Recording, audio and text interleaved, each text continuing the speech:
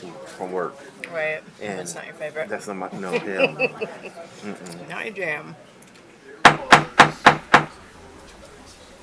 Good evening, good folks, and welcome to this City of Muskegon City Commission work session for this Monday, March 13th, 2023. May we have roll call, please? Commissioner Hood, Here. Commissioner Ramsey, Here. Vice Mayor German, absent. Commissioner Gorman, absent. Commissioner Emery, Here. Commissioner St. Clair, Here. Mayor Johnson. Here. All right, thank you. We have quorum. So first up on our new business is Shoreline Drive Phase 1 study results. We have our DPW Director, Dan Vanderheide, joining us.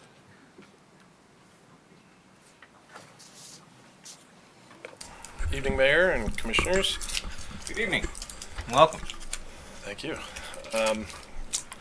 As I'm sure you all recall, we have been working over the course of the past year or so to do a study of Shoreline Drive and try to determine what the potential is that Shoreline Drive has a little bit too much pavement out there, and by reducing that we could increase its usefulness to other users, pedestrians and bicyclists and other leisure seekers, I suppose, in that part of our city. We have been in front of you with a couple different items or proposals. This is the results of what we called Phase 1 of the pilot. So if you'll recall, we had done some modeling that suggested this might work. We asked for permission to go out and do a real-life trial.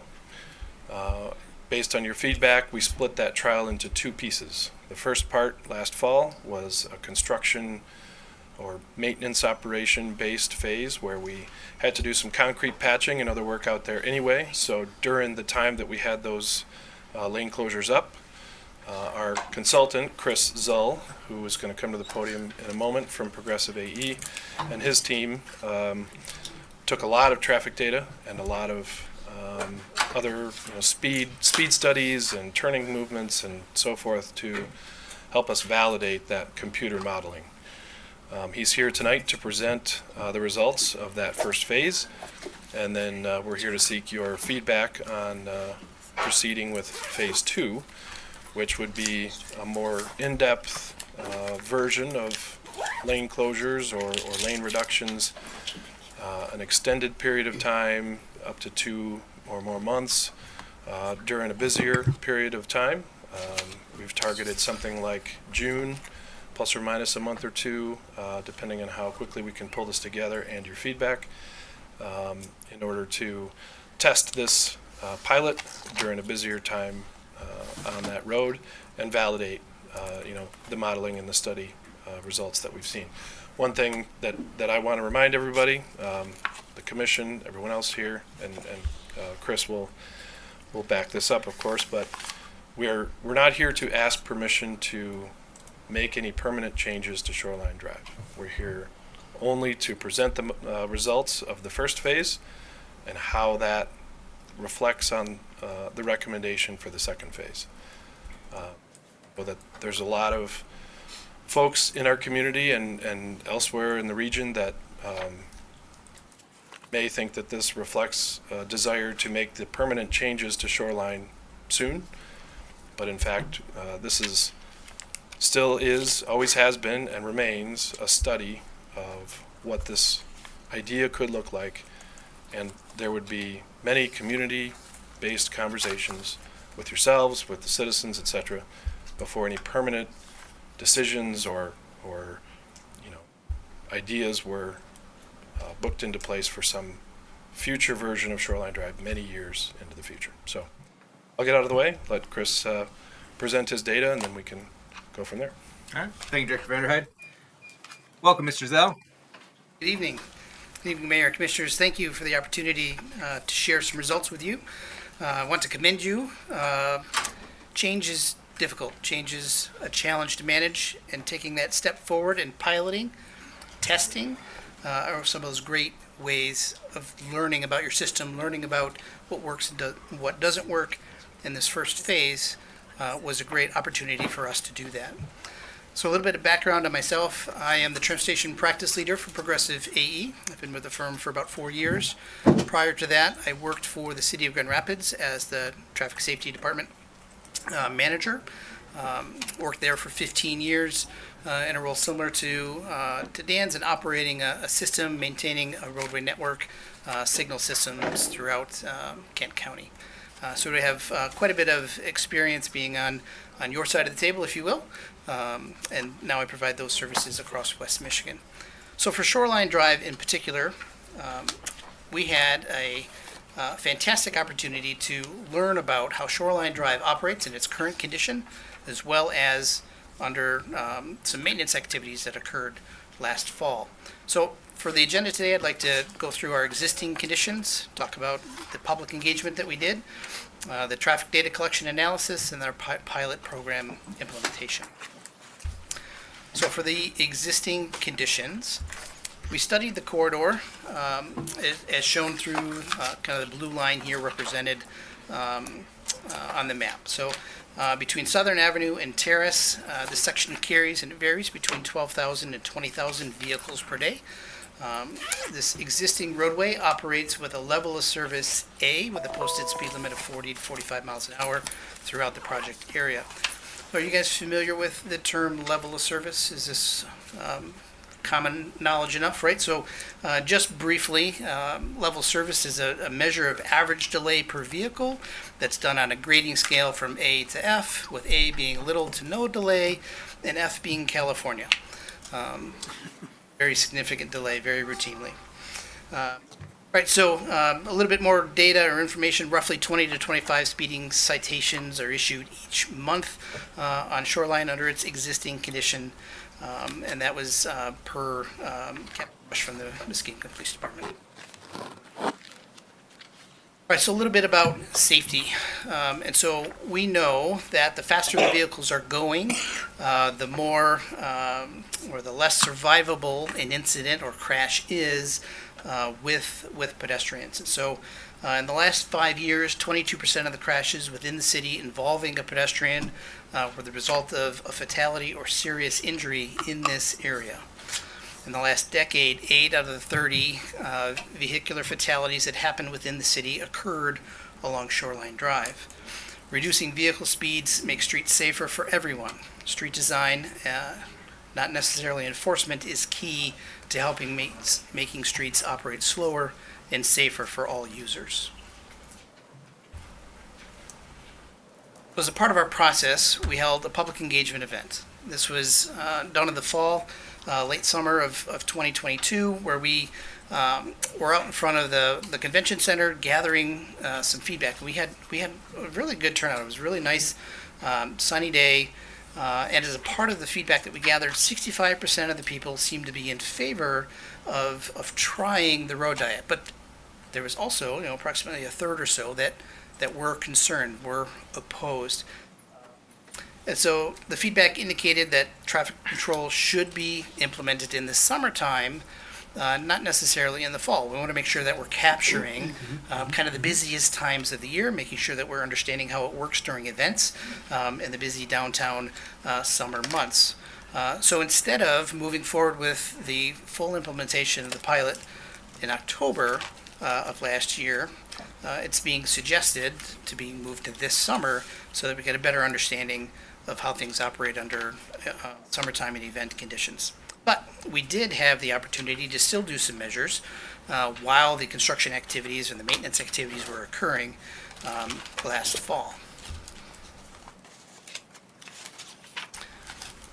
All right, so you guys are familiar with road diets. We've been talking about this on this corridor and others. So if a road diet was approved, or rather furthering the study, we would continue to, again, reduce the travel lanes from 2 in each direction to 1. And then that closed travel lane, 1 in each direction, could be repurposed for other activities, such as some outdoor placemaking. Maybe it's an opportunity for some pop-up event space. Maybe it's a bike facility for a period that makes sense. And the goals of continuing to do the study would be to, again, reduce vehicle speeds, enhance the non-motorized experience, look to limit severe crashes, and have the experience together as a community about how it operates together. Is it acceptable? Is it not acceptable? What do we like? What do we don't like? Other tweaks and adjustments that we need to make along the way to consider making something like that more permanent. So maintenance activities occurred in October of 22, which allowed us to follow up with some additional data collection. So there were intermittent closures of travel lanes in each direction, included vehicle volume counts, looking to, again, limit crashes, but maintain reasonable or acceptable travel times. So again, here's our study corridor. The red dots where we collected turning movement counts, the green dots where we collected speed, pink dots is where we did some traffic volume counts as well. So as a part of the public engagement section, we heard concern about constraining vehicles along shoreline having negative impacts through the downtown, along Webster and Muskegon Avenue in particular. And so we made very sure to collect some data, some speed data in particular, on those corridors during the maintenance sessions. And so here are the results. So for the weekday morning period, so this is a typical Tuesday, Wednesday, Thursday weekday morning, under existing conditions, we had about 2,200, 2,300 vehicles. Under the road diet conditions, we had approximately 2,500 vehicles. So this is like a net increase in 10%. So we restricted the capacity, but saw an increase in volume. That's a little counterintuitive, right? We would have expected to see a reduction in volume. However, for the PM peak hours, that is exactly what we did see. So in the afternoons from 4 to 6 p.m., we did see about a 12% reduction during the study period. And then Saturdays, we also saw a significant reduction, approximately 20% fewer vehicles, 11 a.m. to 6 p.m. Excuse me, just to interject, so anyone in the audience and at home, because you weren't privy to the necessarily the packet that had been provided to the commission and with all the underlying data and context for it, but I just wanted to get clarity here that we were talking about existing conditions. That's what was collected in July of 2022, and then the volume under road diet conditions, that's what's reflecting in the fall Correct. of 2022. And so kind of what we're being asked tonight is to whether or not to replicate the same similar conditions in the summertime of this year, so we have apples to apples comparison with the Correct. So we would have conditions. another data point against our data that's already been collected. Absolutely, you were spot on. Just want to make sure everyone knows that, because some people are like, wait, what? Seriously? How did we see that comparison? So, okay, thank you. All right. So, in looking at the network based on the volumes that we're seeing here, so that resulted in approximately 1,000 vehicles less on Shoreline Drive. And so, did we see a resulting increase along Webster and Muskegon? And the answer is yes, in part. There was some increase, but it wasn't to the magnitude of the 1,000 vehicles that was missing, if you will, from Shoreline Drive versus those two time periods. So can you contribute it all to the road diet in particular? I don't think that's a fair assessment, because the observation periods weren't the exact same time, right? So in addition to traffic volumes, we also looked at speed. So the 85th percentile speed, so along Shoreline Drive between 4th and 7th, we did see a reduction in northbound speeds by approximately 6 miles per hour, and for southbound approximately 7 miles per hour. And then for Webster, we did see an increase in speed for northbound traffic at approximately 2 miles an hour faster. But then for southbound, we did see a decrease of approximately 7 miles per hour. And then for Muskegon, we saw a decrease in speed for northbound and then a decrease in speed for southbound. So a little bit of mixed results, both in volume and in speed data through these corridors. All right, another measure that we often use is related to queue lengths. This is how long the vehicles are stacking. In short, the queue lengths along Shoreline Drive were approximately double what they were prior to the existing condition. This makes sense. We used to have 2 travel lanes, now we have 1, so the lengths are significantly longer. However, as mentioned previously, all intersections are anticipated to continue to operate at level of service D or better, with the lane reduction and the speed decrease.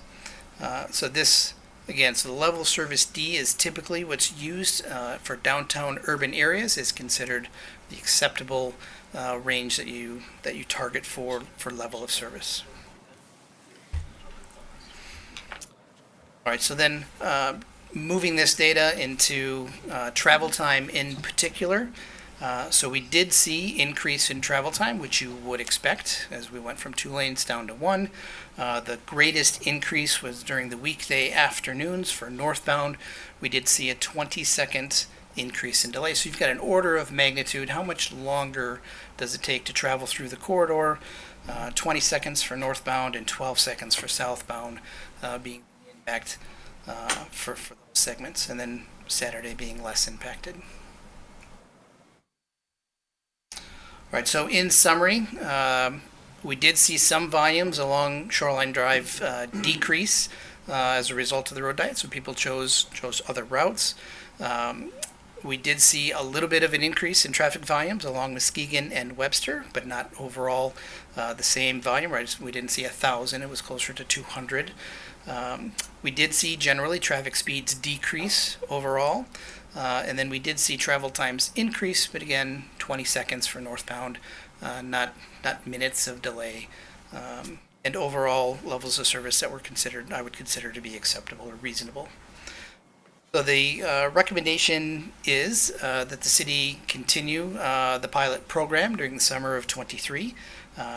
Again, measuring vehicle speeds, the diversion route, and the traffic volumes, so that we can get an apples to apples comparison as best we can and have this conversation about, was it effective, what did we like, what didn't we like, what do we want to try more, what do we want to adjust, and were there opportunities for additional placemaking in the corridor that would maybe offset some of these mobility trade-offs. All right, and then implementation. Again, looking to potentially implement in the summer of 2023. There's a plethora of options for that additional space, whether it's some form of bike lane, maybe it's additional on-street parking, some pedestrian level space, maybe it's some pop-up activities, maybe it's some local artwork. And there's some low-cost options to make some of these places fun and interesting. And here's some of the examples of other communities that have done similar things, where they've taken parking spaces or intersections and narrowed them down, maybe put in a bikeway. And so we're seeing this in Michigan, in Traverse City, in Kalamazoo, in Grand Rapids. Many communities are experimenting with modern day pilot programs in the interest of safety and reduced crashes. And here's just maybe a little bit of a 3D model of what some of this could potentially look like, from parking to parklet to a potential bike lane.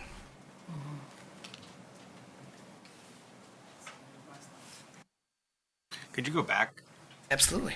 So this is a 3D model of what you see as a potential for Shoreline Drive itself? Because I see the rail line in there, so that's what I was wondering. I was like, right. Is this how you would envision potentially Shoreline Drive being reconfigured in this capacity, where we'd still have that a grassy median in between the lanes? So we have commuter route all of for the cyclists. options to explore, right? And this is just a quick rendition of what could happen sooner than later, but maybe we'd be better off saving one bound and making it two-way, and then converting the other bound to a linear park, or we really have lots of opportunity for that discussion when we get closer to the decision. I was just wondering, because last year, the impression I had, or what I'd heard from staff's perspective, was that we'd be shutting down the whole length of one side, right, an entire and then bound, then it'd be switching over once you get east of 3rd Street, and so that's what I was wondering here. But all right, thank you, Mr. Zell. Do you have something to add on that? Director Vanderhyde? I just wanted to clarify that again. While this is, a representation of what Shoreline Drive might look like, really all we're looking to do is continue the pilot, right?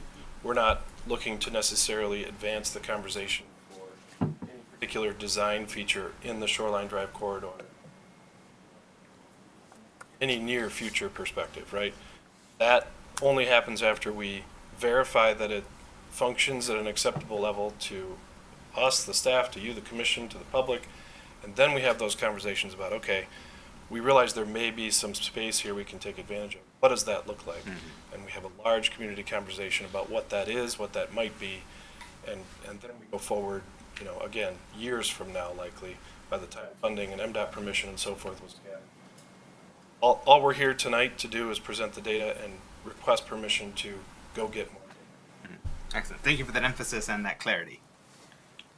Commissioners, questions? Commissioner St. Clair. So that slide again, is this something that the pilot could look like? So the cost of implementing the pilot, we're going to need to make sure that we have budget to do the things that we want to do. So yes, we could take a lane and dedicate it to bike facility. We could take a lane and we could dedicate it to parking and parks or other activity space. I do think, depending on the budgets and making sure that we're designing it correctly and making it safe. It doesn't just have to be orange barrels, though, to give people an idea of what this could actually feel like, sort of. We Okay. do want to make sure that we have the proper traffic control and that our users feel safe. But does it just need to be a sea of construction barrels? Okay, thank you. Thank you, Commissioner St. Clair. Commissioners, other questions for Vice Mayor German? Yeah, thank you, Mayor. Thank you for the presentation. Looking at the road diet plans that you showed, and one of the things I heard you say, looking to continue it, you talked about trying to find out the likes and dislikes of it. What can you tell us at this point, due to the portion of the study, on the positives to the study right now? Yeah, thank you for that question. So the results of the data do show, and they have some mixed results, but generally we saw a reduction in speed, right? Which I think is a very, very positive thing. We also did see a reduction in volume, and we didn't see a one-to-one increase on Webster and Muskegon Avenue through the downtown area, which was a concern of many of the residents that came out and shared their feedback with us. We did see, as a result, some increase in delay, but not catastrophic failure. The traffic was still able to move. We didn't end up breaking down the network. We didn't break down the system so that it wouldn't function at all. And we ended up seeing that it did operate at a reasonable level of service during the construction period. Okay, given that point, just say you're looking to do this, continue in spring, summer, due to events and during this time of the study, I guess what would your perception be if for some reason there was an event down there and you're doing this study and traffic is flowing? Looking at your experience and as you stated, could you just kind of give me a summary of if you've seen this type of traffic overflow or I just bag up in traffic due to the light stopping in that one lane and stuff like that? I'm just trying to picture and get a perception of what it would look like during that time of the summer and traffic is really flowing there. Yeah, so what I would expect to see with the summer pilot implementation is more congestion, longer queues, slower vehicles. We would expect to see that. That's from maybe the driver's perspective. What we might see from a cyclist perspective is a corridor that you would feel more comfortable traveling within or traveling across. And similarly, from a pedestrian's perspective, you would see slower moving vehicles and you might feel more apt to cross and more connected to the waterfront. And so I think some of your question is getting at some of the potential vision for what this means for the future. And we think about connecting downtown to the waterfront. We want to make that a very friendly experience, so that it's easy to engage in the waterfront from downtown. And we want that to feel safe for all of our users, for families and for kids and downtown businesses and residents. So the intended context of slowing the vehicle, changing the scale to being a little bit more human-centered, a little more pedestrian-friendly, provides us a better opportunity to connect with the waterfront as it continues to redevelop. Thank you. Commissioners, any other questions for Mr. Zell or Director Vanderhyde?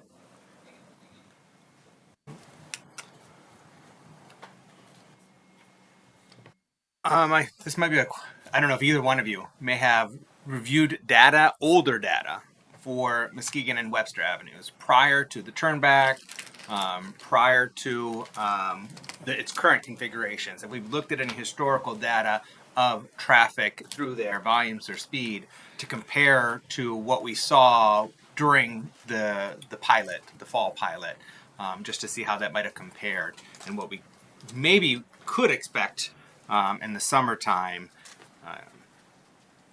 By chance, have we done any of that historical comparison? We definitely do have data from the turn back, we'll call it, of Muskegon and Webster, right? I don't have that, at my fingertips right now, and frankly, we didn't study it in the context of trying to interpret these results. So we can certainly do so and get you that data, but haven't done it yet. Because I think that would be helpful for the commission as well as the community. I think one of the concerns that we heard from our residents, particularly those in the immediate proximity of Muskegon and Webster, is that the city had taken these steps to create these neighborhood roads. And their concern was that with the reconfiguration of Shoreline Drive, it'd be pushing more traffic through Muskegon and Webster, undoing the objectives that we had set out for, several years prior. And so I was just trying to understand the comparative data then, and maybe put some minds at ease that it's not going to turn back. We're not going to revert back to the traffic flows and the steady stream of traffic through those neighborhood streets. Yeah, your concern and line of thinking is spot on. I don't think there's nobody said to me, I want to go back to what it was before Shoreline was built. In fact, I heard very much the opposite. We don't want to go back to what it was before Shoreline was built. What we might be suggesting is that Shoreline is overbuilt, and that it can still serve this function of taking that stress off the downtown streets, but still allow us to have better potential connectivity, maybe a little bit more on our terms, maybe a little bit slower, a little bit safer, but still providing that through movement that isn't right through the downtown. Okay. Commissioner Emery. Are you done? Oh, I've got more, but I'll give it to you. I just wondered if we are looking at how the road diet will affect. Let's see if I can get my roads right. Southbound Webster, where it meets southbound Shoreline Drive.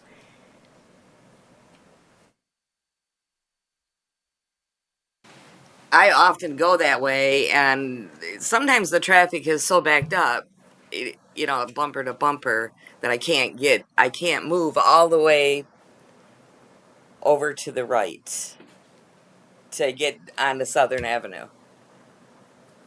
Did you have that experience as a part of the October construction activity, or is that just kind of a routine? Yeah, it's just kind of the way that I go home. So I just wondered if we looked at that, or if this study has looked at that. So not in depth. I don't have a design detail alternative, but both ends of the system have some very unique designs that are intended to kind of funnel in through some of the traffic that will need to be rethought over time to help make sure that we have, of course, safety being done properly, and that we're managing speeds and volumes through the corridor appropriately. Okay. Thank you. Thank you, Commissioner Emery. So these numbers here that are shown on screen, the 1,000 increase on Shoreline Drive, the 50 increase on Webster Avenue, 150 increase on Muskegon Avenue, that's daily, that's average daily? So that was for the traffic, or- Saturday that we collected. This is just that Just one one Saturday? day. Correct, yep. Okay. Gotcha. And was there not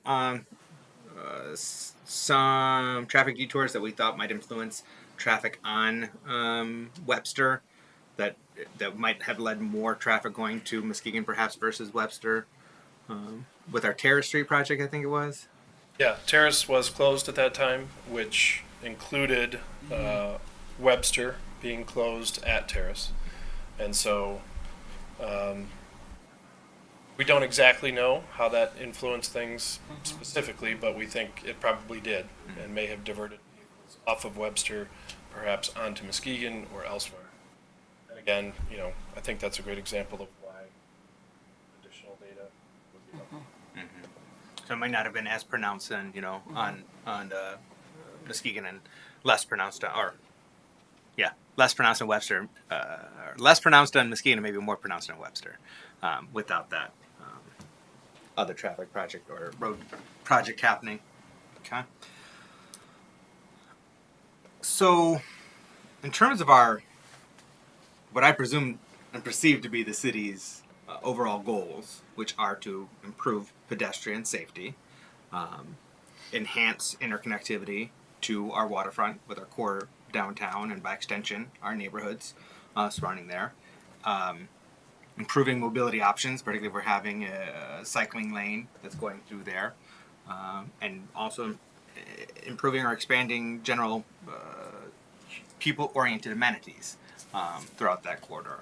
And I think those are all great goals to achieve. Can I add Yeah. one? A general reduction in speed and reduction in the severity of crashes on Shoreline as well. Yes, and I grouped that in with pedestrian safety, but yes, that's actually a great segue to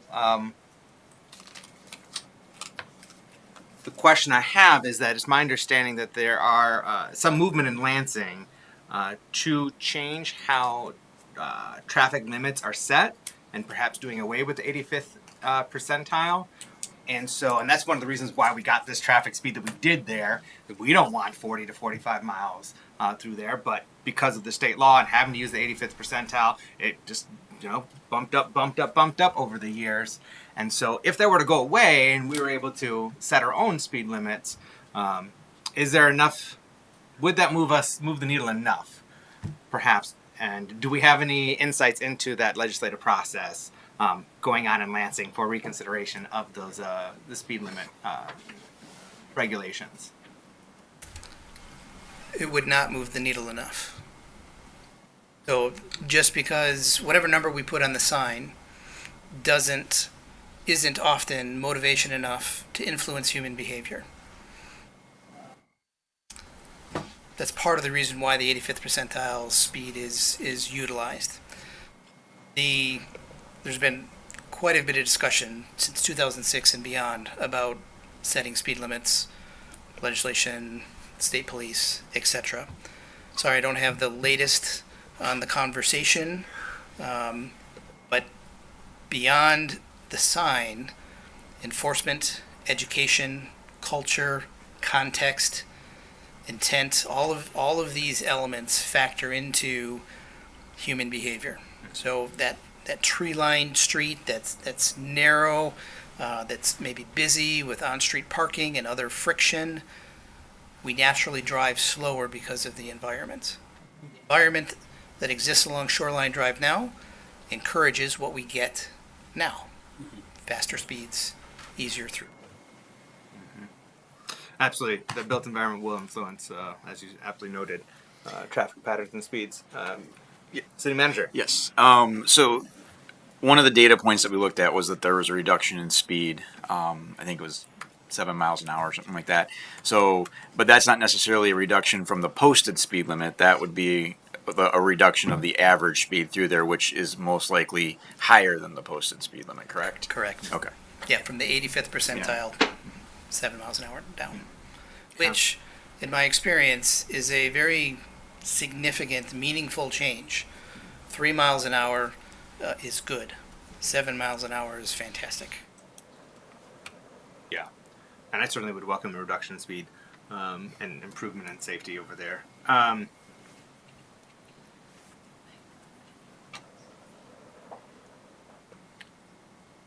So you're not, you may not be. Are you familiar with the Muskegon Lake Plan at all, Mr. Zell? No. Okay, and it predated your time, Director Vanderhyde. But in the Muskegon Lake Plan, we evaluated this and how do we improve safety and improve interconnectivity, and we talked about and reflected in that plan that is part of our master plan, intersection repairs along Shoreline Drive to try to move the needle. And I'm just wondering to what extent I haven't seen much action on implementing, if any action on implementing those intersection repairs reflected in that plan. So how have we as a city looked back at that plan, seen what we could potentially have implemented, and how does that compare with doing this study and trying to implement a reconfiguration rather than intersection repairs? As you mentioned, I'm not intimately familiar with that study. I know that our planning department is working on a master plan update, and that includes a transportation planning chapter, and that chapter includes discussions of many of the same things we've been discussing here, that contextual design of the street will reduce speeds much better than really any other measure that we have in the city. I know we've been working very closely with the NIMS neighborhood on Lakeshore Drive through from Laketon, up to Western, we'll say. I think they've gotten a real on the ground experience of how the number on the sign does not necessarily drive the speeds on that street. It's much more associated with the width of the pavement and the narrowness of the roadway or lack thereof, and so forth. I could definitely dig in more to that plan and find out if there's anything specifically recommended there that we've missed.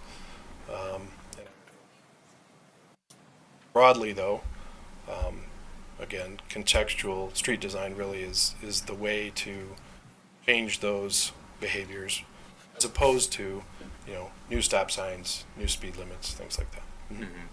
Yeah, I would encourage that we do review those intersection repairs, because regardless of whether we move forward with the traffic study, even if we do move forward with the study, and if we do after the study and the results come back and we're like, yep, let's reconfigure Shoreline Drive, as you mentioned, that's a multi-year process. It's going to be far out. So if we have action items in that Imagine Muskegon Lake Plan for intersection repairs that aren't too onerous to do, aren't too expensive to do, let's act on them so that we can improve that safety and the interconnectivity sooner than later.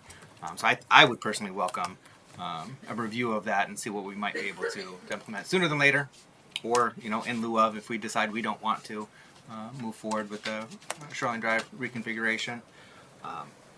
I see the value in it. I'm open to a reconfiguration. I do have some hesitations, and I've heard from a lot of folks across our city and Greater Muskegon, an earful from Greater Muskegon on this.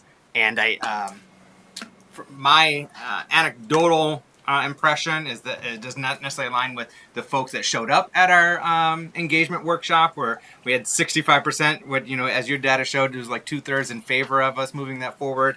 I don't think that's reflective of, certainly not reflective of Greater Muskegon. I would say Greater Muskegon was probably like 2/3 against it. In the city of Muskegon, I'd say it may be more balanced.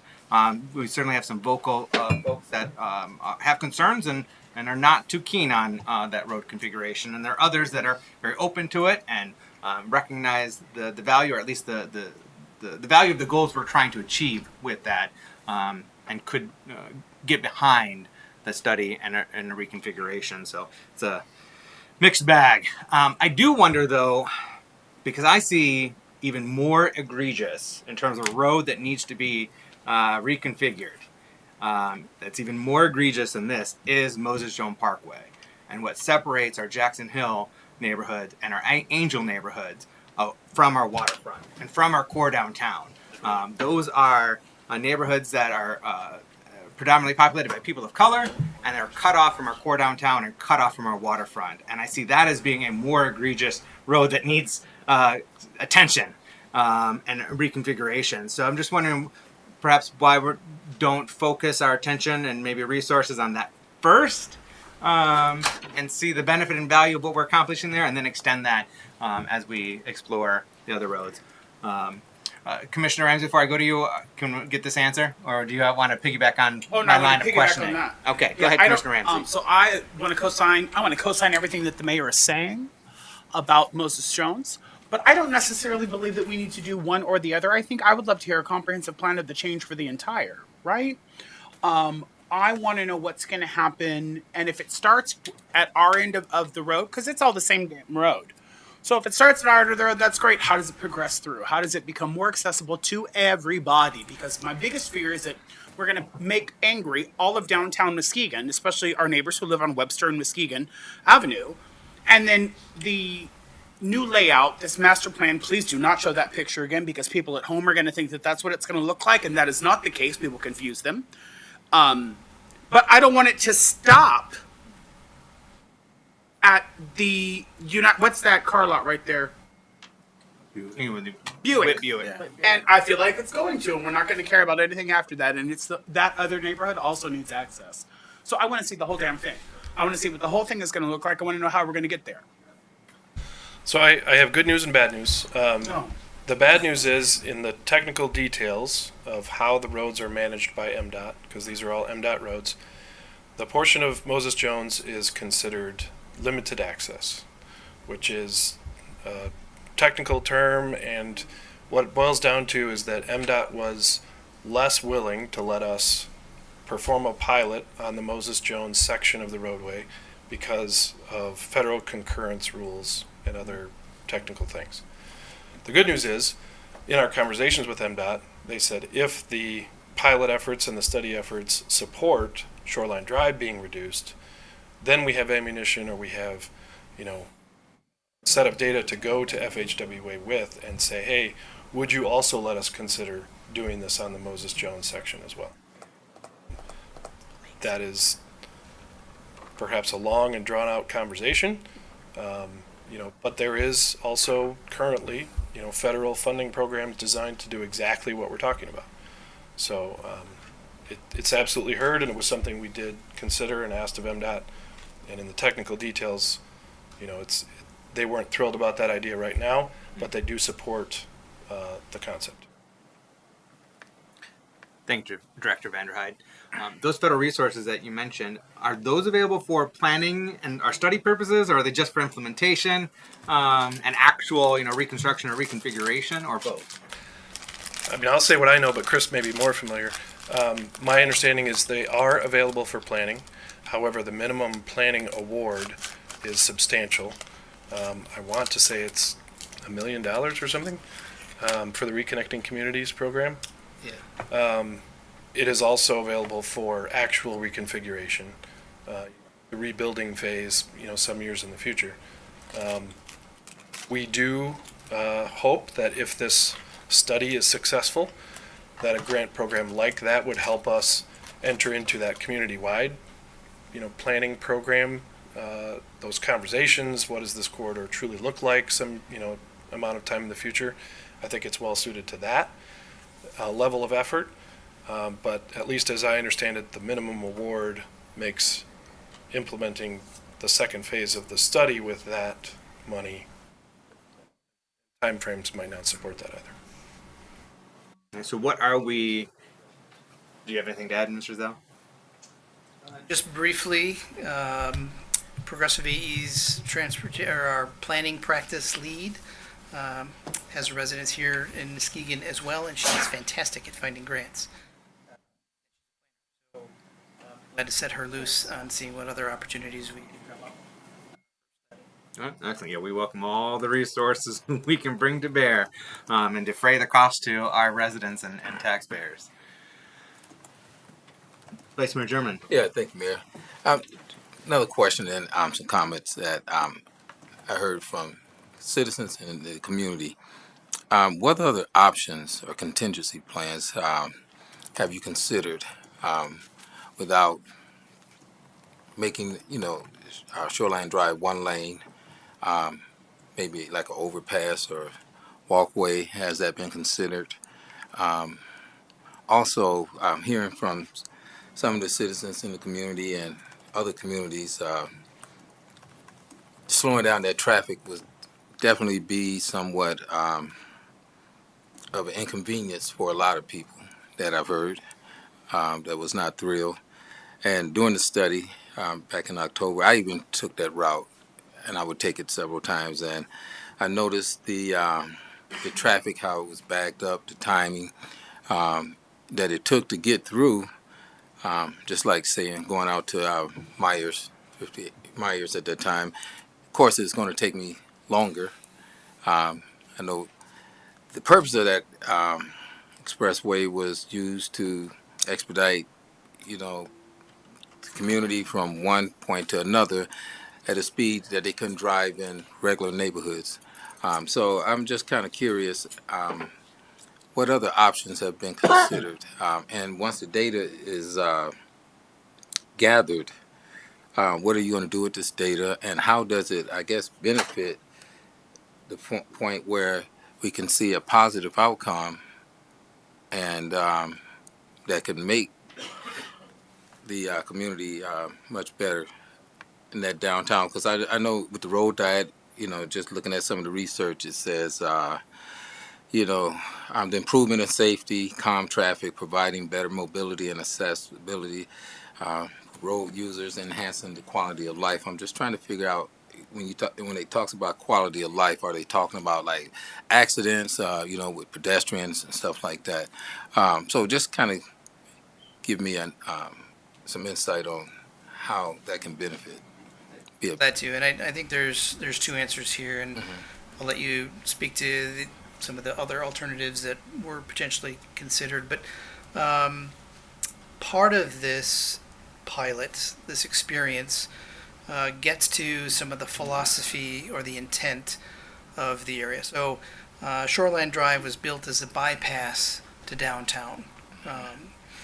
And when that was being done, that was looking to improve the quality of life in the core downtown, and moving through traffic out of the core downtown, which is appropriate. Thinking about what the city wants to become and the increased interest in connecting to the waterfront, to the trails, and improving kind of the overall downtown experience. So downtown feels like it's looking to grow its interest beyond kind of the footprint that it functions in today. And so do we want Shoreline to be a part of the downtown experience, or do we want it to continue to be a part of the bypass to downtown? So I do think part of the vision component is answering that philosophical question around what the purpose of that road is. We know what it was built for originally. Is that what we want it to be 10 years, 20 years from now? Thank you. So, and as far as the specific items that were considered or are being considered, I suppose, as an alternative, I guess I would first preface that by saying some of the things we've looked at would solve only some of what are perceived as issues with the corridor today, right? So some of them would not reduce the speeds and severity of crashes. Some of them would not improve the corridor from a bicyclist's or pedestrian's perspective, other than maybe in a crossing sense, right? So the things that we've looked at specifically are a tunnel and a bridge. The tunnel is technically infeasible because the groundwater really prevents us from digging down far enough to create a tunnel. The bridge, while feasible, in other words, possible, right, would take a really, really large amount of money to accomplish. Millions and millions, frankly, of dollars.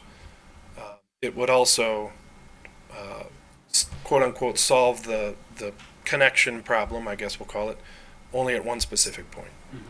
And so we'd have to make a decision about which businesses, which citizens which portions of the waterfront benefit from that investment and which are, sort of left looking down the corridor at what might have been, but is a half a mile away. So certainly that's not to say they're not, the bridge in particular is not possible. It is possible. But to staff, it feels like a lot of money to spend on something that will solve only part of what we see as like Chris said, the obstacles to what we want downtown and the waterfront to look like, 10, Thanks, Just one Director last Vanderhyde. question. Just I about think the cost. City manager wants to. I interject. was just Yeah, I was just to add to what Director Vanderhyde was saying. So when I was downtown director, we looked at a bridge basically from the Morris Street lot over to kind of the higher ground on the north side of Shoreline Drive in front of the Shoreline Inn. And as Dan said, it was very expensive. But one of the biggest challenges there is that the right of way that the railroad has isn't just to either side, it's vertical. I believe 20 feet or more. 16, I think. Oh, 16. Okay. So the approach that you would have to take on the north side would be such that if you were to have ADA accessible ramps and things of that nature, it just wouldn't be practical for the amount of runway that you would need to do something like that. So we did look at those. And then there were some cool examples that we looked at too, but unfortunately, just really expensive. So, My experience is that it would approximately triple the crossing distance by going grade 7.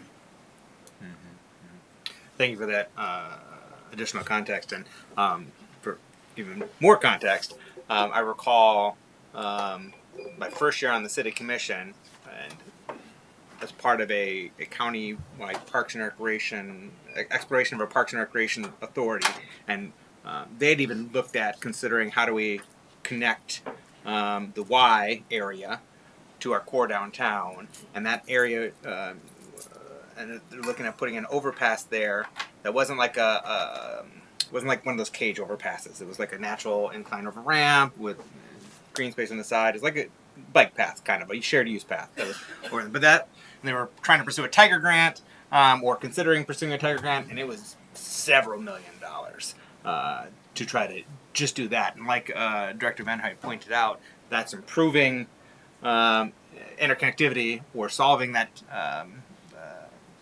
the problem only in one point at a considerable more cost than if we were to reconfigure it and then provide that enhancement at a cheaper price for the entire length of Shoreline Drive. But you had speaking of cost, you had a question about cost. Yeah, actually, exactly. Continuing the study, is that going to cost, how much is it going to cost, I should ask? Sure. So we budgeted about $100,000 for this effort. We've used about $25,000 of that in the setup or construction of the first phase and the data collection and things that happened at that time. As Chris mentioned, though, really the second phase, the important part of the second phase of the pilot is the data collection from a long-term perspective. Certainly encouraging folks to think about what might be available in that space, what might be attractive to them if that space were available is a good exercise, and I think something that we look forward to accomplishing if we can. If the budget doesn't support it, the important part is obtaining that additional data during the peak season time. We definitely would like to do it without just a bunch of orange barrels, but of course that is the cheapest option. So if the cost is a concern, that is also an option. Thank you. And what is the timeline if we move forward? Oh, do you have a follow-up question, Commissioner Ramsey? I think so. Just something to clarify. So the director said that there was 25 grand spent on the first study, which means in theory we have 75 to spend on the remainder of the study, correct? But I didn't hear you say a number. So I believe that the vice mayor asked how much the second part of the study would cost. And I didn't hear a number associated with that, but maybe I wasn't paying attention. So it would cost $75,000 or less. We would have to put it out for bid to contractors and determine, where on the scale the $75,000 puts us? Does it allow for, parklets and a bike lane and things like that, or does it allow for just prettier orange barrels? So, in all fairness, Director Vanderhyde, you are telling me that no matter what, we're not going to spend over $75, and I'm to believe, or $75,000, and I'm to believe that. I would hope so. Yes. Because I do not. With all due respect, I think if there is a small number between orange barrels and pretty parklets, which is a word I've never heard until today, that we would probably talk about that, right? So I would love to hear more about, as we move forward, and we're talking about the stuff that could be done over at Old Moses over there. Maybe there's some opportunities for you to give us a couple of scenarios, like, the best situation where it's the prettiest and it looks like a great inviting downtown. Well, everybody is cussing us out every day via text and email. And then one with orange barrels. And then something we can actually afford. Because I think that the vice mayor asks a valid question. And I don't think that whenever we just say, oh, it's going to be this much or less, there's never the or less. And it doesn't historically and traditionally only cost the amount that we originally think. So I would love to see some opportunities with dollars attached to some scenarios. Absolutely, I can provide that. I would love to hear feedback from all of the commission to make sure that there's support for those efforts broadly, but I will certainly prepare them, for you exclusively if I'd love to what you hear. desire. Before we move on to that, you wanted to say something? Yeah, I was just going to say, so the point of tonight was to present the data from the first phase of the study and determine if there was an appetite for us to expend staff time on getting bids and moving forward with the possibility of the phase two. If the commission looked at this data and said, you know what, it looks great, but, pass, then we wouldn't expend the staff time on it. And also, going out to bid on things, bidders want to know that if they're bidding on something that there's a reasonable chance that it'll move forward. So this was, an advisory situation here for us to get some feedback from you.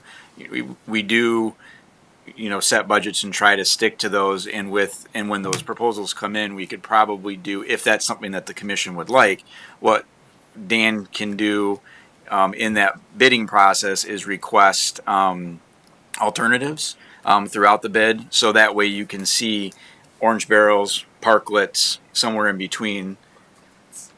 I'm surprised you hadn't heard that term before, I love that. Commissioner. Well, then, I have a suggestion for the city manager. Why don't we just ask if there's interest in doing that and move on? Well, and that's what I was going to say. Segue.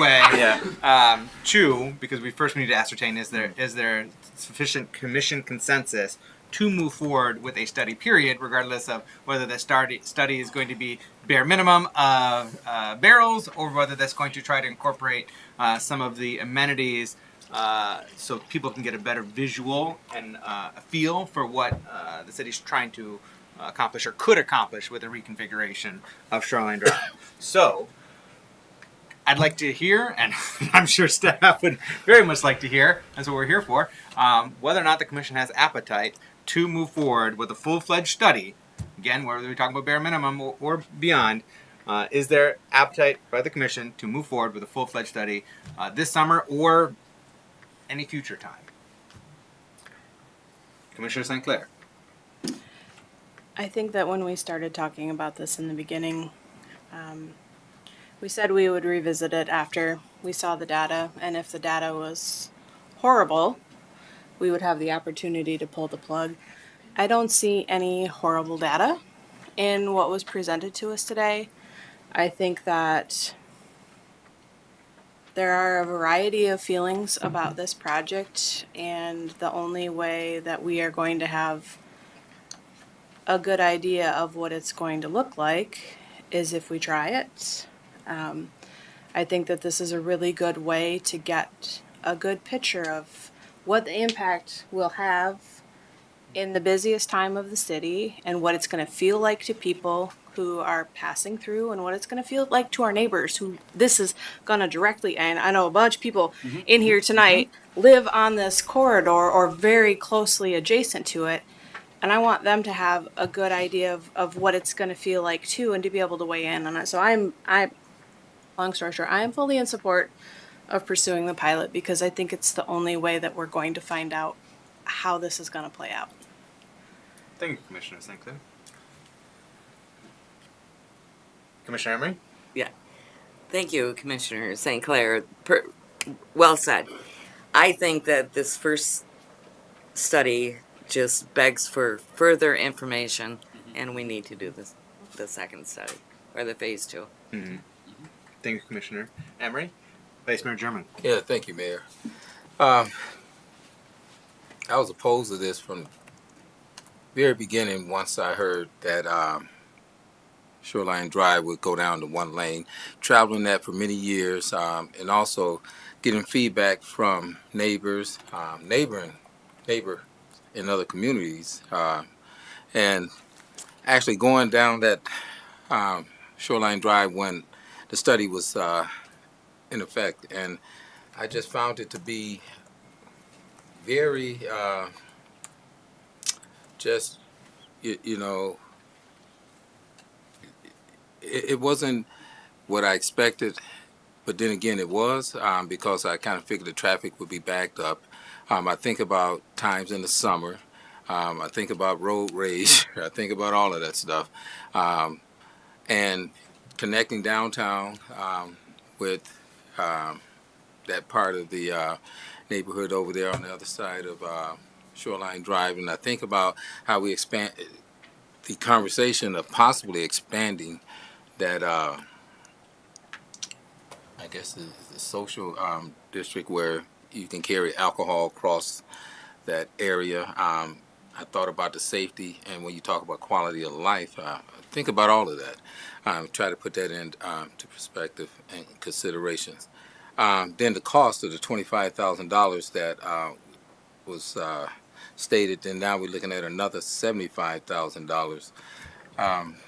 And the data that we have now, I respect your work in the data that you have, but I just, at this point in time, I just kind of feel that expressway was really designed for the purpose and intent that it was built for. And like you said, to bypass the downtown area. And when I go to other cities, and the same thing, the traffic flows smoothly. If you want to get downtown, there's exits to get downtown, and the intended purposes is what it was built for. So that's the main reason why I'm opposed to that. Thank you, Vice Mayor German. Commissioner Ramsey, Commissioner Hood, Commissioner Gorman. I obviously support it. Commissioner Ramsey in support of moving forward. Absolutely. Commissioner Hood, I'm on the fence on it. Commissioner Gorman. I'm supportive of moving forward, and I guess I just want to mention to staff, I'm super interested to learn about what parklet opportunities we have if we move forward. However, I do feel strongly about making sure we're comparing as similar as data as we can, so I don't want us to add too many variables to the next phase, and then having that conversation. So, but I am interested to see what we could learn from those opportunities. I just want to be transparent with the commission and our neighbors that I would rather compare comparable data as accurately as we can. There's no chance to expand it. Thank you, Commissioner Gorman.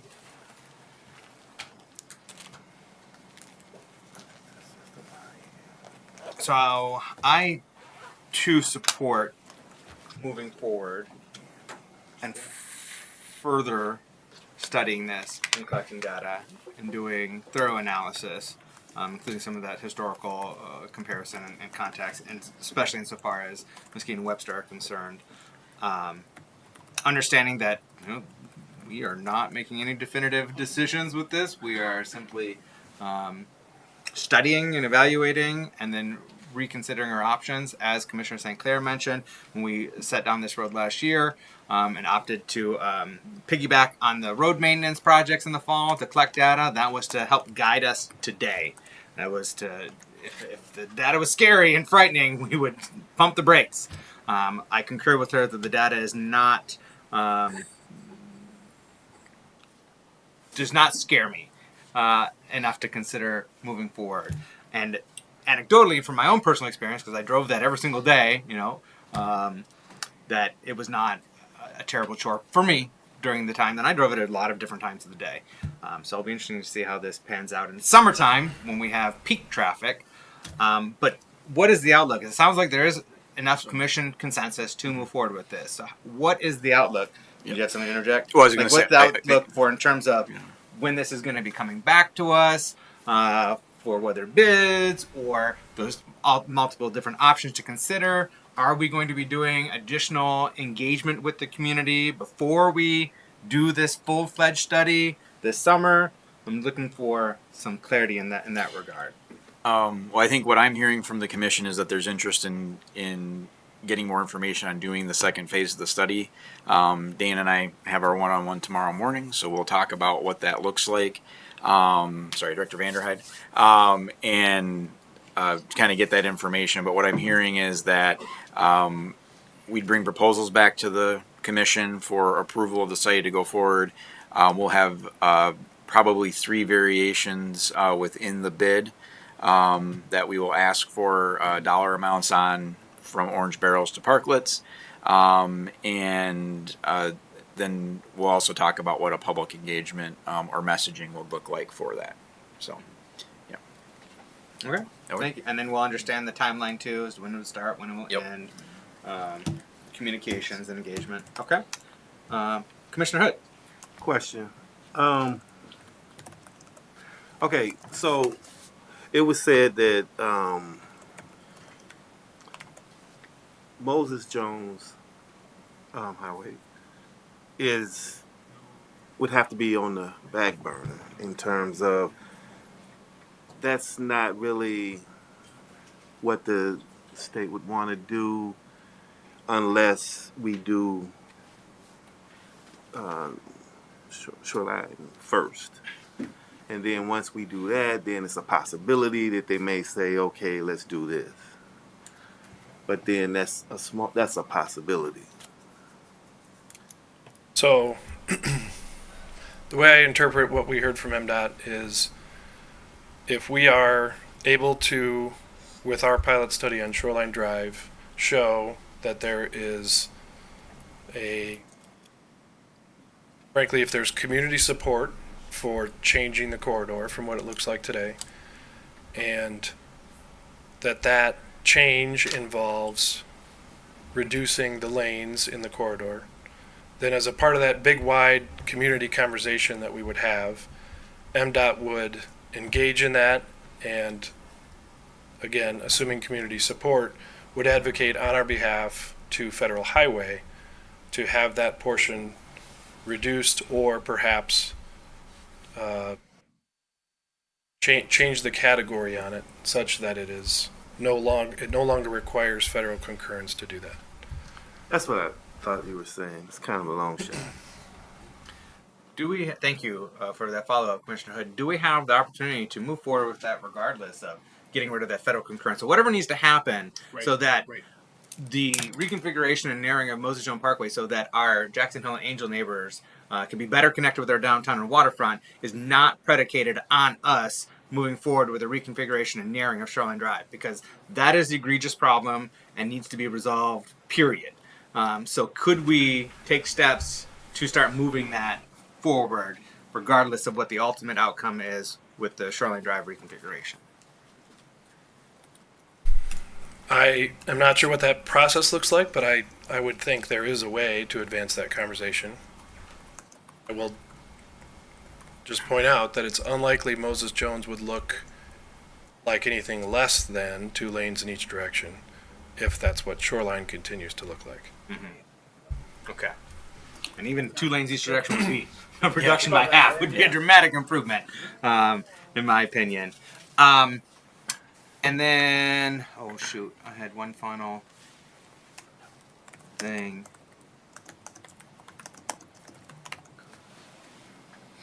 Oh, just so that there is commission's consensus for this as well, that we review our Magic Muskegon Lake Plan, the intersection repairs, and look at how we might be able to start implementing those, period. Regardless, in concert with the study and prior to having to wait several years for the actual reconfiguration. And- Is there? And that will also require MDOT coordination because MDOT controls those intersections. So just as an FYI. So, is there commission support for staff giving any time and resources to pursuit of those intersection repairs in this Imagine Muskegon Lake plan? So, Commissioner Emery's nodding her head yes, thumbs up. Commissioner Ramsey's nodding his head. Commissioner St. Clair's nodding heads. Hood. What was Commissioner that, Mayor?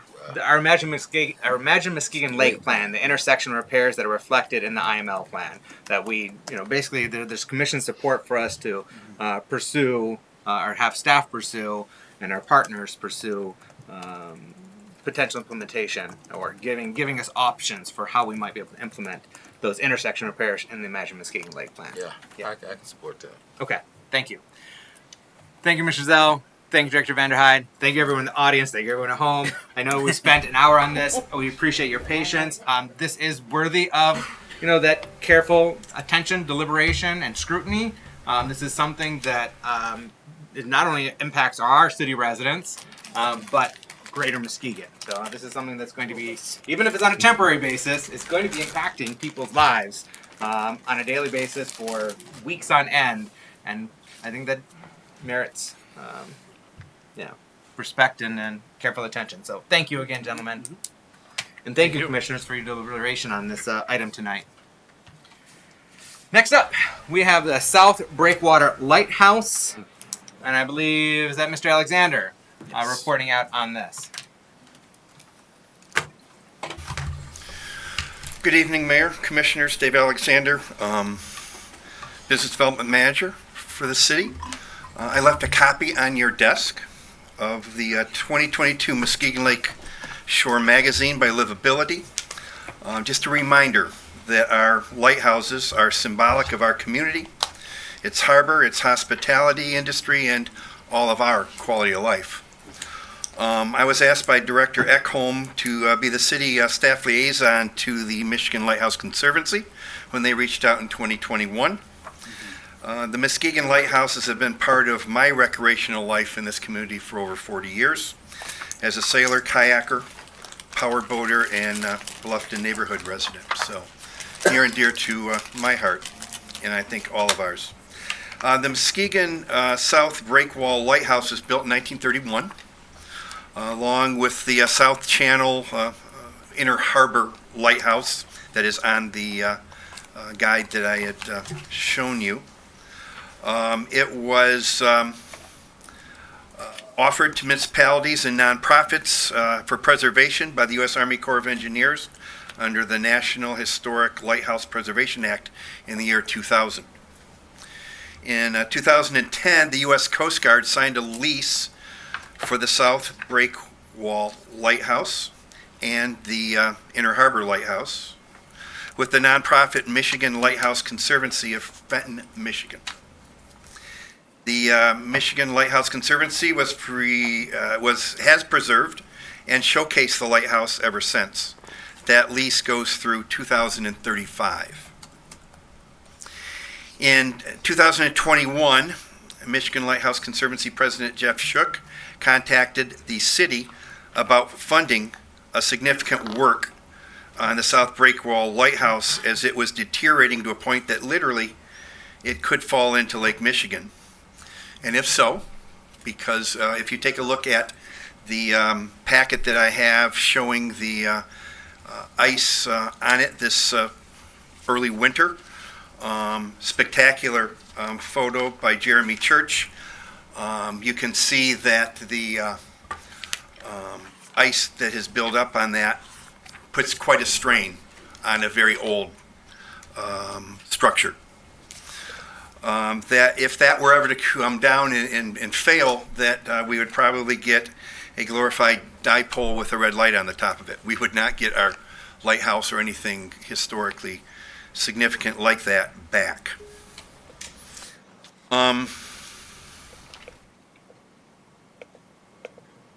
If that were to happen, I would suggest that since the city's Pierre Marquette Beach is attached to it, we would get the first phone call.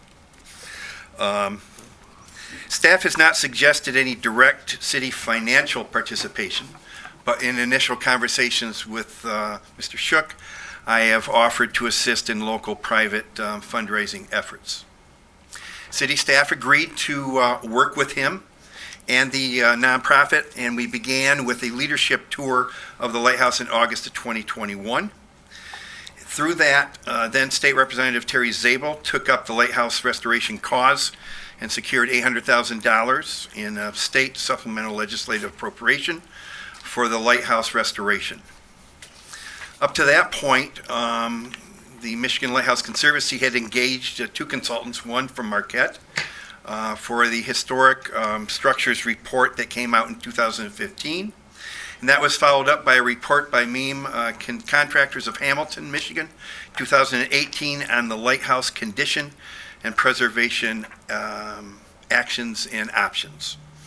MEAM in June of 2022, this last summer, provided the Conservancy with a estimate rehabilitation of the steel structures at about $975,000. But there were several issues unanswered, including logistics. Should the restoration work be done on the break wall, or could the top 70 feet of the lighthouse be removed and restored on land? Those issues that the experts in historic preservation would have to help us decide, or help them decide. Just this year, the MEDC grant left the city as the fiduciary of Representative Zabel's sponsored appropriation, which became available at the state fiscal year starting October 1, 2022. Cities received $400,000 of that grant, half the amount with the remainder upon completion of the project. In January, Mr. Shook from the Conservancy reached out to the city indicating that his organization might not have the capacity to continue as stewards of the Muskegon lighthouses, as the death of his father, Forrest Shook, family health issues, and the resignation of his Conservancy staffer here in Muskegon made continuation difficult. He asked if the city would be interested in taking over the stewardship of the lighthouses. As way of background, I've just mentioned and give honor to Mr. Shook. Forrest Shook and his family loved lighthouses. With the family history back into the 1800s, the family members were Great Lakes lighthouse keepers, and thus the Conservancy was established. Mr. Shook, by way of his background, was the founder and owner of NLB Corporation on the east side of the state, and that's a manufacturing leader in water jet technology, and he was named the Inc. Magazine 1991 Michigan Entrepreneur of the Year, and obviously over the years was a major supporter of the Michigan Lighthouse Conservancy. Cities from Ludington to Grand Haven have had stewardship of their local lighthouses. Staff would recommend that the city of Muskegon do the same, and is asking the commission concurrence to explore that possibility and come back with actionable items that would be needed to accomplish that if that was your will. Such a transfer of the lighthouse would likely include the U.S. Army Corps of Engineers, which has the initial 2010 lease, the U.S. Park Service's Historic Preservation Partnership Office, and the State Historic Preservation Office, we know as SHPO. Staff will have to consider what leading the current needed restoration would mean, and what longer-term stewardship, maintenance, and preservation might mean, as well as in terms of staff and financial commitments. Staff would like some direction from the commission and your thoughts. Thank you, Mr. Alexander. Commissioners, questions? No questions on this? Is there general support for us assuming stewardship of this and assuming the lease that is present with the conservation? Commissioner Emery? Yes, yes, yes. Lots of support. Thank you Thank you, Commissioner. for everything you've done, and to Terry Sable for what he's done for our lighthouse. Yeah, that's huge. Thank you, Commissioner Emery. Commissioner Hood? Consuming stewardship, that would mean that we would take over the maintenance and everything. We would assume and step into the lease as the Conservancy has had. And that would mean preserving it and maintaining it. I think we need to, and I think our DPW director has already reached out to some of the other communities and see what that means for them. We would want to know that before we brought back any recommendation to pursue and go forward with that. Then it would also mean that there would be potential of ways of raising funds to accomplish that outside parks or general fund. So at this time, and this is my last, Mayor. So at this time, we have no idea what that would look like in terms of financially. We would have to explore that. And we'd also have to explore with City Attorney's Office the actual legal ways to get through that. There's an assumption clause in the lease that they have, so we can do that, but we'll have to work with those other preservation agencies to make that happen. Thank you. Thank you, Commissioner Hood. Commissioner Ramsey. Thank you, Mr. Mayor. Thank you, sir. I think this is a great opportunity. I agree with Commissioner Emery. But I would like to see, for as much as we can, to support what Commissioner Hood said, a fully realized plan as we look at staffing, as we look at where responsibility falls, as we look at dollars allocated to what the fundraising amount looks like. I think that this is a super important thing, right? And I would hate for us to say we're going to step in and do something and then not be able to do it, and then have it fail at our hands. I would rather us look for other partners that we could support doing this with whatever that looks like if it's truly not us. So just coming back to the table with as much as we can, a realized plan of what our responsibility is going to be so that we can support it. Thank you, Commissioner Ramsey. Any other questions or comments on this item? No? All right. I too support and would co-sign what Commissioner Ramsey just conveyed. And I think this is an important landmark of our community in many, many different ways. And I think it's sensible for us to assume that responsibility to be that caretaker to it in concert with others, not having that responsibility solely fall or lay on us, but in concert with others. So I support taking this step to move it There forward. is a major marine contractor in this town that has offered to do a substantial logistics help for us on that, and that will come out. Love that. So and just general community support and heart for this. I would hope that Mr. Shook would continue on and his Conservancy nonprofit continue as a Friends of. Yeah. Because we don't want to run historical interpretation or tours or any of that stuff. I believe they will be continuing that on this summer, even though he does not have a full-time staffer in town right now. So I would hope that that relationship will be able to continue with taking the onus of the preservation off of that plate. Wonderful. All right. Any final thoughts, commissioners? No? Thank you. Thank you, Mr. Alexander. So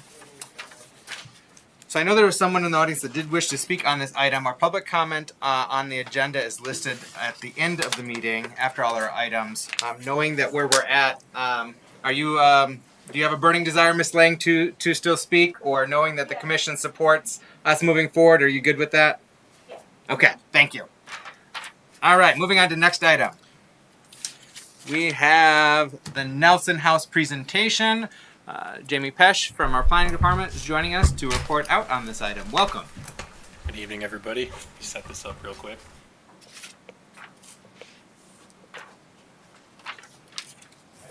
Slightly updated presentation with a little bit more information on previous house moves that the city has undertaken.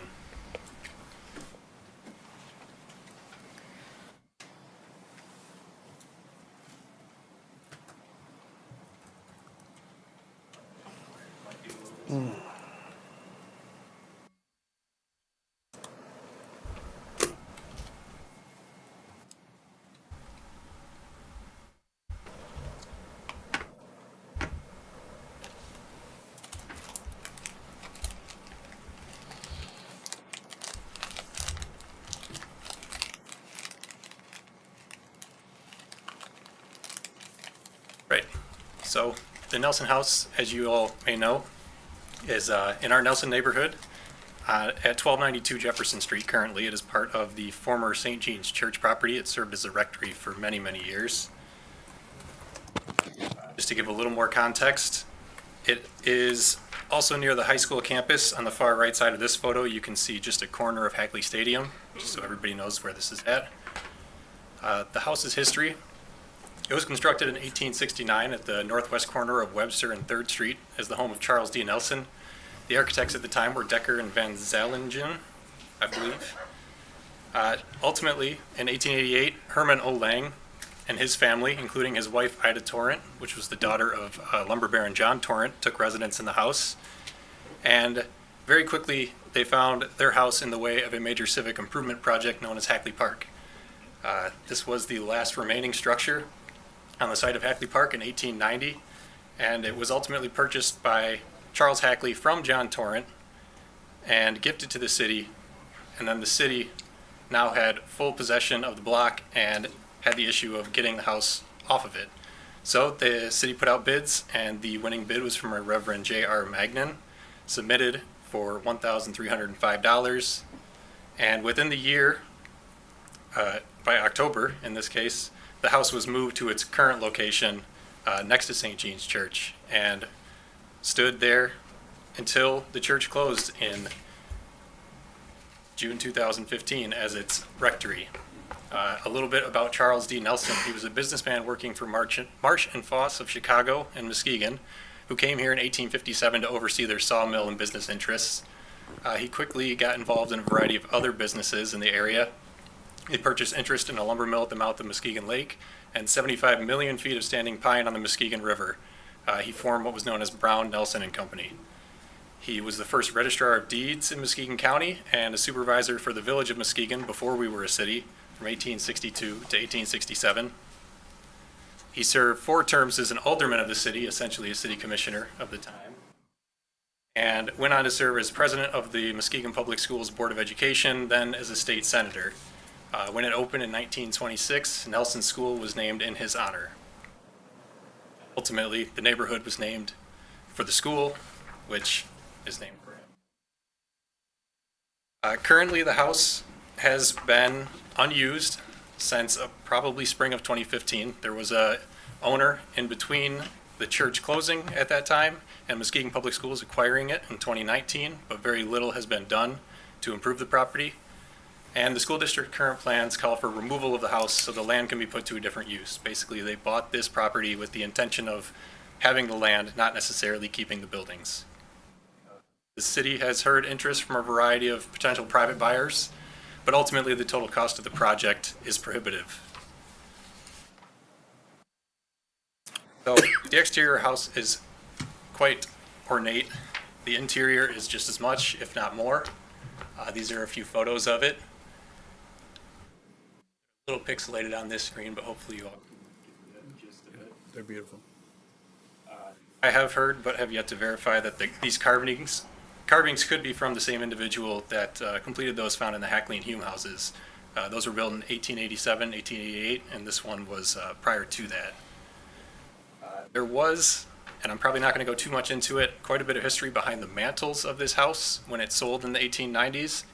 Apparently the previous owner took the mantles with them to their new house, and this is just for context only, but these are the mantles that are now in a house on Jefferson Street where they moved them, formerly part of the Nelson house. It sounds like it ended in a lawsuit, and for this project's sake, there's no intention to retrieve these mantles or anything like that. So the current plan is that the city of Muskegon would acquire the house from Muskegon Public Schools, then move it to a new foundation at 382 West Muskegon Avenue. That is the last lot in the historic infill area in downtown Muskegon. It is also located in the Houston Historic District. The house would be listed for sale after being put on a new foundation and as is condition, and the historic infill policy would provide protection, but reversionary issues could be included in the deed as well. To that end, the purchase agreement could require the payment of fair market value to the city and proof of a loan or commitment of money escrowed to make the needed improvements to the house. And then the future owner, having bought the house and as is condition, would rehabilitate the house with exterior work reviewed by the Historic District Commission. So there would be some protections in place to preserve its architectural integrity.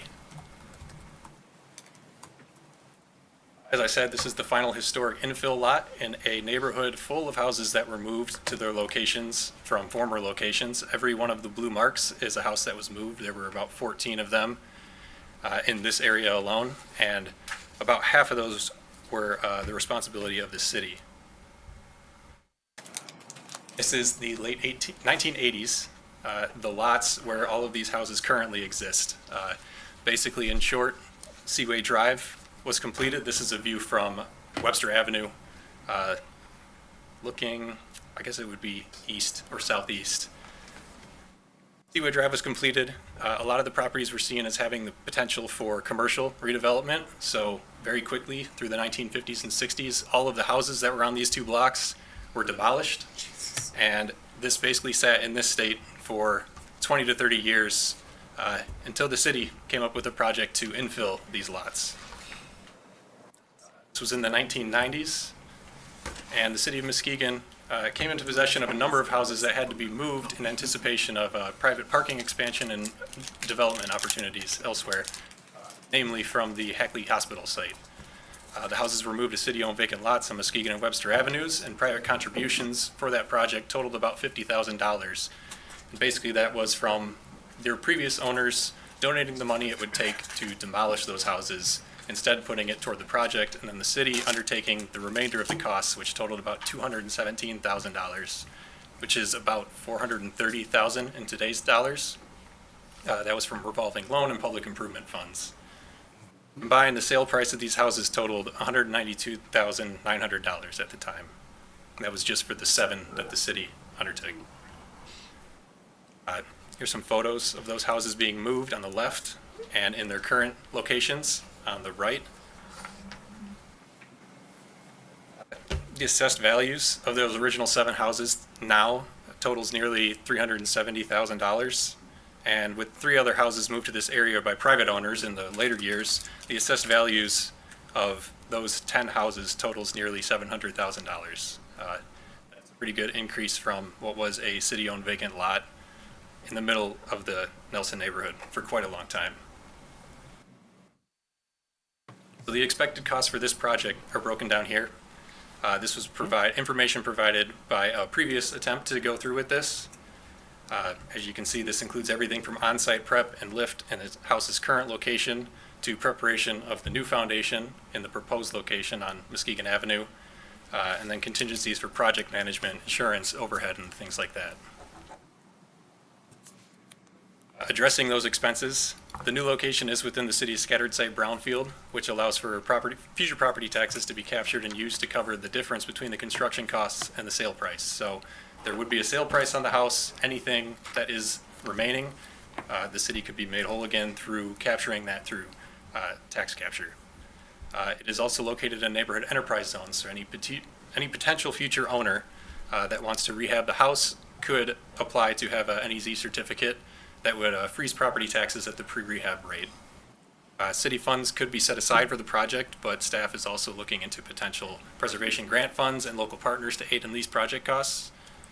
And the end goal is a restored piece of Muskegon's history, located in a high-quality historic district, an additional home for Muskegon residents, increased vibrancy in the Nelson neighborhood, new workers and consumers for Muskegon businesses, and increased property and income tax base. All right, thank you, Mr. Pesh.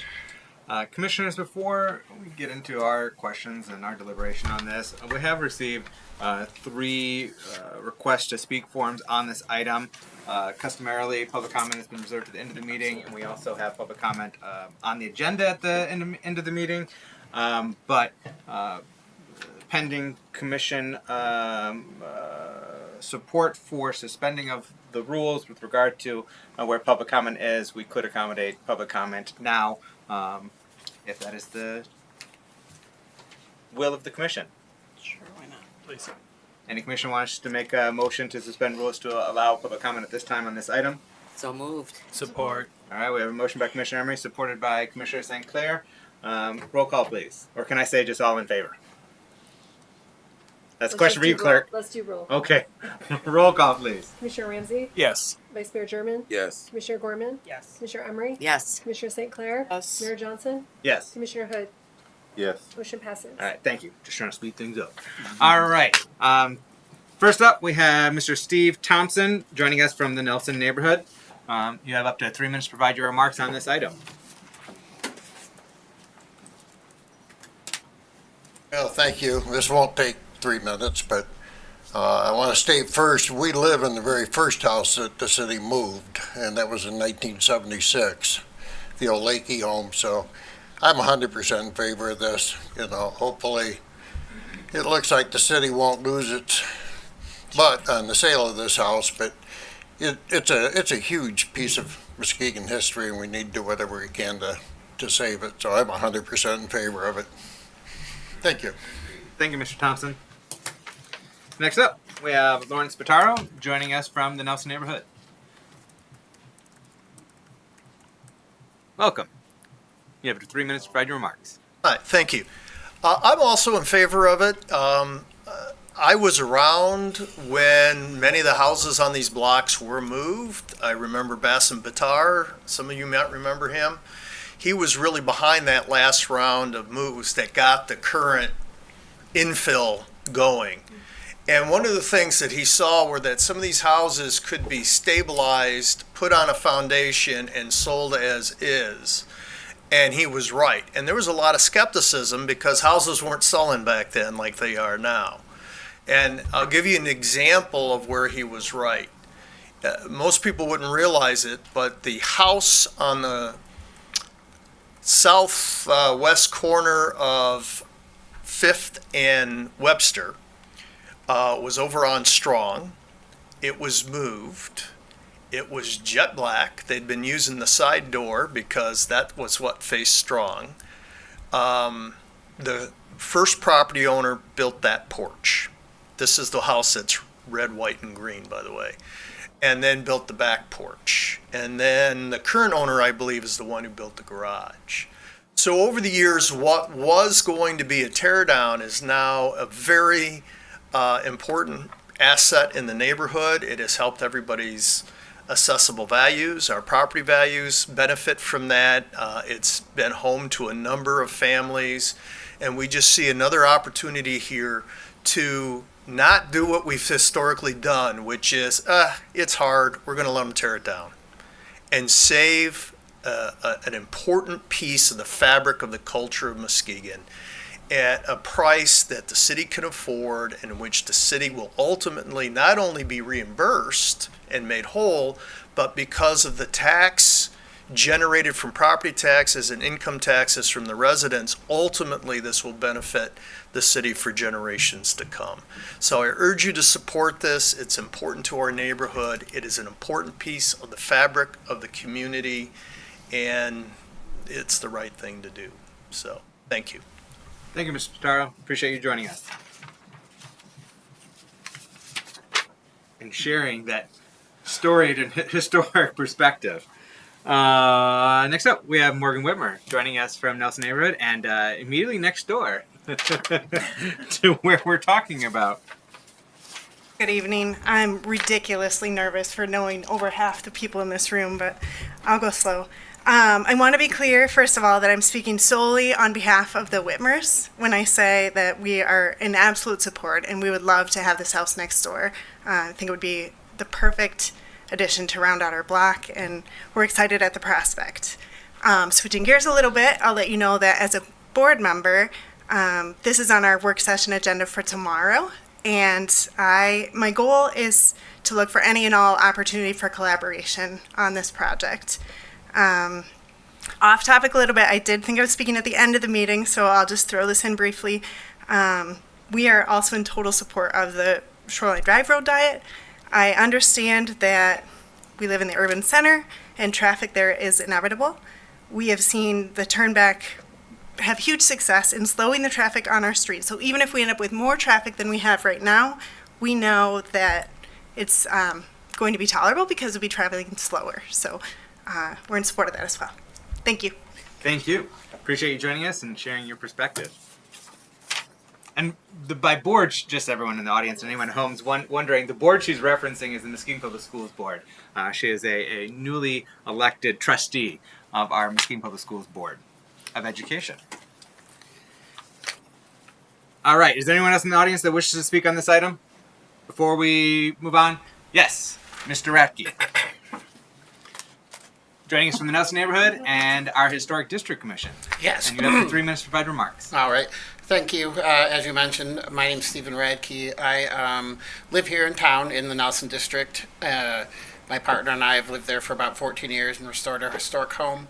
I also am the current president of the Historic District Commission. I've been on that board since we bought the house in 2009 and have been president for about 4 years after being vice president for 6 years. I wanted to speak a little bit about the importance of historic preservation in a town like this. Muskegon is not unique in the state, but we do have a much higher percentage of pre-war existing built structures than a lot of towns do. And I think it's an excellent opportunity for the future growth and prosperity of Muskegon to preserve these structures. It's part of what makes us a unique community. And our logging heritage, we are kind of the epicenter of the logging throughout the state.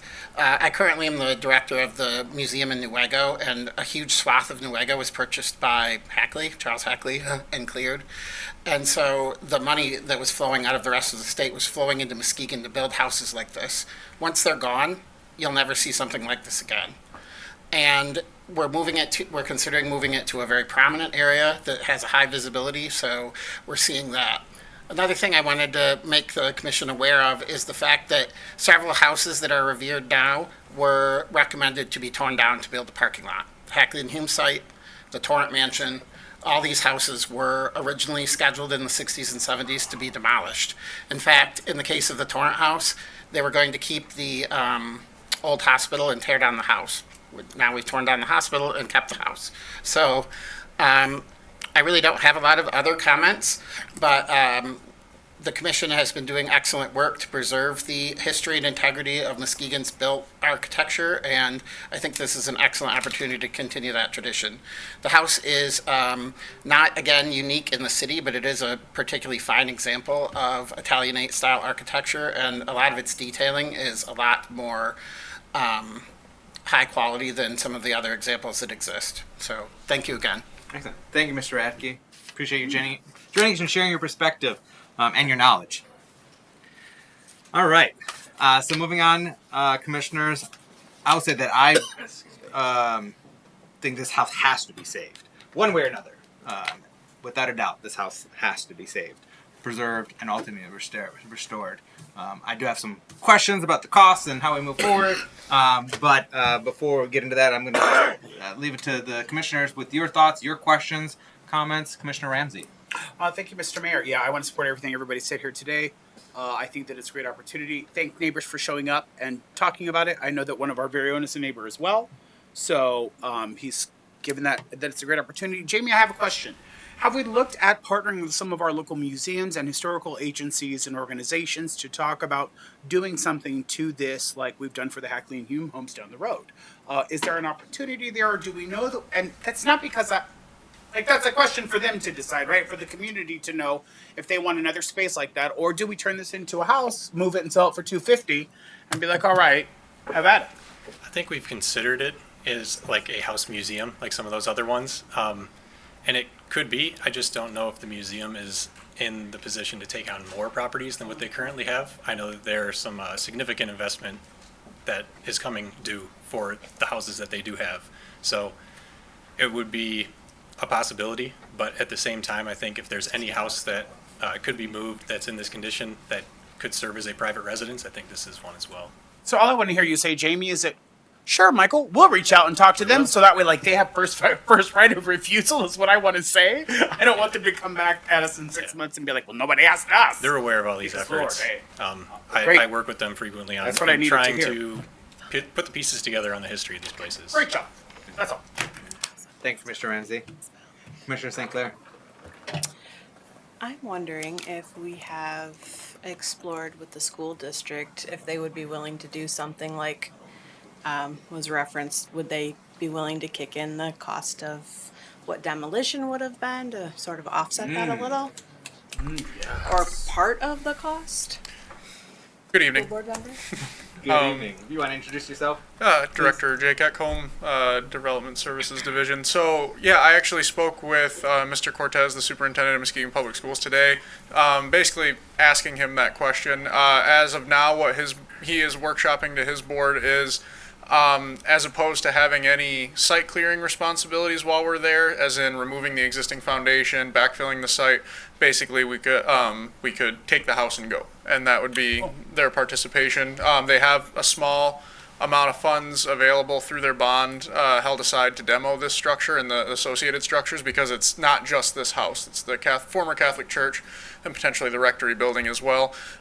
So this house is a small percentage of that total project. And so rather than, as we have in some cases in the past, had a hole in the ground we had to backfill, a foundation to tear out, what they're currently proposing is we wouldn't have to do that. They would take care of those costs with their bond dollars. We would just have to get the house up onto the truck and get it out of there. And that would be, rather than having us have those carried over expenses on the site.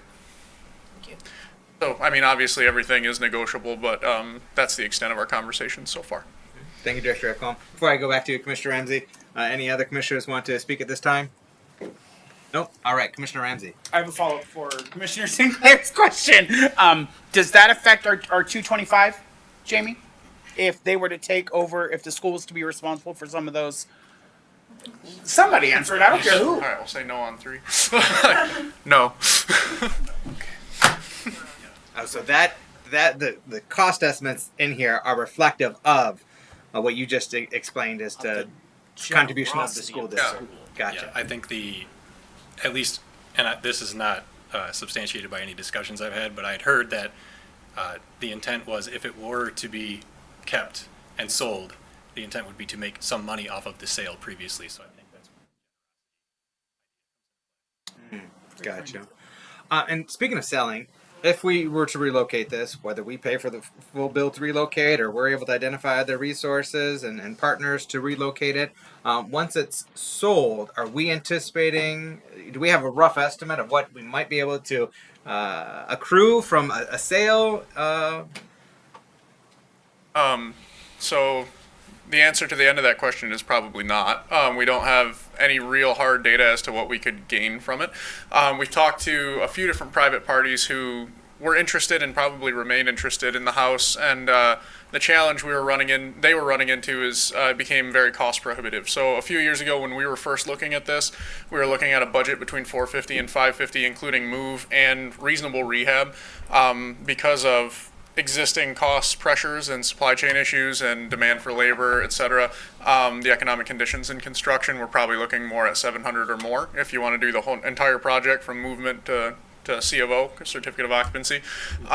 So what we'd like to do, as presented, is take care of moving it and stabilizing it. So foundation, if there's room left in the budget, roof repairs, maybe a layer of shingles, things like just making sure it doesn't continue to degrade, and then listing it at the cost of what it took to move it. I would anticipate, for the sake of full transparency, I would anticipate it would be difficult to get that price. But, and that's the one section that I really wanted to talk about, is we will likely take a loss in the upfront, but we would put this house into our scattered site brownfield.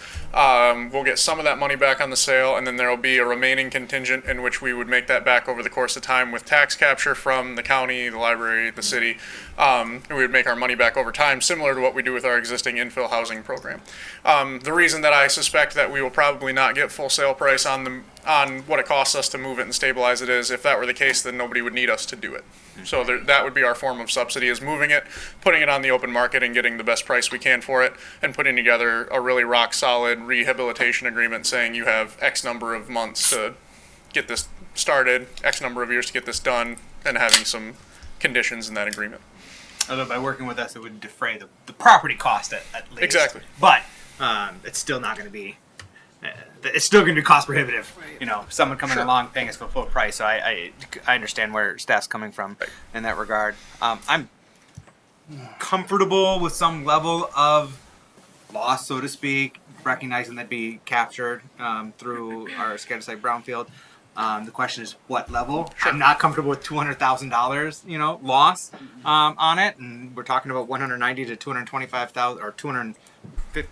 225 at the It is as of 225? now, Okay. but we're going to get new bids, assuming there's reasonable consensus to move forward. Okay, I am not comfortable with that loss, and with the expectation that we're just going to get, because I don't know if we'll ever get paid back to Brownfield.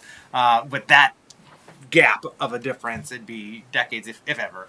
And so that's where I'd be interested in what other resources we could bring to bear to shrink that gap to the greatest extent possible. Are there, you mentioned, did you mention preservation dollars? Are there state SHPO grants? What other resources might we be able to capture to help defray our costs? So on our end, the biggest opportunity available to us now is that we're a certified local government through SHPO, and that gives us the opportunity to apply for certified local government or CLG grants each year. So the first round just ended. We applied for rehabilitation work on the statues in Hackley Park. We're hoping to hear back about that yet this spring. And the next grant cycle would open probably October of this year. So that does put us in a little bit of a tough spot with timeframes, but it is an option that we could get. I want to say the minimum grant request is $2,500 and the maximum is $100,000, but that's from a relatively limited pool that's shared by other CLGs across the state. So there are, I think, 40 cities now statewide that are certified. Not all 40 apply for grants every year, and they apply for varying amounts. So we're just starting to test the waters on that with this first year's application, but that is an option, and I have ran that past SHPO. They said that this type of work, even paying for the move itself, could be a valid expenditure of grant funds. There's a little bit of work that has to be done to make it completely eligible leading up to that, but if this commission sees that as a worthy endeavor, then staff can continue with that work. Help me understand the timeline for the demolition by the school district, and if that timeline for demolition is prior to the next opening round, which is October, meaning we need to get that house off site before October, or the demolition date. Do those grants allow you to receive funds retroactively? Like, hey, we spent this within the past 6 months, and we're being reimbursed for this historic preservation. Do we have any flexibility there? I don't think it would be as flexible for reimbursement. It is a reimbursement grant, but it's not for work that's already been completed. Gotcha. And you wouldn't want to do that work banking on the idea that you are going to get the grant money and then find out that you don't. From what I've heard from the school district, is September is sort of their deadline for when they'd like to have a decision on whether they can demolish or whether they're going to allow the house to be moved. So that's what I meant by puts us in a tricky timeline, but I think the possibility exists. Right? Can we get clarity? And I'm not going to call on the school board member and call her out and ask for her to speak for the whole school district right now. But could we get clarity as to how firm that demolition schedule is? Like, maybe we know already. Do they have to demo come September, or knowing that we're moving this process forward, is there some flexibility to perhaps delay that wrecking ball? Sure. So what was expressed to us in our leadership meeting, we have a leadership exchange kind of meeting quarterly scheduled now with the school. So senior leads from us and senior leads from them get together and have lunch, and we talked about this.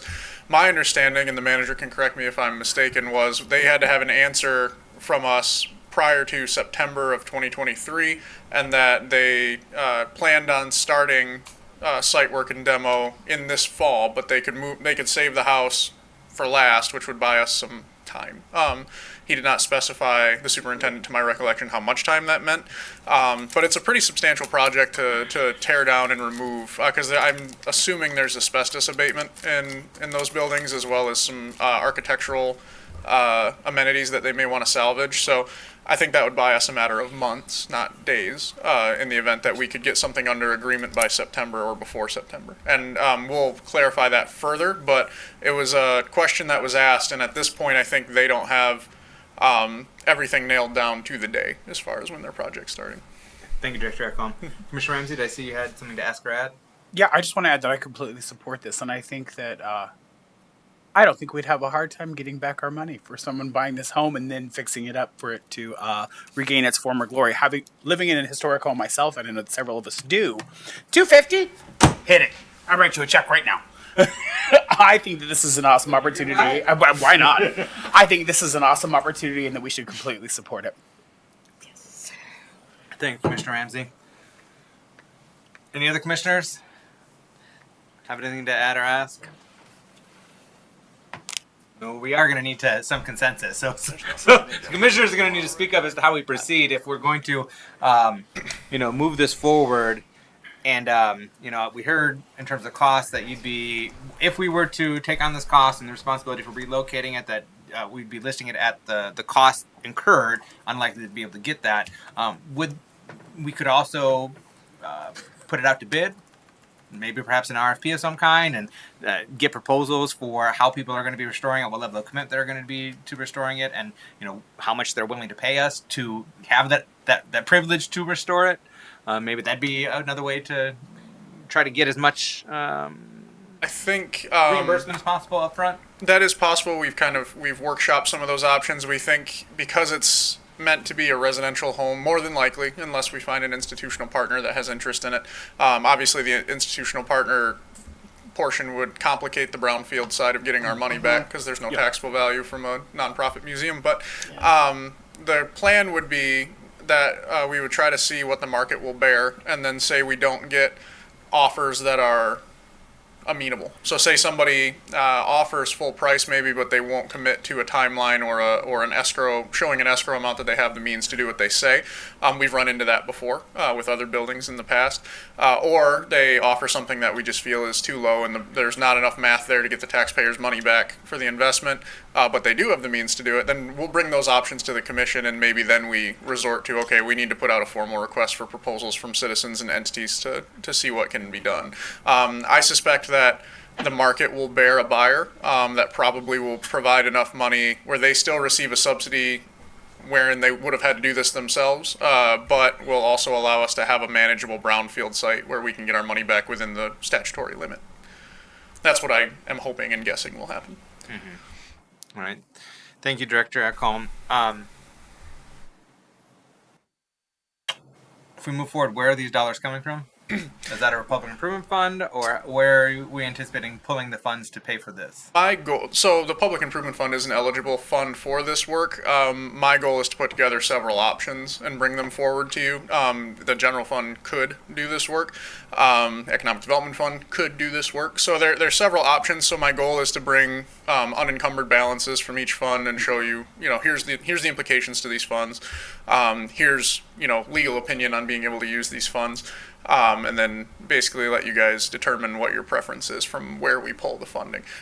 So what I would propose as a next step would be we would work directly with the school to put together an option agreement, wherein we would investigate our due diligence and determine, okay, if we move this thing, is there existing asbestos abatement that we haven't factored? Are there other environmental concerns we haven't factored? And we would get new bids, and then we would come to you with all that information, ideas for funds, and then have you say yay or nay with a final answer well prior to the school's deadline. And then in the event that we do move forward, we'll have it under contract and we'll get the project underway. If we don't, then the school can either look for another buyer or sadly remove the building. Okay, so you are basically asking us tonight not for a definitive answer as to whether or not the city is going to be taking on this responsibility and firmly relocating it, but basically asking for enough support by the commission for staff to expend time and resources to further the process, and you'll be coming back to us. Indeed. So our goal tonight was really to take the temperature on the commission to determine if this is something that you would like to see us spend more time on. I'd like to thank,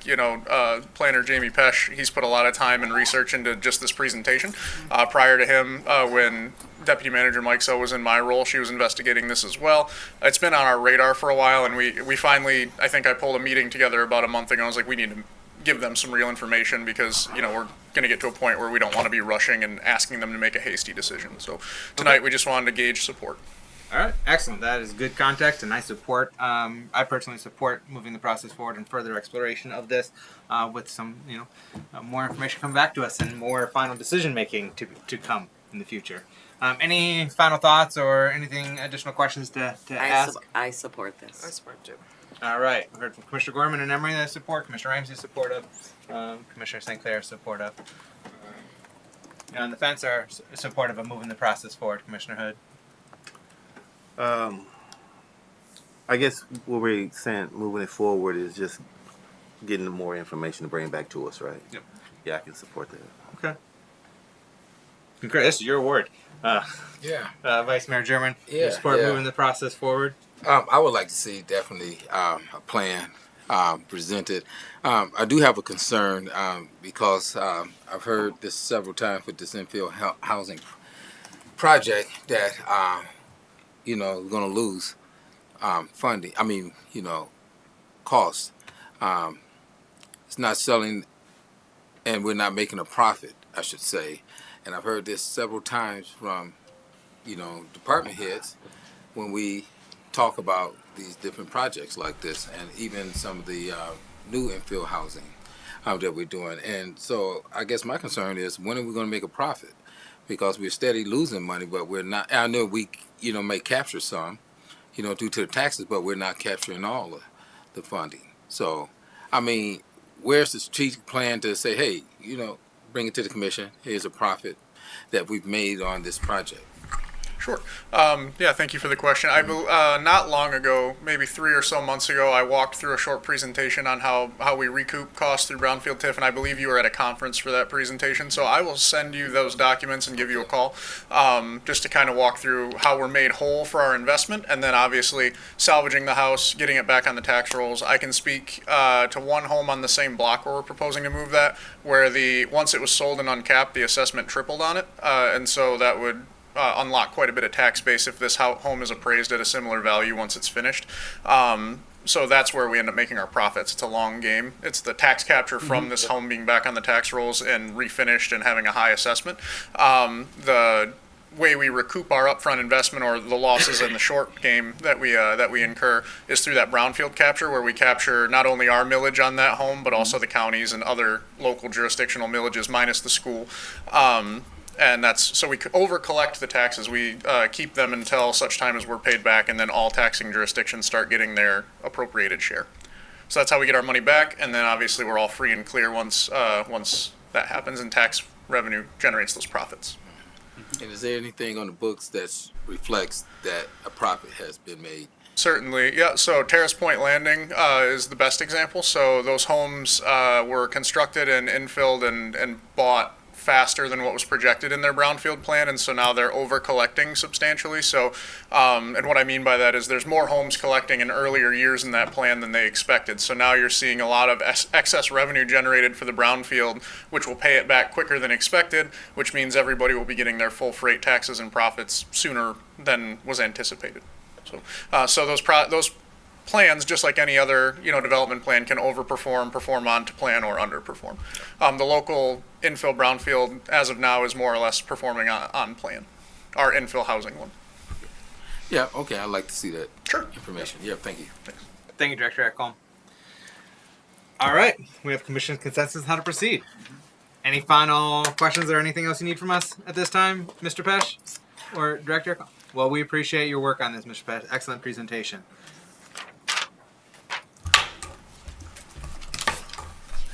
All right. Next up, you're not going anywhere, Director Ekholm. Next up, we have 1095 3rd Street proposal reviews. Indeed. This is more paper than you'll probably ever see me bring in again. But a lot of good notes. So first, I'm going to pass these out. These were, one is a staff item I'd like to share in conjunction with this item. The other was delivered over the course of the weekend by one of the proposals from Spire Development. They had a rendering and floor plan completed. So. Share with my friends. And this is 2 sheets. So take 2 and pass these down. Take 2. Pass them down.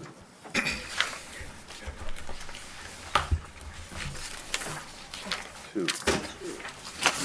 1, 2. I'll let those circulate for a second. Take 2. Oh. Pass them down. Oh, okay. Because it's 2 sheets. 2 sheets. There you go, son. Take 2. I didn't see. Oh, okay. Fair enough copies for everybody? Share, it's fine. Oh, We can share. okay. Thought I had enough. Apologies. Well, on that note, I'll go ahead and get started. So as you know, on our agenda for tomorrow, one of our items is the termination of a purchase agreement between the city and suburban properties, suburban properties, for 1095 3rd Street, which is the former Catholic Charities office building in the Midtown corridor adjacent to downtown, right on near the corner of Muskegon and 3rd and on the corner of Houston and 3rd. The reason behind that was effectively interest rate pressure, upward pressure on interest rates. That previous developer that we had under contract, this was going to be the largest project that they had ever done by a considerable margin. And with the upward pressure of cost and money, it brought it beyond their scope. So we had an amenable end to that purchase development timeline. So during the course of the option that entity had on the project, we had several folks reach out to us about it. And so we told them it's under option.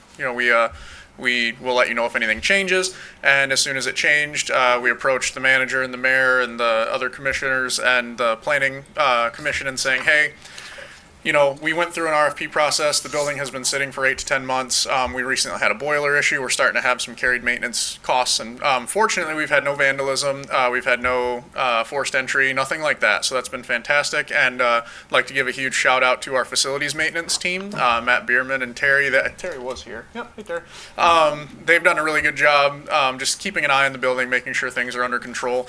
But long story short, we need to get something productive on contract and executed with it. So we've asked for the interested parties who are waiting on that option to expire to submit proposals to us as to what they would like to do with the building. You have those proposals in your packet, and I want to tonight really in anticipation of tomorrow and hopefully getting commission guidance on who you'd like us to work with on a development agreement. Kind of walk through those proposals and our pros and cons of each. I want to preface it by saying we are not going to give a staff recommendation as to a specific developer, only because A, they are all viable options, and B, we didn't follow our typical RFP because we did that once and in this process already, and we had multiple interested bidders that wanted to get a run at it. So to that end, we'll discuss overview and then pros and cons. I'd like to start with Spire Development.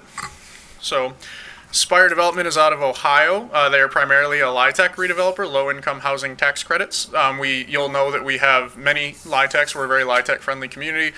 We're going to be going over our housing needs assessment in our next available work session. It's going to show that we need many more. So Spire is proposing a 9% competitive LIHTC application for the October of 2023 submission. So they will submit in October to MISTA. It would take 60 to 90 days to determine, where we're at with that process. We would see, and they have a timeline in their letter, but you'd see project implementation over the course of 2024 into 25, and then you'd see full occupancy and lease up in summer of 25.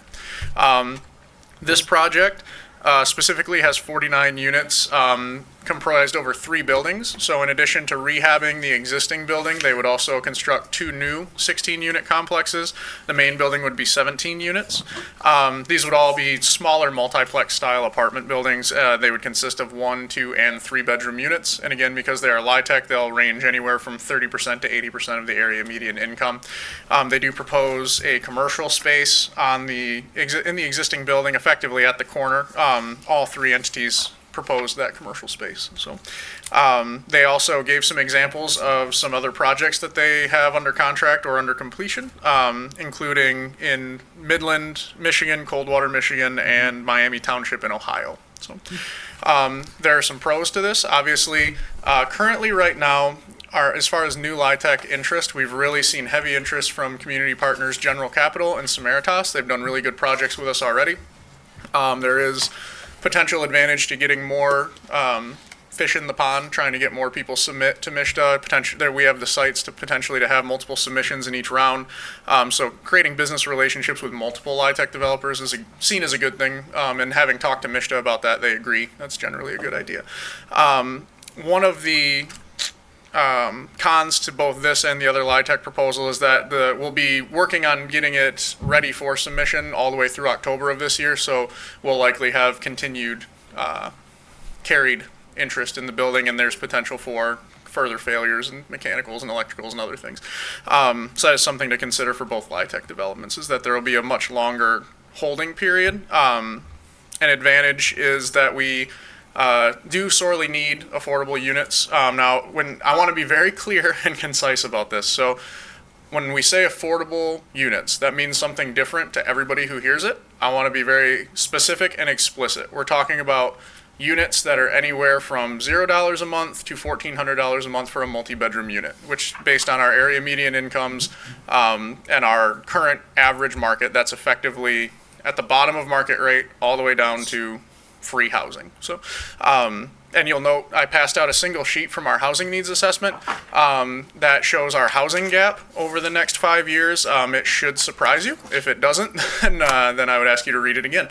Over the next 5 years, we're anticipated to have a 3,000 unit housing gap. To put that in perspective, our previous housing needs assessment showed an absorption rate of roughly 140 units a year at all markets and price points. This shows a need of hundreds of units over every price point at both the rental side and the owner-occupied side. So all of these proposals will meet one of the needs on that paper. Primarily, they all meet that same need, which is that low to mod and very low infill housing. So Spire put together a viable option. We would work with them over the course of ideally prior to the first meeting in April to get the building under contract by purchase agreement. In order to submit to MSHDA, both these LIHTC submissions have to have site control through purchase, zoning approval, and an approved pilot agreement, payment in lieu of taxes agreement. So most of you have probably experienced at least one pilot agreement through your time on the bench. So for those of you that haven't, effectively the way the LIHTCs work is they'll have a payment in lieu of taxes agreement with the city, which will be a percentage of gross rents, and then what's called a local service charge. So that's what they pay in lieu of traditional ad valorem property taxes. It's part of the ability to sell the low-income housing federal tax credits. So it's a very strong proposal. It's a new player in town. One of the cons to this one is a con shared by at least one other where they don't speak to activation of the basement space or the garden level, which is a substantial amount of square footage. We'd want to clarify that quite a bit if we move forward. As of now, that's the biggest drawback because we need as many units as we can, and our previous proposal from Suburban actually contemplated garden level units, which we don't really have much of in the city, and which would be nice to see because they're often done at lower price points. So that is a point of clarity that we would want to identify. So, and as I recall, the previous plan also envisioned including some studio apartments. Indeed. As Yep. well. Yep. And so that's the biggest. That's the other con that I put in here, or potential con, I should say, is the density here is far lower than our previous proposal. We had 47 units alone in the existing building for the previous approved proposal, and then at least 10 additional units of townhome housing as well. So we were sitting at 57 units at minimum, and that was before we built out the corner lot on Muskegon and 3rd. So that is a key difference. So you have basically, but again, it's a pretty common small urban model where you have several small multiplexes connected. I would point to the Regency on Marquette as a good example of something similar with various floor plans and larger apartments. So that is a potential con, I would call it. We'll move on to. We're moving on. Oh, do you want to take questions one each? I'm sorry. I have one quick one. Yeah, if there's any No, questions. that's a good idea, actually. It's We'll go specific. So site by site. Yeah. you've talked about LIHTC a lot and how they will apply for a LIHTC status in October. Let's pretend that both of our LIHTC applications are denied. What happens then? We've waited till October, no? Can you explain that to the group? Certainly, yep. And so that's a good point to bring up. That's another perceived con for these two is that if they're not funded in October, they could try again in April. But then again, that's in April. And so there might be refinements that MSHDA wants to see, or the QAP might, I believe is due to change or has changed. So they can come up with a stronger application, or they would revert it to us and say this didn't work. And so. But there wouldn't be even if we had a stronger application and we met all of MSHDA's needs, there's not another reapplication date until April of the following year. Indeed. Correct? Yep. So for MSHDA LIHTC applications, they are in April and October of each year, and then there's a review period and an award period. So another point I'd like to make is that the letter of intent from Spire is very detailed as to its reflecting a need in the community, which is very accurate. It does not reflect a proposed purchase price, whereas the other ones do. And we had a previous agreement of $100,000 for land acquisition and building acquisition. So, but to speak to all three developers, including Spire, they did get feedback from staff that we would have a difficult time recommending any proposal that would remove the building, the existing building, just because it's in good shape. It was first built in 1927 or 1930 something. We think 1927. Records are spotty, but so we did give that feedback, and they did adjust their approach and came up with a viable proposal. So they did listen to staff and community feedback. Nice. And with the preservation of that building and what I see in this image, it does look like a nod to the original facade, the historic facade of there. Okay. Agreed. That it's probably a good idea, to your point, Mayor, to take questions on each individual submission as we go. Commissioners, any other questions on this particular proposal at this time? Nope. All right. I have a question. Oh, Vice Mayor Jones. Yeah, thank you, Director Echo. Thank you for the presentation. You mentioned housing for different price points. Okay, and when we talk about, and we've had these conversations before, we talk about affordable housing. How affordable? And when we talking, you said 0 to some number, and I find it hard to believe that you're going to stay somewhere and not pay anything. No, agreed. That was an example of affordable can mean many things to many people. That's my point. Yeah, so I need details, I need accurate information when we talk about these projects, because due to some other developments, and and another thing that I always talk about is the inclusiveness, not gentrifying an area. I don't have unapologetically, about that when we talk about these type of developments and how it's going to benefit the whole community. So we're looking at how many units for the old 49. 49 units, okay, and it's going to consist of some retail. Yeah, they call for a commercial bay in the rendering they sent out yesterday. Yep. Okay, then a second phase, we're talking about building additional apartments also. So I believe that this would be done in one phase. So there'd be two new construction, they more or less have to get that done through the LIHTC process. So this would be done building rehab, 2 phases, concurrent for new construction. Right. So. And this is the early stages, I know. Absolutely. But I guess, to get something and visually so we can see how many affordable units would be available for residents that's really low income. For a LIHTC, it's going to be all of them. So that's going to be between 30% AMI. So your units reserved for people that are 30% of our area median income or below, all the way up to 80, and we've seen some go as high as 100 to 120, having a small number of units that are restricted to that or below. So MISTA really shoots for folks to present proposals that kind of average out in the 60 to 70% AMI range. So, I want to make it very clear that both LIHTC proposals are completely subsidized units through the sale of federal low-income housing tax credits. Another thing that I'm going to point out as we move through is that this area is surrounded by either LIHTC or public housing towers. So a lot of our towers and our multifamily in this area is LIHTC as of now. There's hundreds of units in the immediate vicinity. Does that answer the question? Yeah. So all of them, to varying degree. I mean, I'm still yet to see that, but once things get in moving forward, I guess.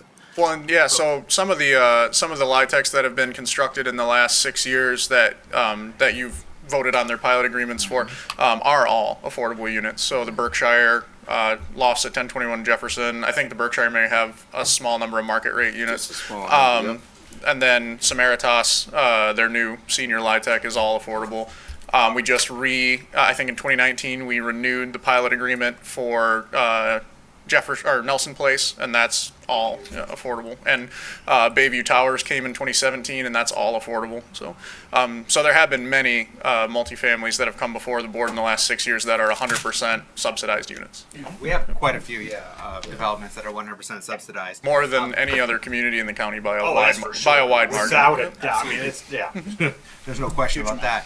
But I would be actually curious or interested in whomever ends up moving this forward of having a mix.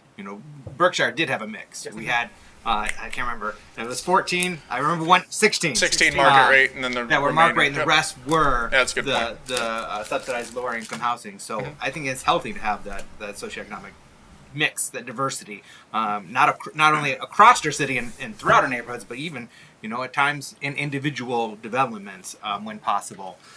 So. Commissioner Literally Ramsey. in individual developments, and that is the only way that moving forward we are going to be able to address the housing crisis that is literally on the edge of happening in our city now. It's already huge, but it's only going to get bigger. Is those multi-price unit opportunities from many different developers across the board, across our city in its entirety. Otherwise, we're never going to get there. There has to be housing at every price point, at every opportunity that we build. Agree. To speak a little further on that before we get into the other proposals, so this is our finished City of Muskegon Housing Needs Assessment, 5-year Housing Needs Assessment. We just got the binders in today for you to all get your own nice bound 400-page copy. We've read it, we've reviewed it, we find it to be valid and accurate. I've done some random data checks on their listed sources to make sure they're correlate with what's printed, and they do. One thing you'll see in there is that over the course of previous generations, we've had inadequate multifamily housing, and that has pushed people that probably would like to be in multifamily space into the single family space, i.e. they would rent a nice apartment if they could, and they don't have a lawnmower to take care of their yard, they don't want to carry those costs. So there's a healthy cohort of those folks out there, and it's well reflected in this data. So I think over the course of time, as we walk through this in detail, it's really going to kind of paint a picture of where we need to be for the next 5 years, and I would say all three of these speak to that. Thank you, Director Eric Bohm. Any additional questions or comments on this proposal before we move on to the next proposal? No? All right. One more point. I do have each developer here in case you want to ask any specific questions, so it might be better to go as I finish staff and commission questions. We can see if there's questions for each individual developer. Okay, you want to acknowledge the developer related to this one? Sean McMickle, right? McSickle or McKickle? McMickle, there it is. John McMickle? Yeah, McMickle with Spire Development. With Spire Development. Yep. Is there anything that you feel compelled to add right now to the conversation? And you can come up to the mic, yes. Did he travel from Ohio? Yes, Sean McMickle, Spire Development. Thanks for having me this evening. And I just wanted to add that this is just an initial concept sketch. We don't have a development in Muskegon, and we like to be a part of the communities that we develop in. And so we're open to soliciting feedback on the unit types. If there's a desire for studio type units, then we can incorporate those. We had the idea that this would be a workforce style development targeted towards working families, and we find that the 2 and 3 bedroom units really lease up very quickly. And there's usually quite a large demand for those, but we're open to different unit counts and different unit mixes and such. And given the project's location in a historic district, we're going to solicit feedback on the design and things of that nature. The other piece is that we are solely a development shop. Other developers will also construct the project themselves and manage it. We actually use third parties for that because we find that it is effective to put the market to use. In that, when we hire a third-party contractor through a competitive bid process, they're using local subcontractors and putting money back into the community. We anticipate using a firm called KMG Prestige, which is a statewide affordable housing developer, but they have a very good understanding of each local market, and they'll place the best property manager for the project. And so, we do what we do best, and we like to engage the community for other aspects of the development. And then also I did just want to note that we are the long-term owners of the projects. All LIHTC projects are designed that way, and that we will be the long-term owners of the project. We're not just developing it and then selling it or anything along those lines. And so I just wanted to make a couple comments, and I'll be here for any further comments if anybody has any other questions, and happy to answer any questions that you may have. So. Thank you, Mr. McCall. We appreciate your interest in pursuing this development and investing in Muskegon and growing with our city. And we really appreciate you traveling up from Ohio to join us tonight. Happy to do so. Yep. Commissioners, do you have any questions for Mr. McMickle at this time? All right. Thanks for your time. Yes. Oh, yes. Commissioner Ramsey. I'm so sorry, but you did drive all the way from Ohio, so let's put it to good work, eh? You mentioned that you guys are the overseer of the project, not the actual development or the actual builders, so that you would be using local talent to do that, I would assume. Now, have you worked, how far west have you worked in Michigan previously so that you have existing relationships with local builders and other communities? And how do you plan on making those connections here in Muskegon? So I do want to clarify that we will oversee the construction. We'll hire the general contractor, and so we'll be ultimately responsible for completion of the project. But we have two projects in Michigan. We have one in Coldwater and one in Midland, and so we like to develop regional approaches to our contractors because having those local subcontractor relationships is key to a successful project. If you're not a town contractor and you come in and the subcontractors don't know who you are, a lot of times it can make pricing a little more difficult. And so we don't have one selected. What we'll do is we'll solicit a competitive bid. There are a few established contractors that are known to do good work on LIHTC projects, so we'll likely invite them to bid. And then also we'll do some due diligence and also take recommendations on local firms as well to engage. Great. Yeah. Thank you. Thanks. Thank you, Mr. McMickle.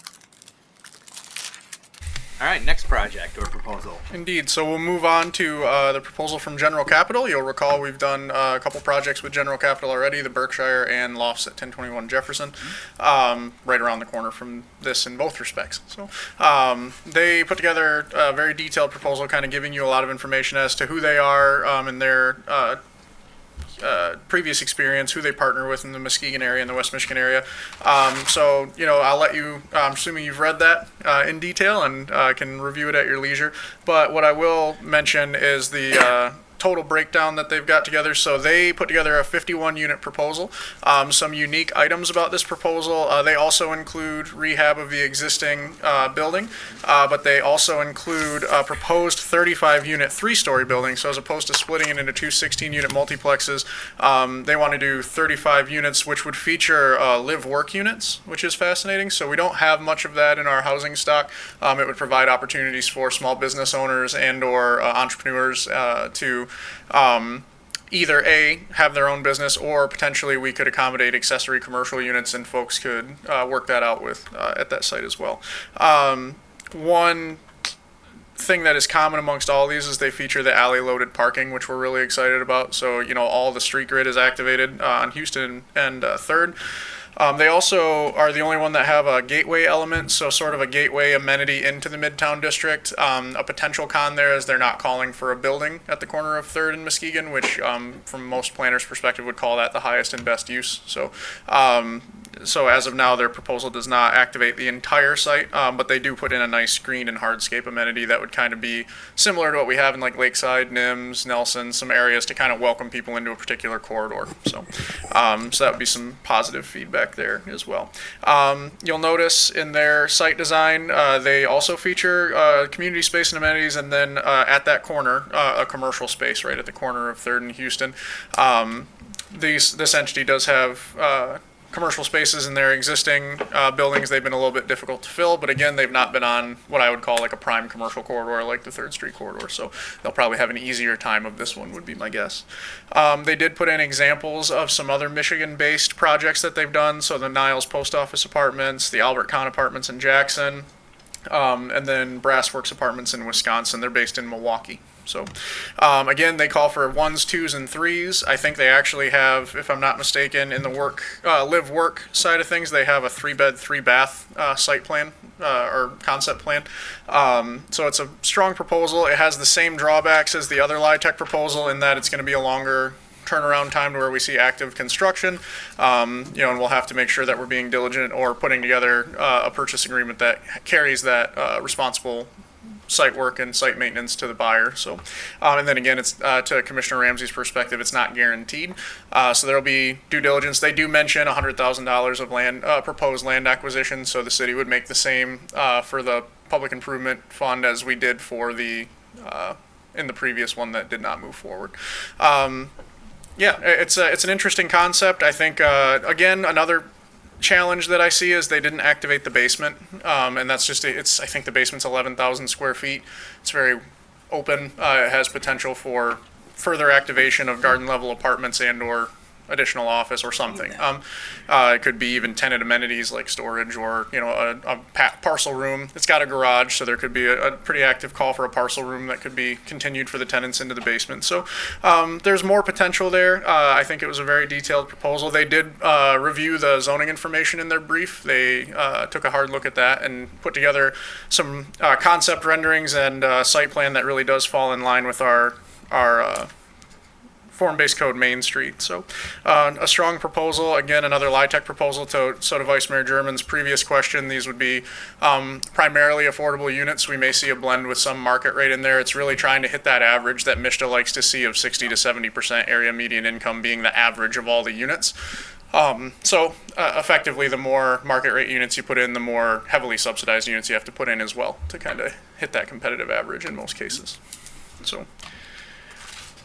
Yeah, but again, and then they also go into a pretty detailed timeline as to their submittal for us, their purchase agreement goals, going through the entire summer, kind of working on a pilot site plan and zoning with staff, getting into that 10-1 deadline for MISTA for the 9%. So they also put together a pretty detailed kind of high level project budget that's on the page entitled Conceptual Financial Structure and Financial Stability. As was mentioned by the previous developer, all LIHTC projects are typically long-term holds, and so that would be the goal for this development as well. So we'd be dealing with a long-term owner.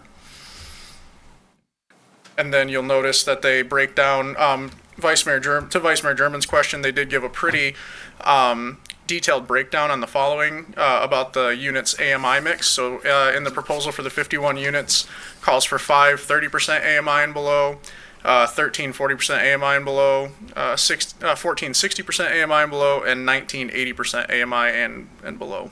So you'll notice and then they also have the incomes broken down by household size. So pretty good level of detail in there. So other than, stating that it is, again, a strong proposal, comparable number of units to the first one. You've got 49 in the first one and 51 in the second one. A little bit change in design. I'd say an advantage that the first one has is that it activates that corner with a building, which is probably its highest and best use. You could put gatekeeping, gateway amenities with a building as well. And then I would say that this one has the live-work option, which is something that would be interesting to explore in our market. And our housing study speaks as one of the strategies that we can incorporate more diverse housing types. Any questions for me, if that's all right? Commissioners? Commissioner Ramsey. Thank you, Mr. Mayor. Director Archolm, I know that when we spoke to the young man from Ohio, he made a comment about being willing to sit down and have conversation about, what's coming out of your superb housing study. And these opportunities to kind of revisit what is going to be focused on there. Is Hooker DeJong also, or is General Capital also open to those conversations as we look at moving forward? Certainly. I want to make it clear that I think all three of these proposals are simply that, they're proposals. So this will come back to the commission multiple times. First with a purchase and development agreement, which would lay out the terms of an option and due diligence and a closing. I likely structure that where it's going to come back again for closing after due diligence. And then it'll also come back for potentially for zoning approval if necessary, and then also pilot agreement. So yeah, so I the one thing I always say about estimates and proposed ideas is they're usually wrong. And so I fully anticipate that this will change, and the staff will keep you appraised of what those proposed changes are, and you'll have several opportunities to say yay or nay, or maybe not this but that. So, thank you. Thank you, Commissioner Ramsey. With this proposal and the prior one, leaving the basement unprogrammed, is that, and you mentioned potential for storage, I think that would be a potentially good use for at least a portion of that, rather than sending people far afield for storage units, having them right there on site. Would that also be able to accommodate residential? Like, could you have the garden level residential in there? Could that be a place that you can put more units, those studio apartments or otherwise, down there? But otherwise, you could also be office or commercial, perhaps, or no? Like, what would be the options for that basement level, garden level programming of the space? Yeah, that's a great question. So the short answer is yes, and that's what we would like to see. So the previous proposal that was accepted by the commission for suburban properties featured garden units, and that's how they got the density we really need to see from a market rate standpoint in order to justify not only the project but also infilling units that really speaks to the housing gap that we face at various price points. So yeah, so garden level, the proposal that was done before featured light wells, and the proposal that's next also features light wells. And so light wells would effectively allow us to cut a hole and dig garden level, small verandas and put natural light into basement level apartment units. Very common theme that you see in larger metro areas with more density. Okay. My reservation with this one is that corner, a third in Muskegon, and that half block. I do appreciate the food truck and potential gathering space that does activate it to some extent, but as you've heard me talk about over the years, I'm very keen on improving that interconnectivity between our 3rd Street, Midtown area and our core downtown, and there's this already a substantial gap between institutions and historic buildings and churches that separate that, and so I really would like to see us work on better interconnecting that core downtown with the midtown. And so that's my reservation with putting up essentially a parking lot there. Even though it looks, there's some pretty elements to it, some landscaping and whatnot, I just have some reservations with regard to just putting up a parking lot there. I do like and I'm intrigued by the live workspaces, and perhaps that's if we were to move forward with this or any of the proposals, is there opportunity for putting in that live workspace, in that section there, and that could be another way to activate while accommodating housing. Just spitballing here, thinking out loud. Yeah. Are they in the? Ooh. They are. Commissioner Hensley, yes. Is General Capital in the room, Director Ercole? They are. Would they like to jump up? Yeah. Mr. Haffron, if you could Josh Haffron introduce with yourself. General Capital. Hi, thanks for having us tonight and considering all these presentations. My name is Josh Haffron. I've been with General Capital for 15 years. And I just want to run through a couple more than a few points that a proposal's a proposal, and you've got 3 good ones in front of you from 3 great developers, and just want to show what differentiates ours from the others and why you should pick us. And that's basically what it comes down to. And first of all, on the corner, activating the corner, everyone has a different opinion. We thought that was a clever way to tie things into this neighborhood and to create a neighborhood. We bid last year on putting something at 1144 and responded to that RFP. That RFP went nowhere. We think eventually that area is going to be developed and there won't be this emptiness in the corridor, and you'll want something to distinguish it and have a micro commercial node that you sort of have there already that's highlighted by an entryway. Having said that, if you want to get rid of it, we're fine. If you want us to put units there, we're fine. People have different visions on what an urban landscape should look like and what should be included. That was our thought off the bat. And if you don't like it, we've worked on 2 other buildings with you and come to consensus on what they should look like, and we're happy to morph and change as you've seen in the past. As far as the basements, we're open to looking at that as well. We do not see light well units in the basement of this building as great living space. It's going to be, the only light will come from a light well. We're not sure how big the space is going to be in between the light well and what what will be down there. It might just be a light well in looking down into windows, looking at a wall. We're not, sure it can be done, but it's going to be very expensive, and we're more than happy to look at it. But more importantly, we'll look at it for sure, but more than happy to look at activating the basement. And activating the basement, when we build a building, we don't not use any corner of the building. So the likely at this point, the basement would be storage, could be a fitness room, could be community space, any of those things that we have at the Berkshire Muskegon or at 1021, we can fill the basement with that type of space. But reasons to choose us, aside from those 2 concerns with our project, are that we have done this before. In Niles and Jackson, we converted a historic building and added on to the building with the new building. and the projects have turned out beautifully. I know this is a short time frame, but we would encourage you to go look, and we can set up appointments to look at those 2 projects. In Jackson, Michigan, we converted an old newspaper building into apartments and 2 commercial spaces, and then behind it is live workspace, and then a normal workforce apartment building. In Niles, we converted their old historic post office on Main Street into community space. In front of it is a art gallery that's available for the public to use. There's been a couple of shows. We got tripped up with COVID and having more shows where we're back to programming it. So actually in front, the old library space, part of the old library space is actually an art gallery where the Niles artists, or there's local artist communities in Niles, can use that space to show art. And then behind the historic post office, we built a new building. So we've done this twice, incorporated a historic building into a new build in conjunction with the new building with tax credits. And we feel like that expertise in doing that twice is just knowledge you gain by doing it. And there's no substitute for that. You're going to find pitfalls in this building that you don't expect. And my point is we've done it, and we can do it again here.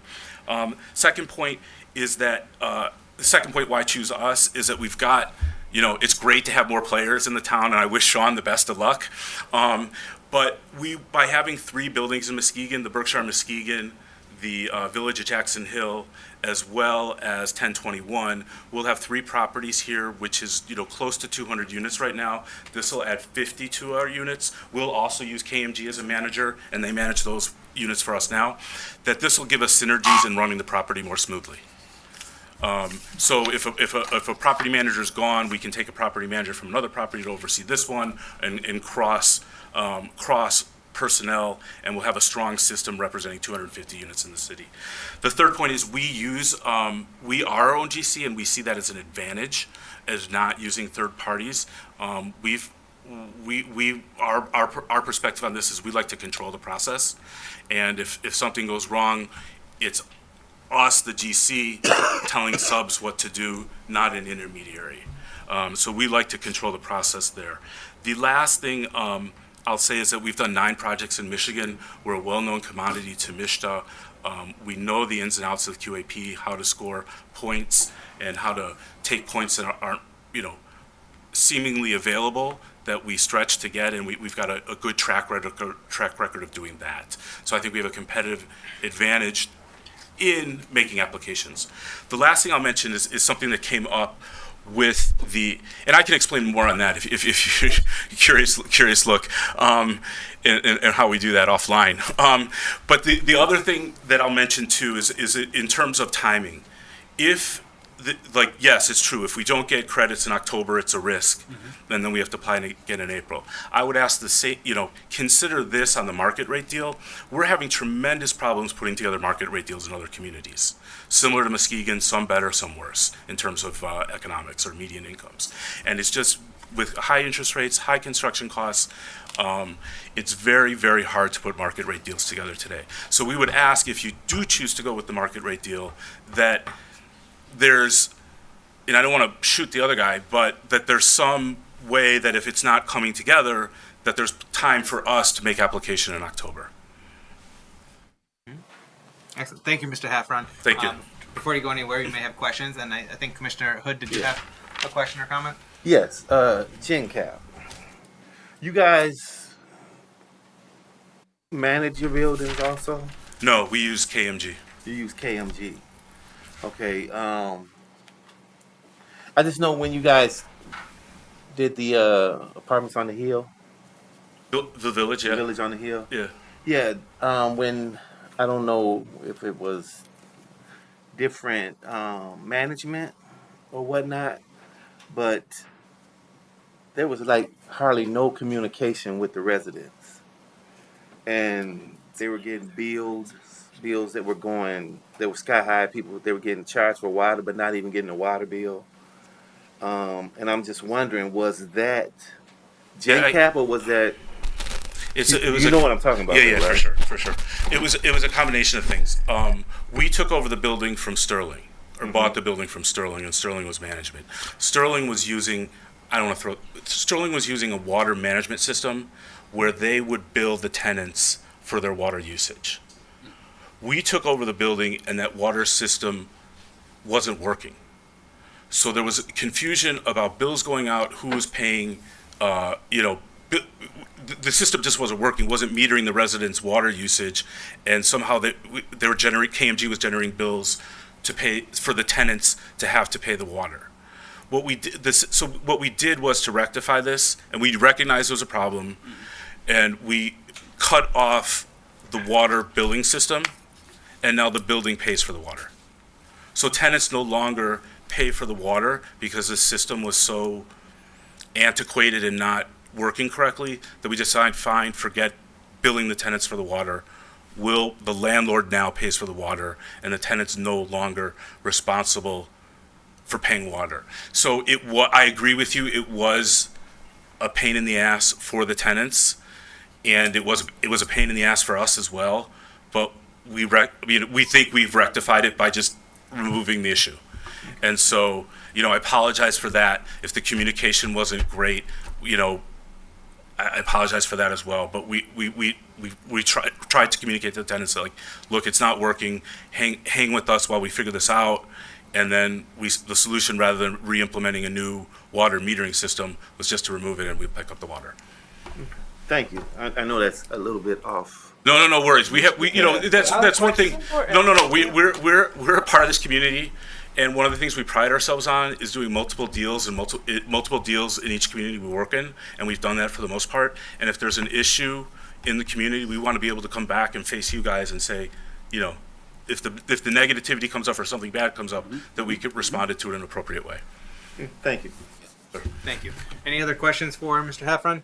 Vice Mayor German? Yes, thank you for coming today. And to Commissioner Hood's point, in that Jackson Hill area, those units over there, I was just over that way a couple of weeks ago and spoke to about 20-some residents over there.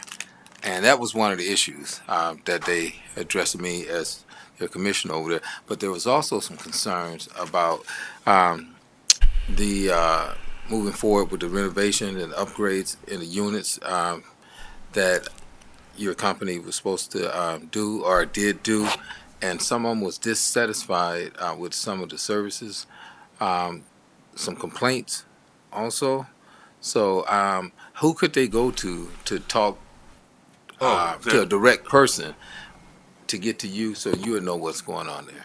Yeah, no, we have if there's complaints about, conditions or repairs, there's a property manager who has a regional manager. Selena is the regional manager, and I can get you her contact information. Okay, thank you. But that feedback is good. And if you just heard about the water, a couple weeks ago.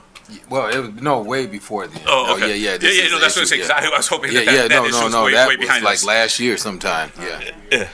Yeah, no, and the repairs is the story with that one is that we purchased the building. We're going to do a tax credit rehab on it, but we didn't get the credits.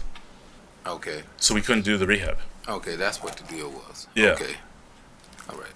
So and that's a different type of deal. That's a preservation deal versus a new construction deal.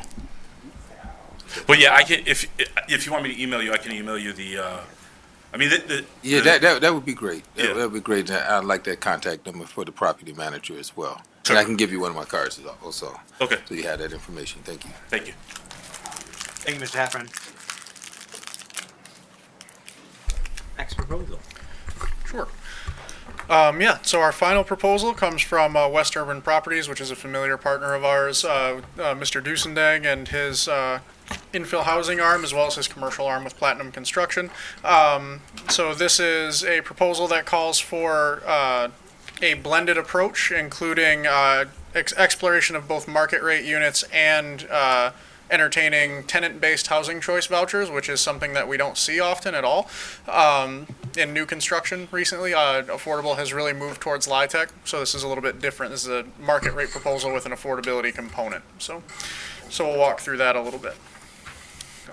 They have borrowed closely from the design for the building rehab, effectively 47 units in the building, which is the close to equivalent for the other two total projects, in addition to 3-story townhomes on both the Houston frontage as well as the Muskegon and 3rd Street corner.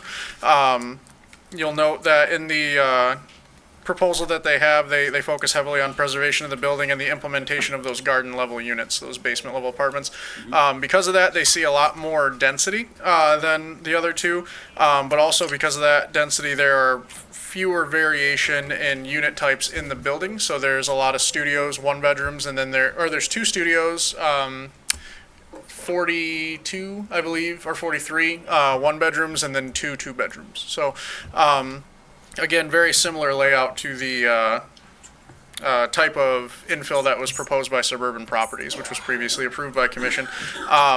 You'll note that they have substantial renderings on the corner of both Houston and on the corner of Muskegon. They show an overhead that shows effectively the build out that probably fits along with Spire as closer to the highest and best use per the form-based code. So you'll see frontages along Houston, frontages at the corner that take up the majority of that lot to 0 lot line, and similar to what Spire did, but a townhome approach rather than a multiplex approach. And then you'll see some side views as well. So they, again, have a commercial unit that's called for on the corner of Houston and Muskegon, right on that Midtown corridor. All 3 of them are more or less alike in that way. You'll see on the page showing the floor plans, it illustrates the light well and how that would be executed for the garden level units. And then it shows the proposed floor plans for the 1-bedrooms throughout the top 2 floors.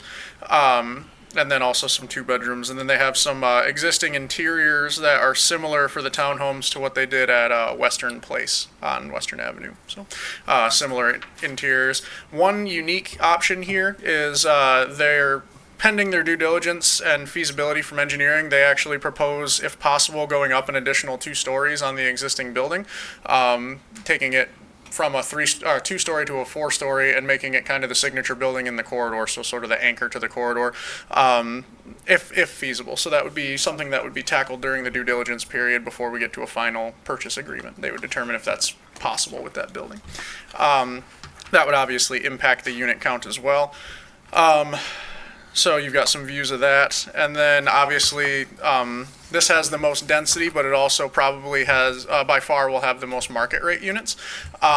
So the approach to affordability in this particular iteration, this is a blended market rate proposal from Mr. Dusendang, where he would have majority of the apartments would be market rate, townhomes would be market rate, but a percentage of the units would be held over for tenant and friendly and accepting for tenant-based housing choice vouchers. So effectively similar to what single-family landlords do in the community, where they will accept Section 8 voucher tenants and work with MDHHS and case management folks to place people. So that would, again, be part of the due diligence process to determine what percentage of those units could be held over for that. So there's not a number in the proposal as you see it tonight. But I think it's a reflection of the commission and the staff's wish to see more affordability and blending of price points in complexes. So I would say that the developer accepted feedback in that way and is trying to implement that into their proposed development plan. Pretty detailed renderings in all of them. This one is not an exception. It shows quite a bit more density. You're going to be up over well over 60 units with this one, probably closer to 70 something units, and that's if the about 70 units, and that's if the 2 additional stories were not put on. It also activates the basement for residential, so that's the biggest difference. Again, the con is that there's not a guaranteed complete subsidized unit count. That's a perceived con. The other thing that you'll note in the housing needs gap is that we have needs at rental at every price point. And I think the low income housing price point, where the largest need is illustrated at 403 units, is pretty much where most of those units would come in regardless of subsidy. I have a feeling those housing choice voucher folks at 30% AMI or less will be closer to the bottom of that scale that you see, which we need a lot of that too. Another thing that's pointed out in this proposal is the density in the Nelson neighborhood of subsidized units. So there's hundreds of subsidized units over many complexes, and very little scalable market rate in this area, whereas we probably have the reverse issue on the other part of Nelson, where it's almost all market rate and very little subsidy. So this may I think is what they're proposing is that it may help to integrate all housing types in more unit areas. So that's effectively the proposal. It would be a due diligence period similar to the two LIHTCs, but it would have potentially, to the point that was made earlier, a quicker turnaround time to figure out if it's feasible and then commence, any potential purchase agreement and construction. I would fully anticipate an NEZ application for this, just to be transparent. I'm just looking at the proposal and looking at how it would be eligible. I would be surprised if there wasn't one. So we would have full freight property taxes without an NEZ. That's another difference because obviously we're going to have a pilot agreement with either LIHTC that's going to have an approved percentage of gross rents, and NEZ will take that down to a state average, which is going to average roughly 50% of the full freight taxable value. So probably a pretty good run through. Be happy to entertain any questions on this one. Commissioners?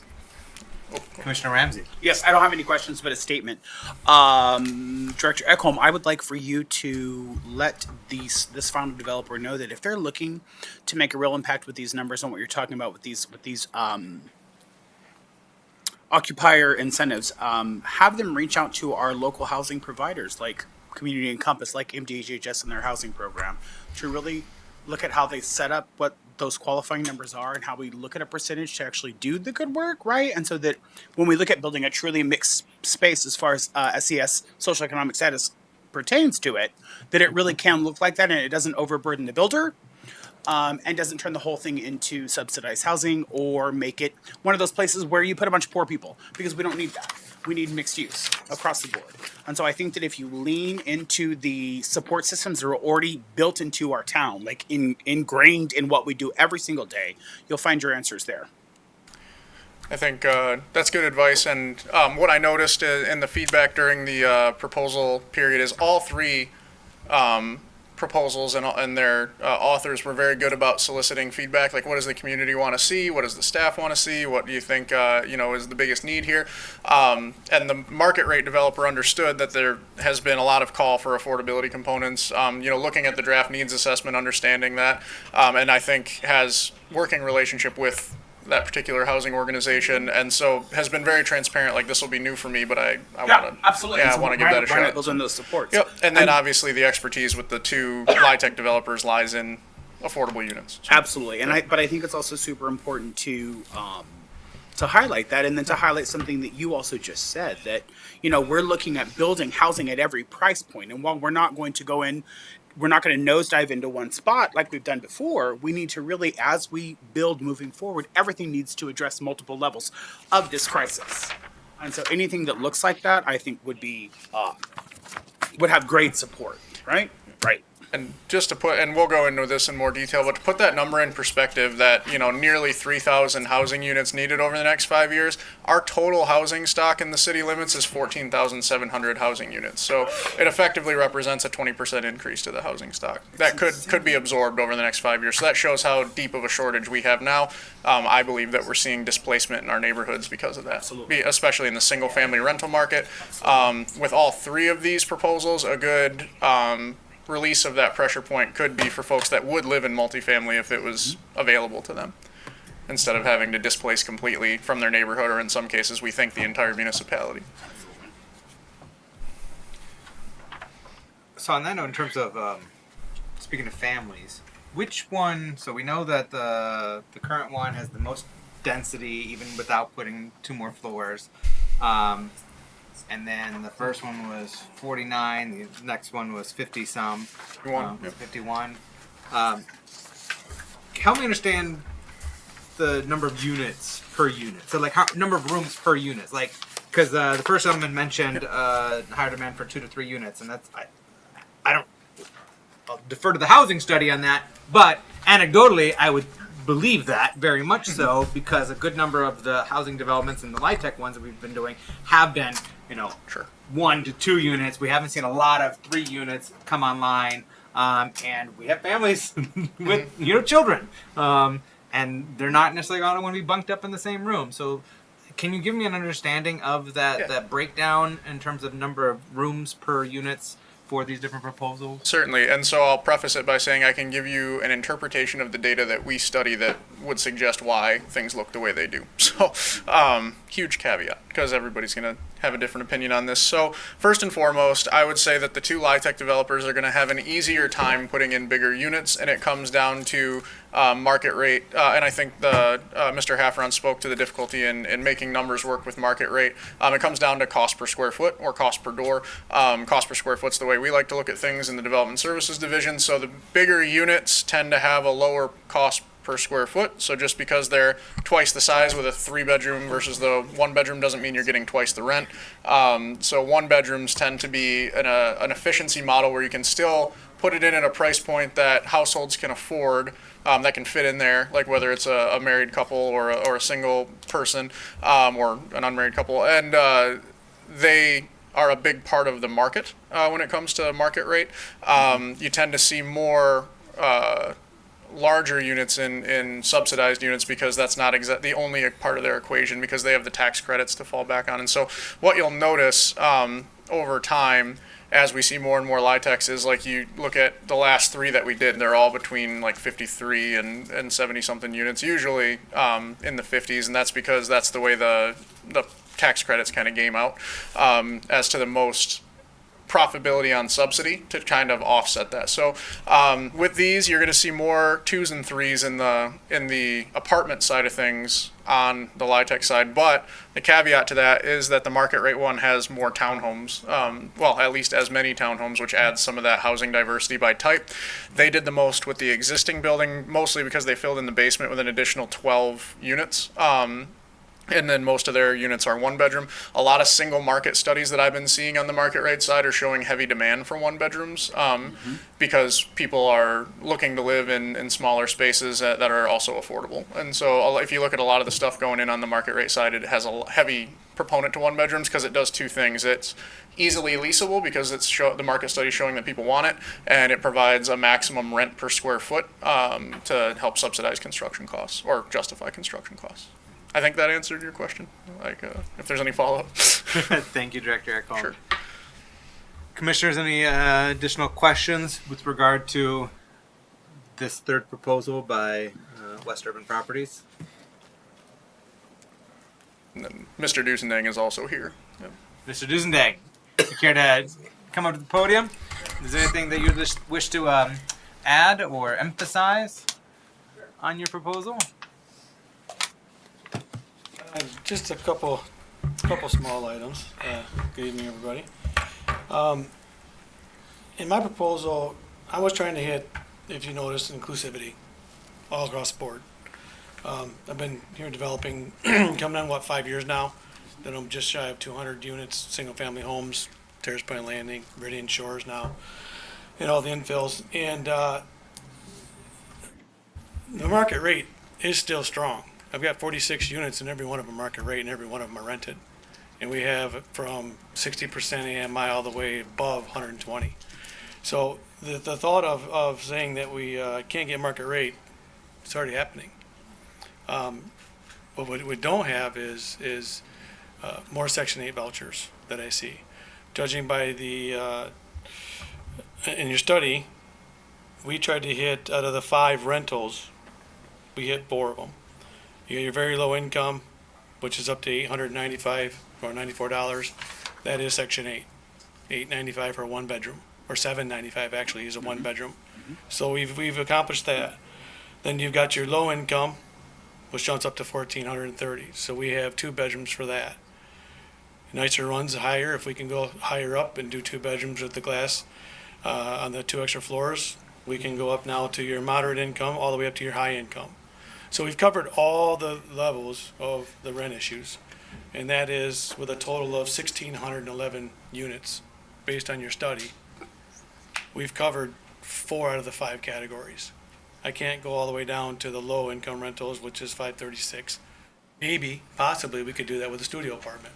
We don't know. As the other developers said, these are all just proposals. I think we all had about a week to put these proposals together. So it was all, and I don't have as big of a firm as they have. So I had everybody works for me. We were working on this. So I apologize that we don't none of us actually can tell you exactly, Commissioner German, we can rent them for this amount. We just can't yet. We don't know.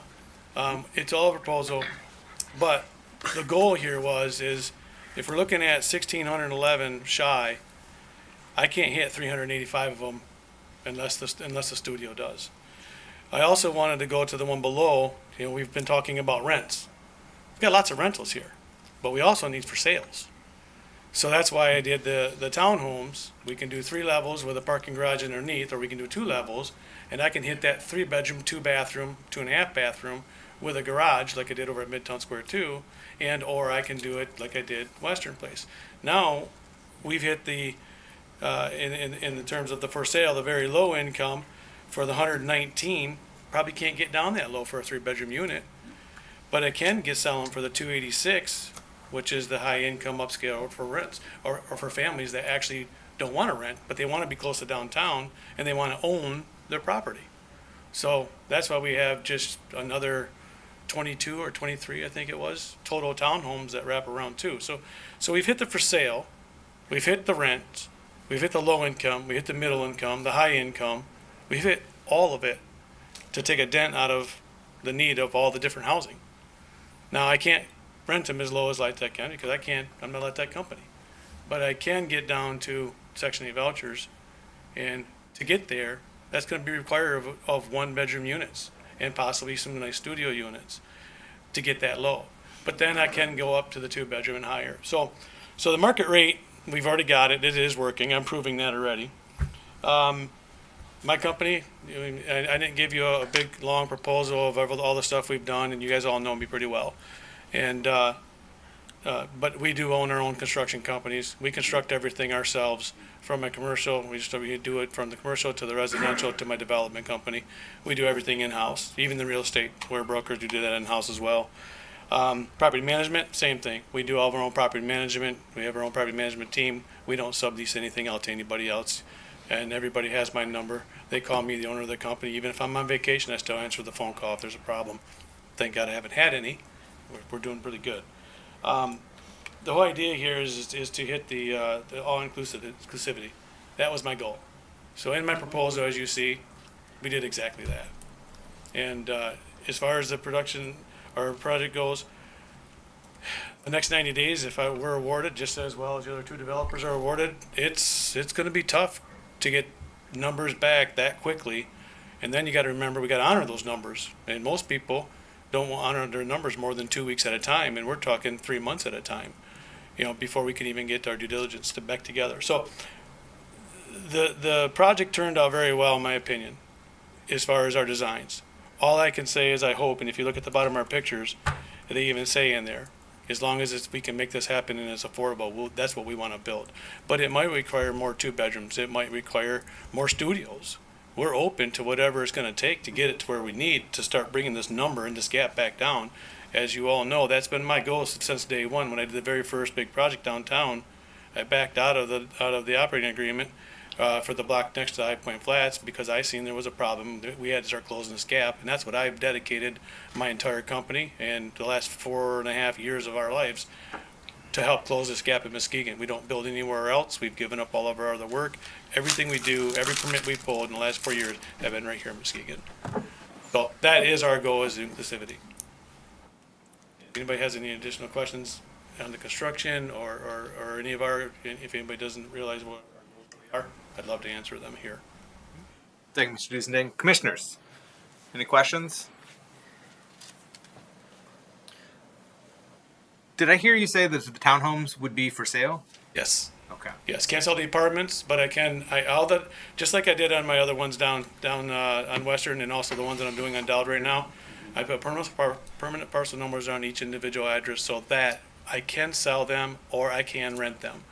All the ones on Western are rented, but we planned on selling those, and then COVID hit. We lost our first 2 sales. We were forced to rent them. We were getting more calls about rentals than we were sales, but I can still sell those if I want. So that was my plan, is if we have someone that wants to rent a bigger unit, have your own private garage, have 2 to 3 bedrooms, and wants to rent, and then maybe in 2 or 3 years, if they want to buy, no problem. But we're building them for rental and or for sale. Okay. Yeah, it's nice to have that flexibility. Well, our goal is to sell the majority of those will be our goal, because that's what's going to help fund the other project as well. But we're open to putting more rentals right on the corner of Muskegon and Third, a building that matches the one on Houston and Third. We do have 2 commercial spaces in there, and I actually already have one committed to by a local company right here in Muskegon, which you guys all know, the coffee factory.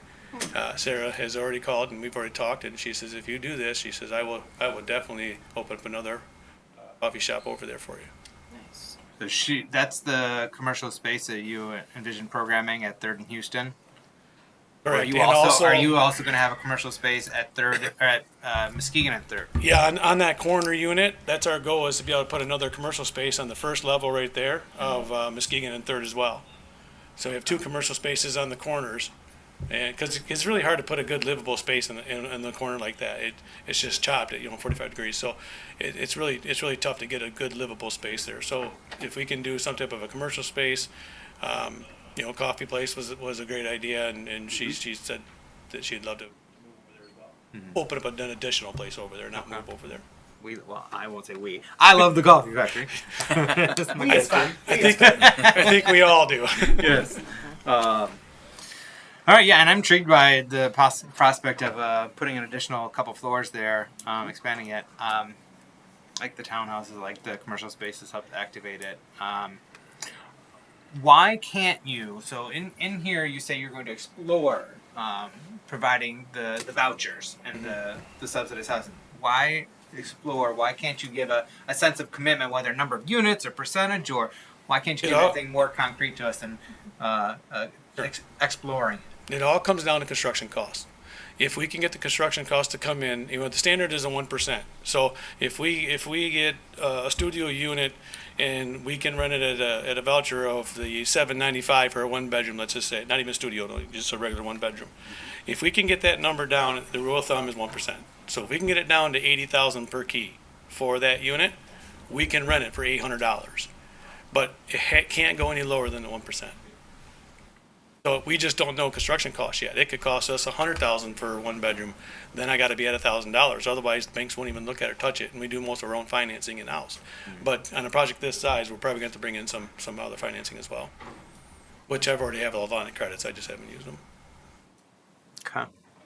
So a lot of it really, Mr. Mayor, that we just need the time to do the due diligence, put a plan together. We don't know the structure of the building. Will it hold an extra 2 floors? We don't know. Are we too close even to the sidewalk to even put a garden unit in, and be able to get the ingress egress of the 3-foot square? We don't know that yet. Unfortunately, the 3 of us have only had a week to really prepare proposals, so there's a lot of unforeseens that we just don't know yet until we get there. Okay. Just some off-the-cuff remarks. Don't take offense. I know. I expected it. What I see here is probably the least appealing aesthetically to me, personally, of the 3. So I would like to, personally, I would like to see some improvements or enhancements, just to make it, if this were to move forward, to make it more attractive, and splitting up maybe the townhouses so it doesn't look like one monolithic fortress, almost like, where it's the same color scheme throughout, like trying to create some differentiation. And I see you do that a bit with the grays and the browns and the brick. I would have to say that I find the General Capital one to be the most aesthetically appeling. We'll copy it.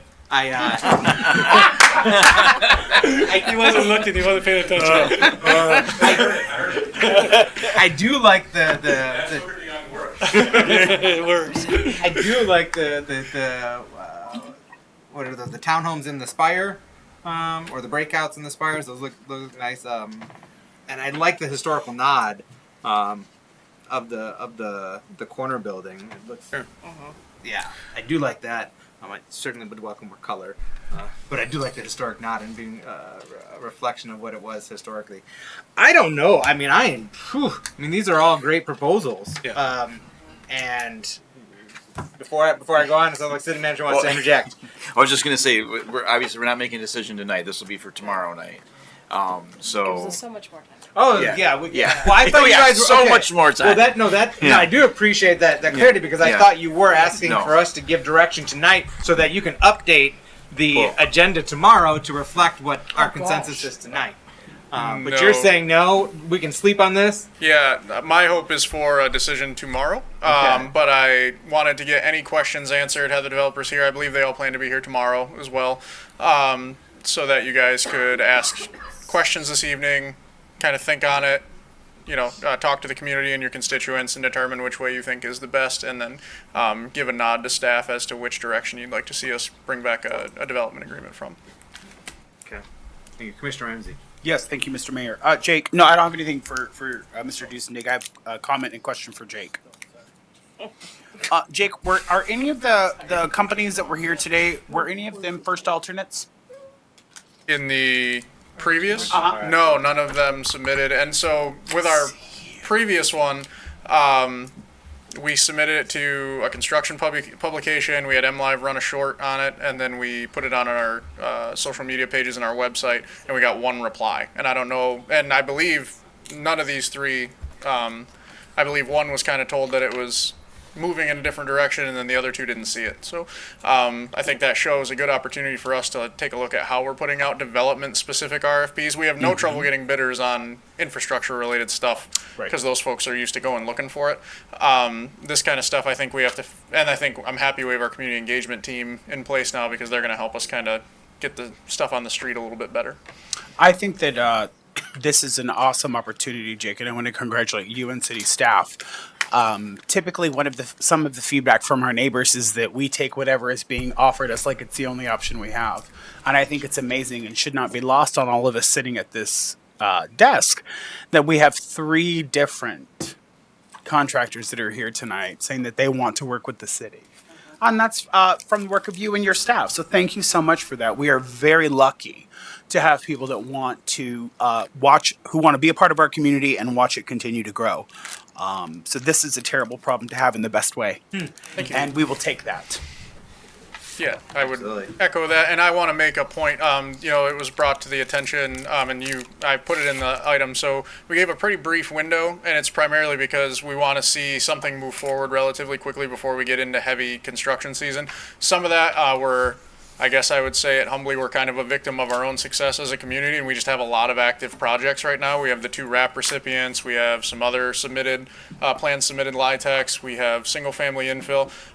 If this is going to get onto the project load for my team, we have to get it determined who we're working with. Otherwise, we're not going to make that October LIHTC deadline, or we're not going to get something started on remediation and preparation this construction season on the market rate side. So, yeah, it was a very tight turnaround time, and I give credit to the developers for putting their best foot forward, and really, they put together 3 actionable projects. I feel like we'd be lucky to have any of them, quite frankly. Absolutely. And might we ask this or ask this tomorrow? Like, for those that don't get moved forward tomorrow, whichever 2, the opportunities to pursue the projects elsewhere, perhaps, or there are myriad other opportunities, specifically for LIHTC folks, because and I believe the manager is going to try to schedule an additional work session either this month or next month. So that I can bring it up a little bit later. Yeah, no, I think it's good we talk about it now. But point being, because that housing needs assessment is so in depth, and we spent $40,000+ on it, so I really want to make sure it's devoted its own meeting so that we can. And so I've requested humbly to the manager that we have our own special work session to deal with it, and I think it's going to show not only the commission and the community, but our investment partners that there is just a ton of demand, and despite the fact that it's a difficult interest rate environment, construction costs are high, there's a lot of opportunities here in the city. So I fully hope to work with all 3 of these entities regardless of the outcome of this process. Okay, excellent. Well, thank you for presenting these 3 great proposals tonight, and we appreciate that. Any final questions before we move on to the next item? Question, but one thing, Yes. and I'm hoping that the other 2 developers would agree with me. I don't think any of us are stuck in the design as far as the other two developers and myself, I would hope they would agree. We would be open for suggestions, not only from commission and mayor, but also from staff. Again, we just put it together as something we thought looked really good. Maybe it doesn't match, maybe it needs to be more traditional. Maybe we can put rooftop decks, maybe we can put rooftop pool. We don't know what we can do. I'm in. We just don't know yet. But, in all fairness with the other two developers, I think we'd all be open to listen to the advice from all commissioners and staff and try to come up with a project that fits, I'll call it Midtown, that fits Midtown the best. Because we still have that heritage we need to keep intact is the Midtown heritage. All right. Thank you. Appreciate you joining us, Mr. Dusendang. Appreciate your ongoing investments and thank you for the in our opportunity. city and choosing to grow with us over these recent years and wanting to continue to grow with us. Notice she caused me a lot of gray hair these last few years. And I'm missing a few of them too.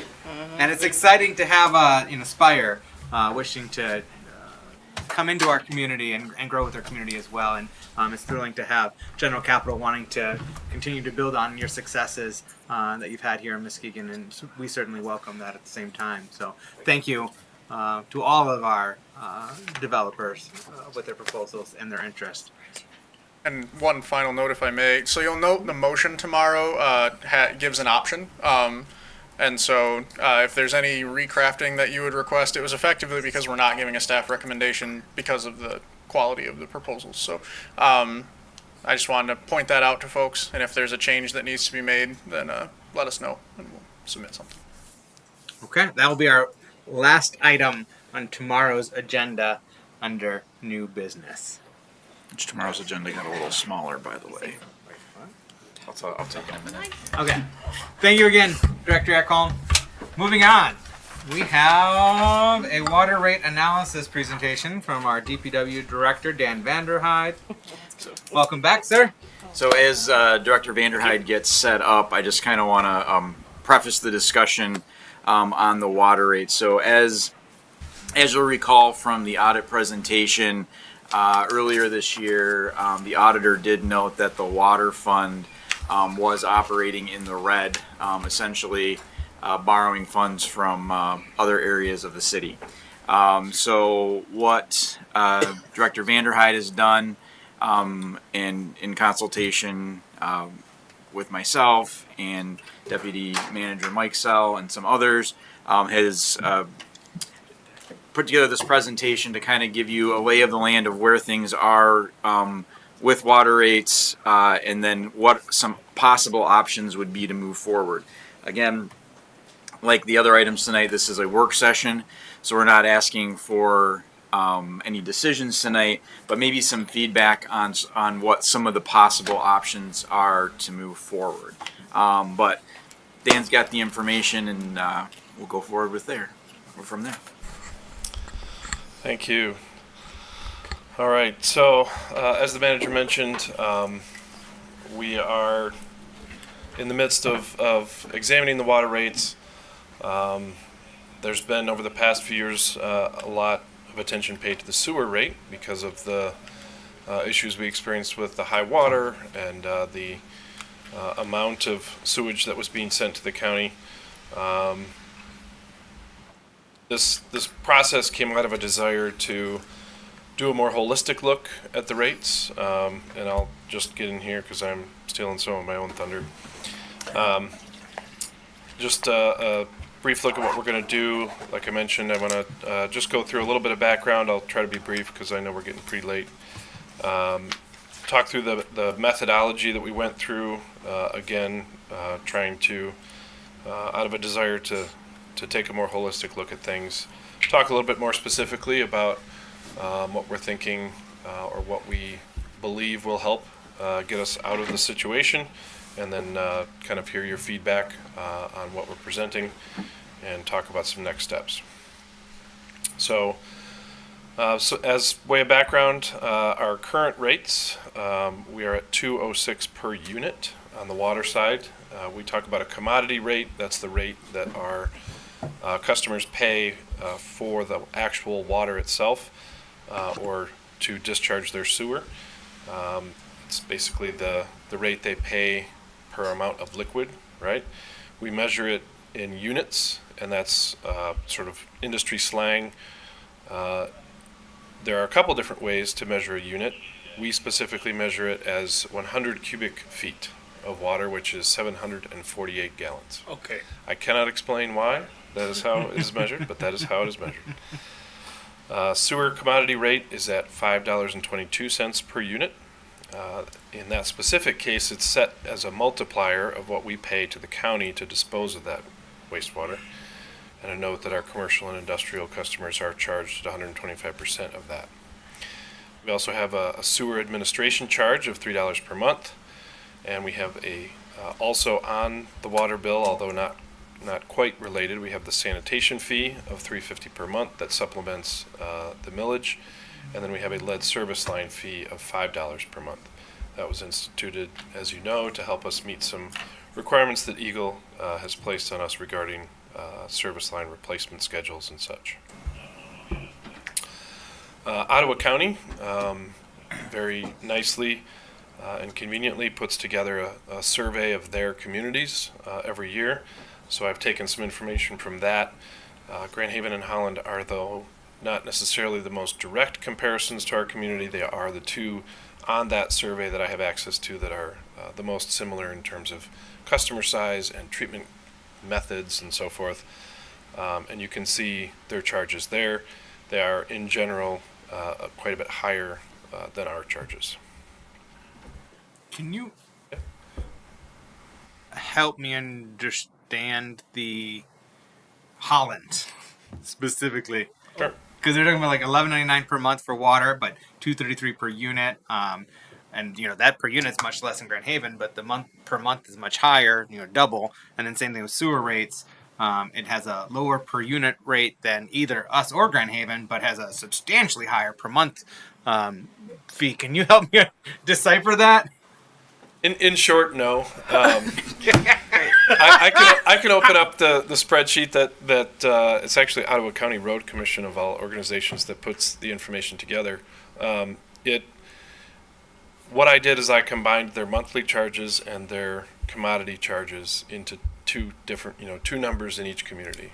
In point of fact, if you look at the spreadsheet, which has many, many lines and many, many columns, each community has multiple different charges that they charge per month and per unit or per commodity rate. So that's inclusive of some other expenses Correct. That's grouped in there, and they could just be high volume users relative to Muskegon and Grand Haven. So, Go ahead, Dan. No, I was just going to say this is the survey is prepared for essentially an average residential user. So it is intended to be, semi-consistent across the board. And our manager may know more about it than I do. So, having worked in Ottawa County and looked at the survey every year, generally what these rates would be, so like ours is $5, so that's our lead service line replacement. Am I correct, Dan? Correct. Okay. So the Grand Haven and Holland, those are additional fees. So those could be ready to Now it makes serve sense. fees. Those could be tax or debt fees, things of that nature. So it's those two combined that are going to get you your monthly rate. Okay. Yeah. Now it makes sense. Okay. Thank you. Yep. Yeah, sorry, should have clarified that. The per month charges are required, and the per unit charges the user is, theoretically in control of. All right, so as the manager alluded to, and as you heard about a month ago, our Hey, Dan, can you back up the page just for 1 second? You betcha. Thanks. I want to take a photo. Happy to provide this for you to digest later as well, Okay. including the full report. Thank you. As the alluded to, as the manager alluded to,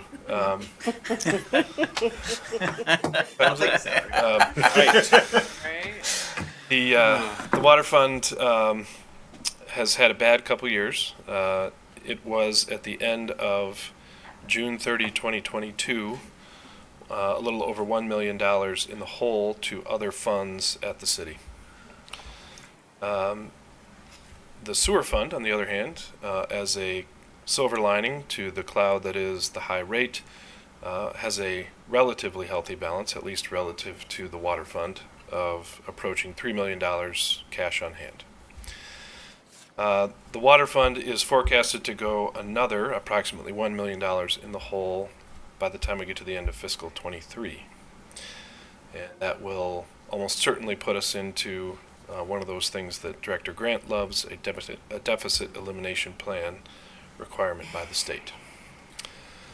We will know exactly what that number is after the comprehensive financial report, but that won't arrive for almost another year now. Just a little note that the AWWA, the National Waterworks Association, recommends at least 6 months of expenses in reserve for a water and sewer account.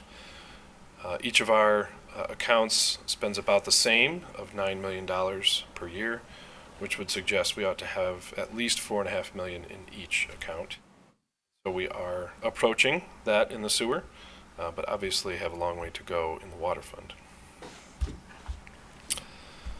So Leo, the previous director, started this effort, and I've carried it forward, and it came out of a desire to avoid essentially what happened with the sewer fund the last time we were in.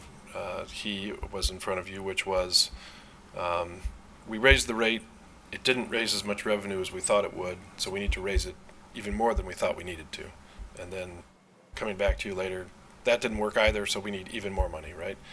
So we worked with Warren Kramer of MFCI, or Municipal Financial Consultants, who has consulted with the city on a bunch of different things, including bond sales and such.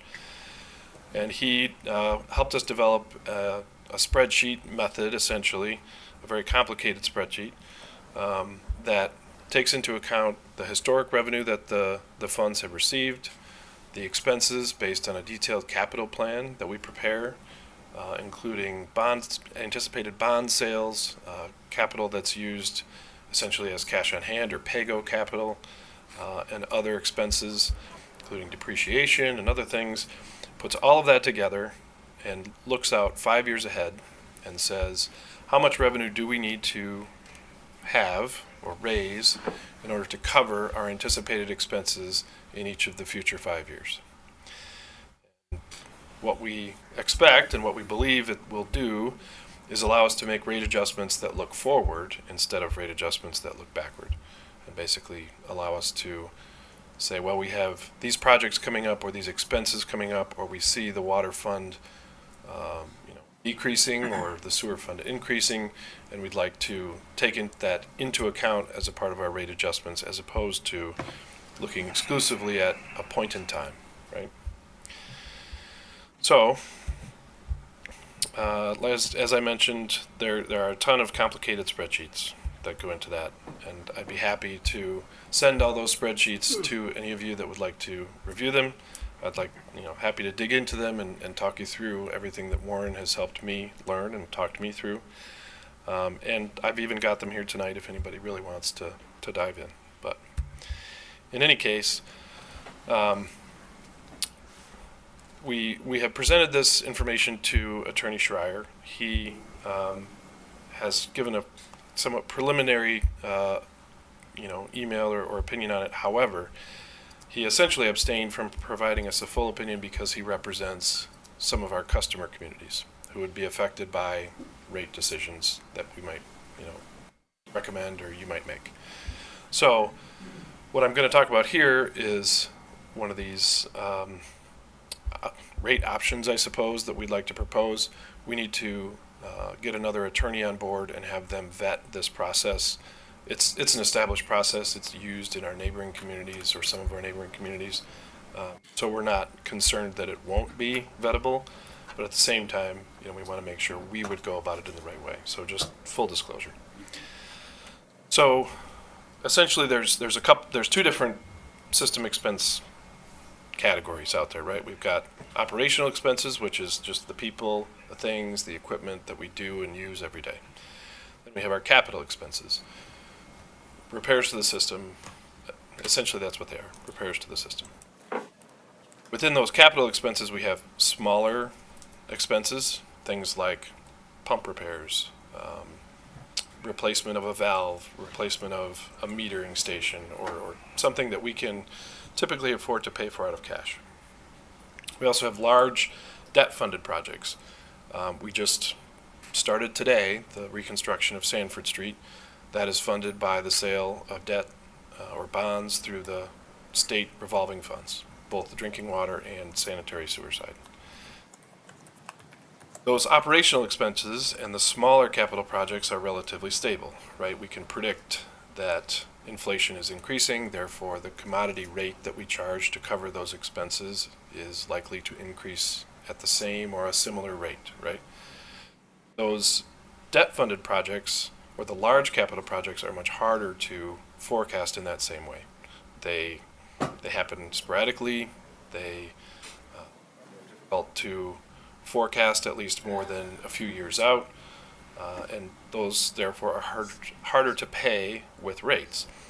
And so one of the options is a debt service fee, and it's tied essentially directly to the amount of debt that the system has.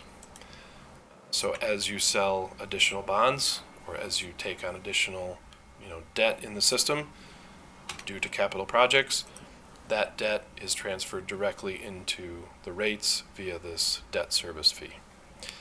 So it's all the debt in the system split and divided essentially amongst all of our customer accounts.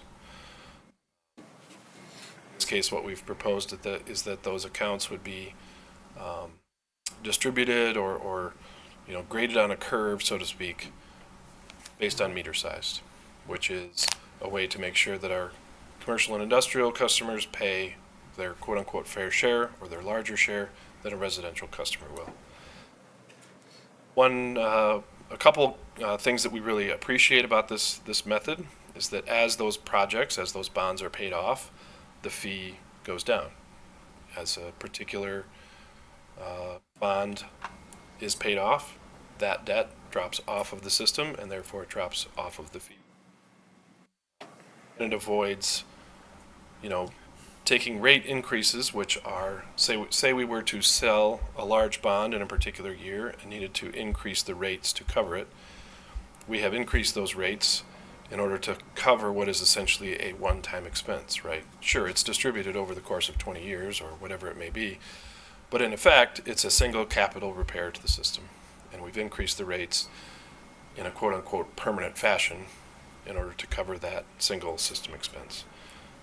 This tends to take that capital expense or that bond debt and move it into a category that is separate and will drop off or reduce once that bond is cleared. And from your perspective, it's a little bit more transparent both to you and for you to explain to our customers. Each time we come to you and request to sell a bond, for example, for Sanford Street construction, you have the authority to approve or disapprove that bond and therefore that debt that the system takes on, which would then be directly transferred to our customers. We hope that you would do that with an eye toward the future and not just specifically, to the cost that it would have to our residents, but it's a way for residents to see, why did my bill go up this month? It's because the city started this project, to replace this water main or this sanitary sewer pump station. To be clear, the debt fee does not go up monthly, up and down monthly, right? It's something we look at an annualized basis. So it gets adjusted annually. Adjusted annually, yes. And that fee would be incurred by all end users of the water system, regardless of municipality? So that is one of the reasons we need to get another attorney on board. As we have envisioned it this evening, it would only be paid by City of Muskegon residential and commercial and industrial customers. In other words, our own inside the border customers. Okay. The rationale behind that is that the customer communities already pay an additional 25% on top of the commodity rate, ostensibly to help fund improvements to the system that benefit the ability for their water to travel through our system. And it's us, our residents, who own that system. Correct. Essentially. Okay. Yes. So we're already getting their coins. Okay. And, so all of that translates to a more direct and transparent rate structure, we believe. So what does this mean? One more question, sorry.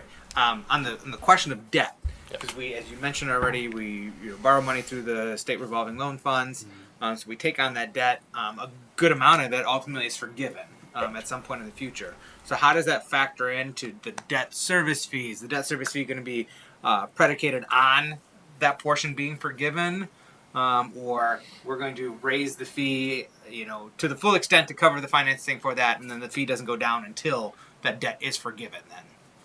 So as Director Grant and I have envisioned it, at least until it's reviewed by an attorney, it would be an annual fee for the prior year's debt expense, so that we would always make sure we were not collecting more than we paid out, essentially.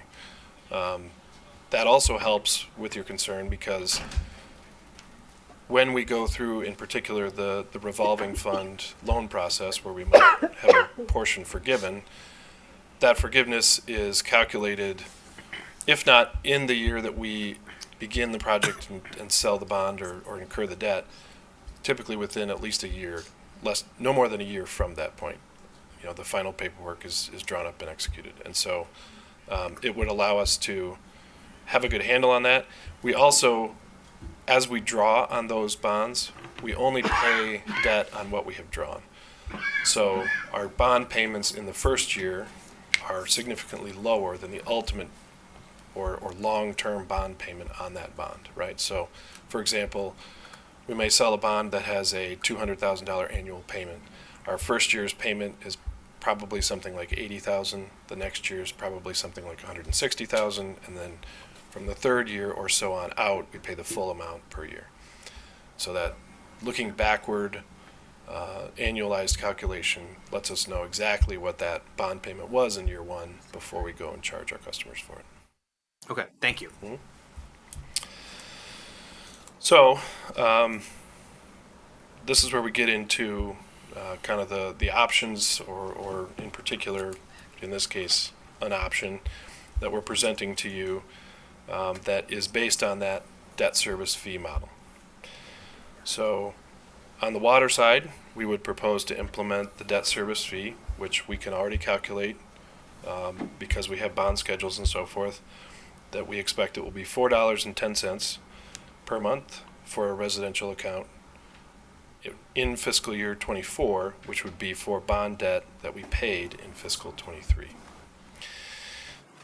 We would not propose to increase the commodity rate in fiscal 24, this upcoming year, because that $4.10 per month debt service fee being added to the bill would result in about an 8% increase in the average user's bill. And so we felt we would take a pause on commodity rate increases in order to respect that increase. Following that, in the next 3 fiscal years, we propose essentially 8.25% commodity rate increases in fiscal 25, 6, and 7. That is an effective bill increase because the commodity rate is only a portion of what our residential customer pays on their bill. Remember, there's the lead service line fee, the sanitation fee, etc. It results in effective increases, and this includes the sewer below, of 2.7, 4.6, and 3.9 over those years. So a little bit smaller increases from a bill perspective in those future years. And then at the end of the fiscal year 28, which is the end of our current 5-year projection, the water fund would have reversed itself from being negative $2 million to positive $1.2 million, and building a fund balance going forward. So we would propose, essentially to the state that we're going to take some time and allow this to happen so that we don't create an extreme burden on our customers in the next year or two. On the sewer side, same concept. We would implement the debt service fee. On the sewer system, there's less debt, so it's $1.47 per month for an average residential account. And no commodity rate increases are proposed or needed over the course of the 5-year projection. And at the end of the fiscal year 28, the sewer fund would have about $4 million in the bank. So just shy of 3 now, 4 at the end of those 5 years, approaching what the AWWA would say is the right amount of cash to have on hand. And I should say that one of the real advantages we see to this method is every year when I come in front of you, we're looking another year out at the end of that 5-year projection. So we'll be able to say at the end of next year, 5 years out, we expect that fund balance will be this much higher, right?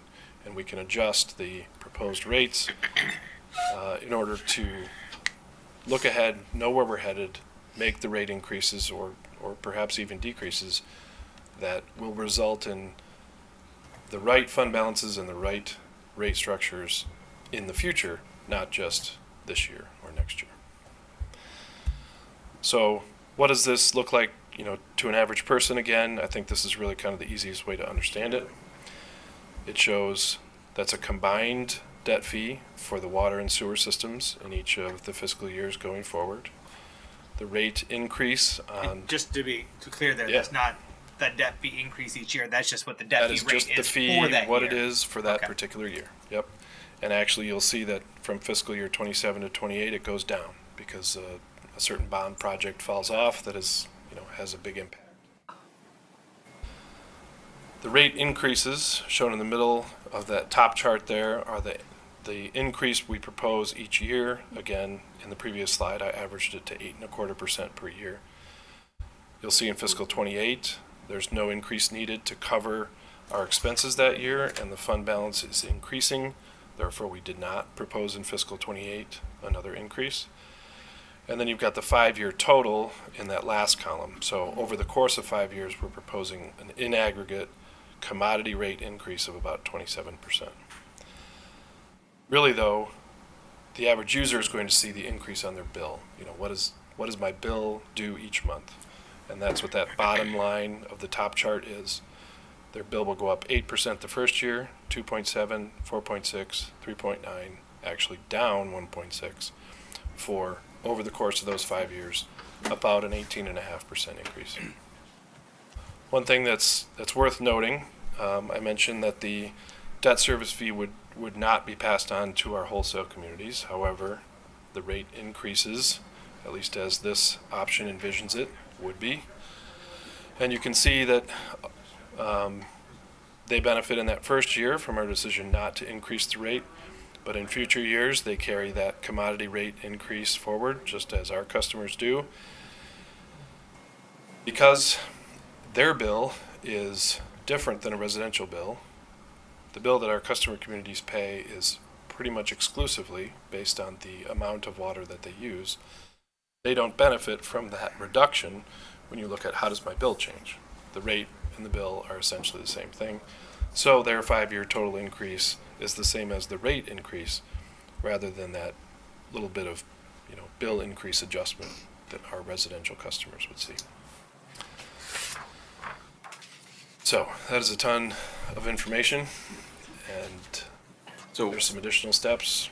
Go ahead. I was going to say, one of the things that we need to work through, and really we're presenting this to see if this is a palatable option for the commission.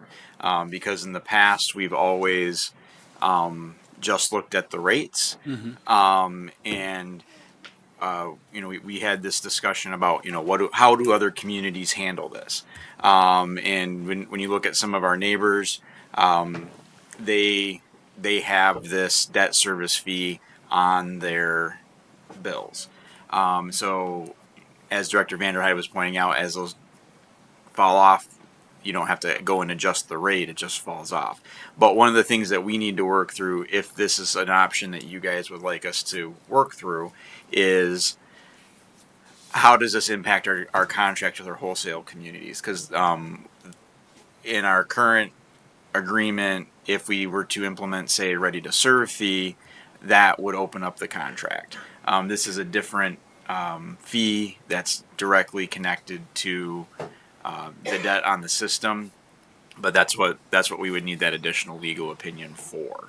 But we think, as Director Vanderhyde was saying, that this is a more probably transparent way to communicate to our residents and neighbors and businesses on why rates would be changing. Thank you for that additional context and clarity. Manager Seifert, commissioners, do you have any questions for Director Vanderhyde or our city manager on this matter? How does water billing work? Is this analysis in the forecast? What is an assumption in terms of users? So is this based on an assumption of static right now users, or is this incorporate any growth? Good question. So, like in terms of, because we've got a built out infrastructure. We had a lot of more people at one time helping to share the burden of these costs. So as we bring more people and as we're a growing city, that will should help lessen the cost increases. So we may not see the level of increases in terms of the rates, the commodity rates. So yeah, what is the assumption? Is it just looking at forecasting for static, or do we incorporate any growth into these forecasts, or what? Sure. So the spreadsheets, as Mr. Kramer prepared them, use I guess what I'll call it is a conservative approach to that, in that he assumes that our revenue from our city resident and business customers is flat. The rationale behind that was, although we are growing and adding customer accounts, our existing customer accounts are becoming more and more water eco-friendly, right? When you replace a toilet, it uses less water than it used to. When you replace a faucet, it often uses less water than it used to. I think it's my personal opinion that our growth is greater than our water-saving fixtures will offset, but for the purposes of this analysis, it assumes our internal revenue is flat. Okay. Our external revenue, including from our customers like West Michigan Regional Water Authority, Northern Shores and Fruitport, is a more complex calculation based on their historical water use and how their revenue is tied more directly to our expenses at the treatment plant than it is to the amount of water that they use. So this is a conservative outlook, then. We could end up seeing less necessity to increase rates. Okay, thank you. In context. Commissioners, you're looking for some direction tonight. Hey? Yeah, we're just looking to see if there's any big objections to presenting a debt service fee option rather than just rate increase options. And I do want to put a caveat out there that based on the audit that we had, if we don't make some changes by the end of this fiscal year, the state will force changes upon us. Through the debt elimination plan. Yeah, require a plan. So, yeah. Yeah, we're not going in receivership. No, yeah. Nothing like that. Yeah, nothing like that. Nothing like that. Commissioner Ramsey. Thank you, Mr. Mayor. Yeah, so I'm going to start with saying next work session when we have a bunch of big numbers, let's start with this presentation. Heads up, 7 up. And then I think that what I'm hearing and what our neighbors are going to hear is that, and what we need to make sure that they understand, is that this is something we have to do, and we're trying to find the easiest way to do it, right? Like when the mayor was part of the commission and we sat across from each other and fought everybody else about raising the water so much, we're trying to pick the lesser of the evils, and I think the more that we can explain it, and great job tonight, to our neighbors so that they know what we're saying that we're accountable to, that will help. But I think that it's super important that they know we have to do something. This isn't for shits and giggles. Like, we're not just doing this because we want to raise the rate of the water. And I think the more that we can explain that in a digestible way, the easier it's going to be for them to take it. And then to reach out to us and ask questions or for further clarification, right? So, I mean, it is what it is. And beyond that, because that sounds terrible to say, I just think that we have to make the explanation digestible. Agreed. The only other thank you, Commissioner Hood. The only other question that I had was my concern of layering all of the different, so that this number is way bigger. Like if we have a ton of projects, is there a cap on how many we're layering on top of these things to get them into our water bill? Does that make sense what I'm saying?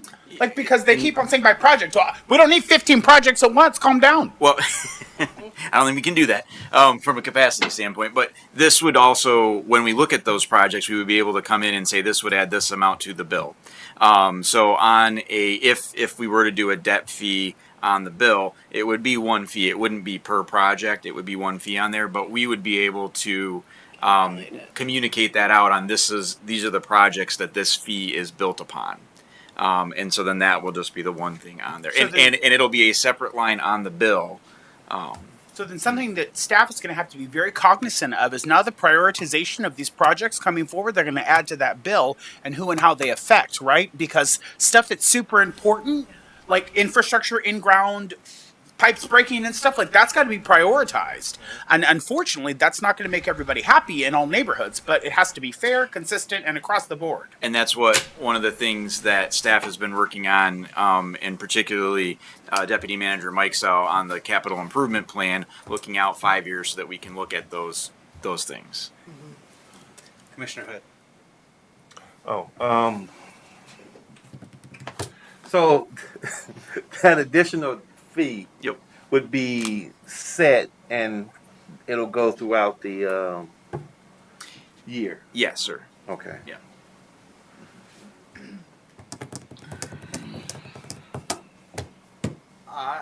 As Commissioner Ramsey said, I mean, we have to do something. It's a matter of what do we do. Like, we can't bury our head in the sand and hope for the best. I mean, things aren't going to construct themselves or pay for themselves. We have to figure out a way to financially support the maintenance and replacement of the infrastructure that is critical to providing that clean water to our residents, and then taking care of the sewer as well.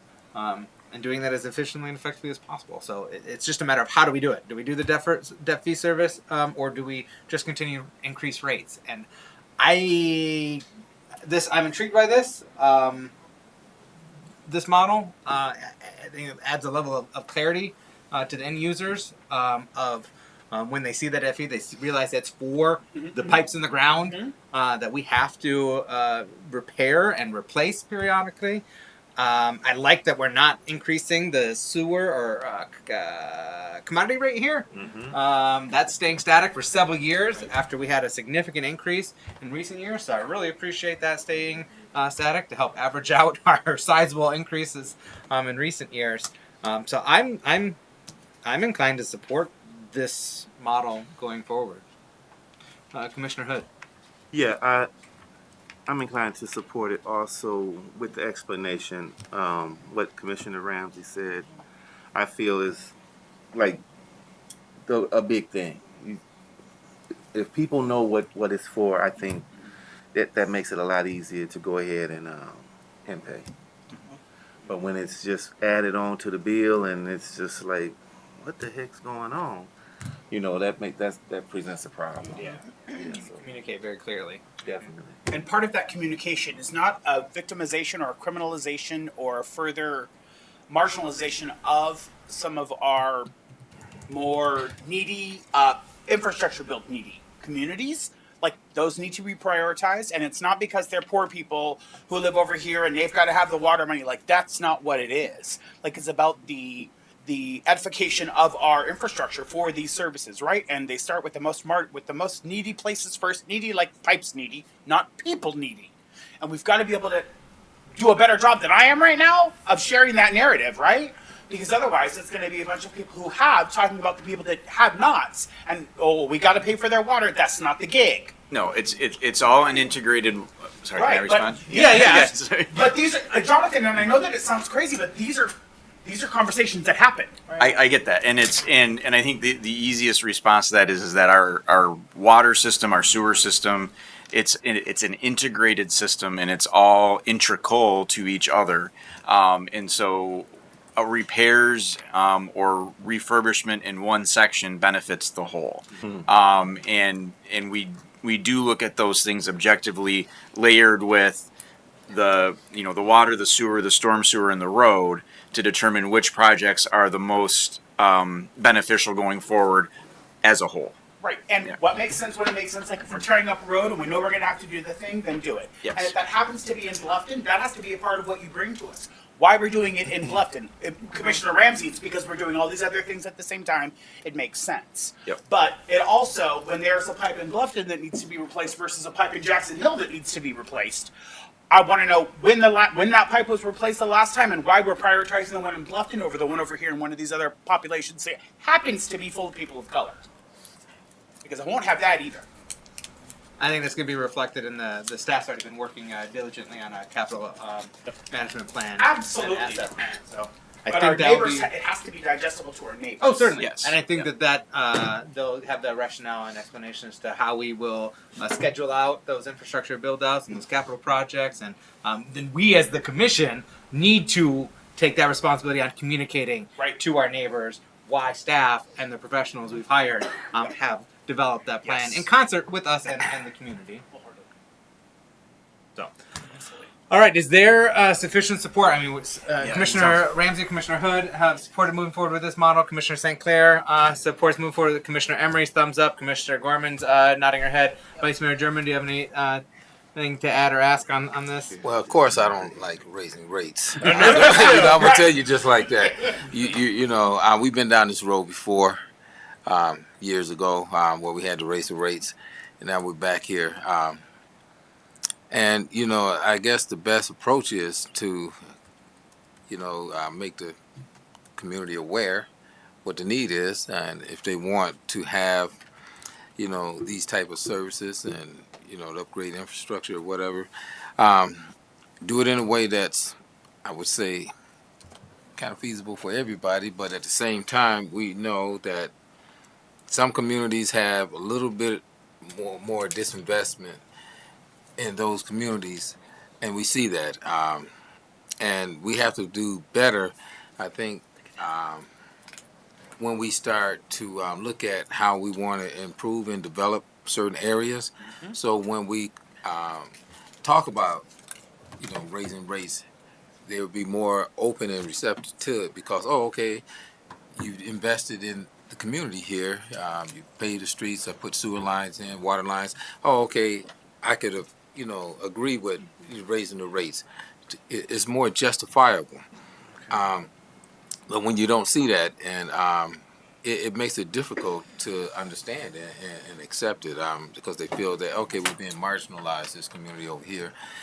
So all of these things play a factor, and we have to give into account. But definitely, to be $1 million plus in the red is not good, so.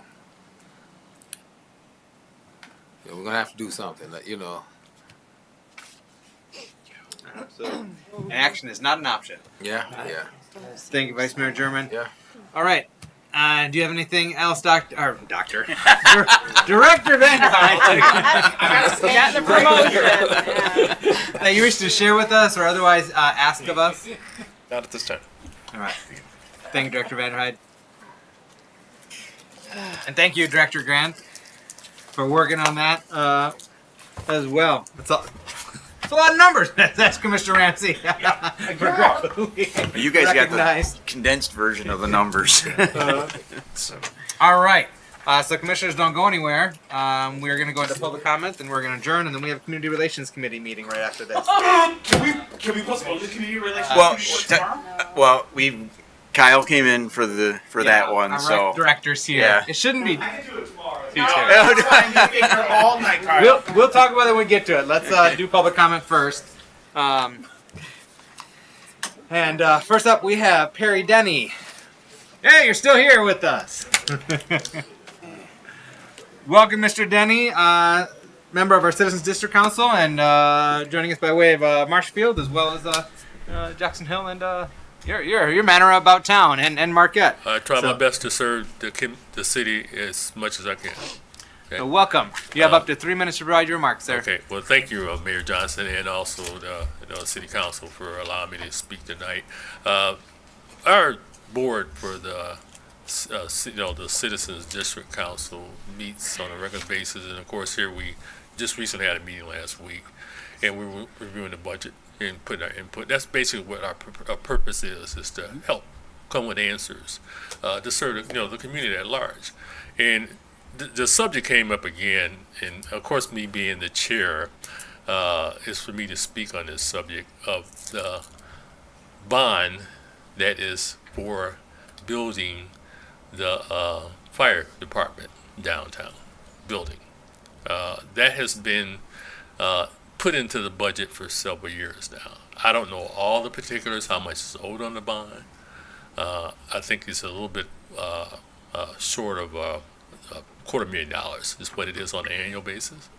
But we're trying to find out the solutions of how to get that taken out of that budget and put where it probably should go. Now, my understanding is I realize there's a lot of discussions that have happened in past years on it was supposed to be on this department or this agency or authority.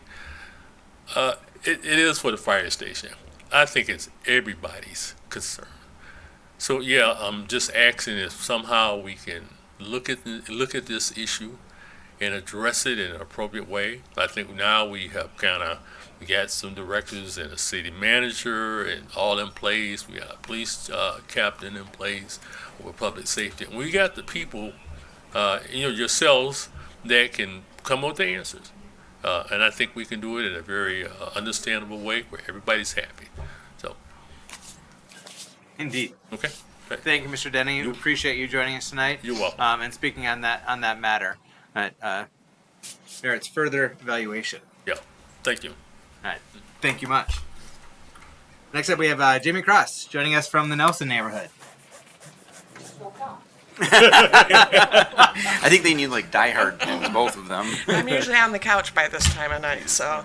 You have up to 3 minutes to provide your remarks. All right, so thank you. I just wanted to talk a little bit about the City Parks Board ordinance.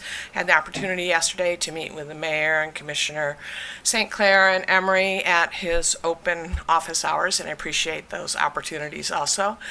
So I wanted to provide some food for thought. I thought about it a little bit after our discussion yesterday. And so I have mainly about the board composition. So one, I really think that should be city represented on that board. They should all be residents of the city. And second, it would be nice to have a youth position. And I have seen some other city parks boards that do have a youth position, sometimes voting, non-voting. And then also, I just would like to, because we had a discussion about this, about special interest groups or organizations as having positions on the board specifically for those organizations. And I would just really like you to discourage doing that. And I'll talk about my experiences being on a nonprofit. Whenever I walked into a room when I was working for the Alliance and I went to a meeting, if I sat on a board, if I had any discussion, I also carried with me the goals of the organization and the mission of the organization. So that was my focus, and I pretty much did not detract from that. I was also paid staff. So I just really discourage having somebody that is representing an organization as a specific board seat. So more of the residents, and then really considering what the skill sets are of your residents that are applying for the board. I think there'll be a lot of work with the master planning and public engagement that is going to happen, and just making sure there's a wide range of skill sets and some equity and inclusion on that board. So those are some of my thoughts, because those organizations can always come to board meetings and participate in master planning. And then lastly, I don't even know if this is really of importance, but the description and the roles of the board, they're pretty vague, which I think is good, but I keep thinking about the master planning, the amount of time and the energy that goes into there, and I don't know if there should be some consideration for part of that in your roles for the board. So that's it, and I'm excited to see the planning start to move forward with the city parks, so I appreciate that. So thank you for your time. Excellent. Thank you, Ms. Cross. Appreciate you joining us tonight. Thanks, Jamie. All right, commissioners. I'd entertain a motion to adjourn this meeting. So moved. We have a motion by Commissioner Emery, supported by... Oh, wait, I'm sorry. We have additional comment. No. Yeah, sorry. Director Echolm. 3 minutes. Oh, it won't take that long. Slip. It won't take that long. Yeah, I was outed as a resident of the Houston Historic District during that item for Nelson House. So I'm giving comment really quickly on behalf of my wife, Kate Echolm from 362 West Muskegon Avenue. She couldn't be here because our eldest had dance class. She wanted to express her gratitude for allowing the staff to move forward. She felt like that would be a good endeavor for the city to infill that lot because the vacant lot right now is not its best use. And, you know, as people with little kids, we have to kind of keep an extra eye on them not to go on there and mess around, or, you know, people walk through the lot sometimes to connect into the alley, and that can be good or bad. So she just wanted to say that she was happy, and which is a big deal because she's not engaged in this kind of stuff. So she wanted to express gratitude to the commission for that. Okay. Thank you for sharing that. Thanks, Kate. And give our best. All right, now we have a motion by Commissioner Emery, supported by Commissioner St. Clair to adjourn. All in favor, please indicate by saying aye. Aye. All opposed, same sign. The ayes have it. We are adjourned. Thank you. Take care. Be well.